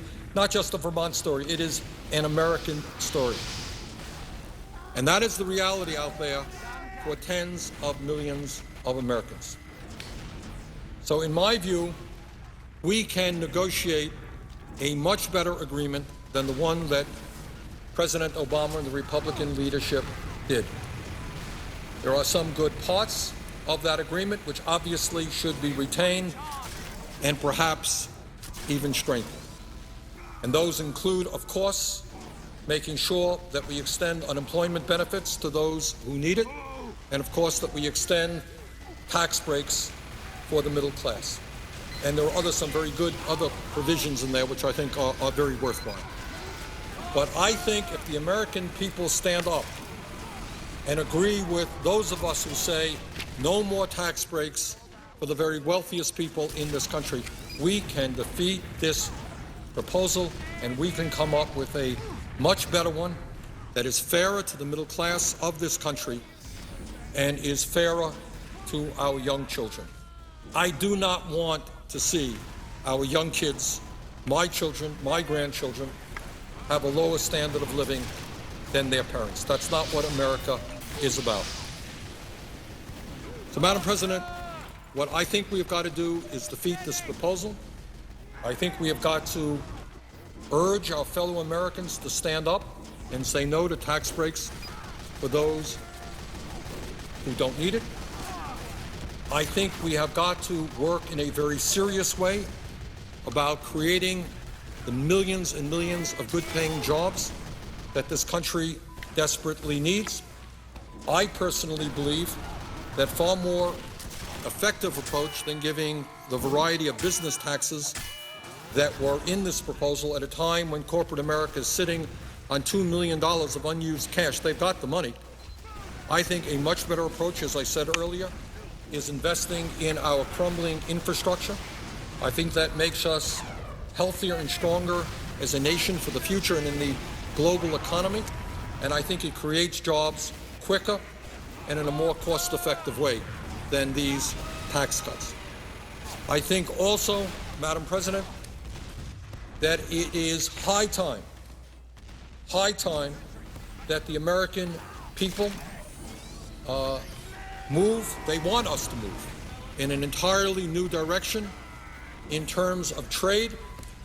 I am always amazed how Republicans and Democrats alike, and I speak as the longest serving independent in Congress, come election time, I see these ads on television, oh, we got to do something about outsourcing. We got to do something about our trade policy. But somehow the day after that election, when corporate America continues to throw American workers out on the street, moves to China, moves to other low-wage countries, somehow that discussion ceases to exist and that legislation never seems to appear. So it seems to me, Madam President, that we have got to defeat this proposal, that in defeating this proposal, we are going to tell the American people that there are at least some of us here who understand what our jobs and our obligations are, and that is that we are supposed to represent them, the middle class of this country, and not just wealthy campaign contributors or bow to the interest of the lobbyists who are all over this place.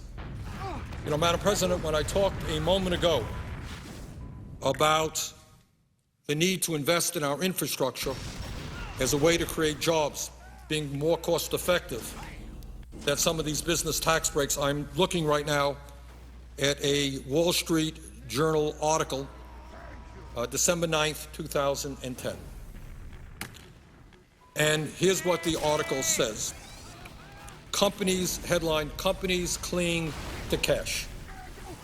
the headline. Companies cling to cash. Coffers swell to 51-year high as cautious firms put off investing in growth. A story by Justin Lahart. Here's the story. Makes the point that I've been trying to express here. Corporate America's cash pile has hit its highest level in half a century. Rather than pouring their money into building plants or hiring workers, non-financial companies in the United States were sitting on $1.93 trillion in cash. I said $2 trillion. I stand corrected. $1.93 trillion in cash and other liquid assets at the end of September, up from $1.8 trillion at the end of June, the Federal Reserve said Thursday. Cash accounted for 7.4% of the company's total assets, the largest share since 1959. The cash buildup shows the deep caution many companies feel about investing in expansion while the economic recovery remains painfully slow and high unemployment and battered household finances continue to limit consumers' ability to spend. Well, what have we been talking about all afternoon? This is the Wall Street Journal, frankly, not my favorite paper, but that is what they are saying, is that the way you're going to get the economy moving again is to put money in the hands of working people who will then go out and buy the goods and services that these companies produce. I have my doubts about whether or not these tax breaks will, in fact, have the desired result. But as I said earlier, and will say again, I think the most effective way to create jobs, the most important way to create jobs, is to rebuild our crumbling infrastructure. And that is our roads, our bridges, our rail systems, our water systems, our wastewater plants, our dams, our levees, the need to improve broadband, to make sure that every community in America has access to good quality broadband, has access to cell phone service. Unfortunately, as best as I can understand, there has not been one nickel appropriated in this piece of legislation, this proposed legislation, which would go to infrastructure improvements. So, Madam President, I think that this proposal should be defeated because it is not a strong proposal for the middle class. It is a proposal which gives much too much to people who don't need it. And it is a proposal which I think sets the stage for similar type proposals down the pipe. And I apologize to anyone who has been listening for any length of time, and I know that I've been, to say the least, a bit repetitious. But the concern here is that when the President and some of my Republican colleagues talk about some of these tax breaks being temporary, we're just going to extend them for 2 years, talking about this payroll tax holiday being just 1 year. I have been in Washington long enough to know that assertion just doesn't fly, that what is temporary today is long-term tomorrow and is permanent the next day. So I fear very much that this proposal is bad on the surface.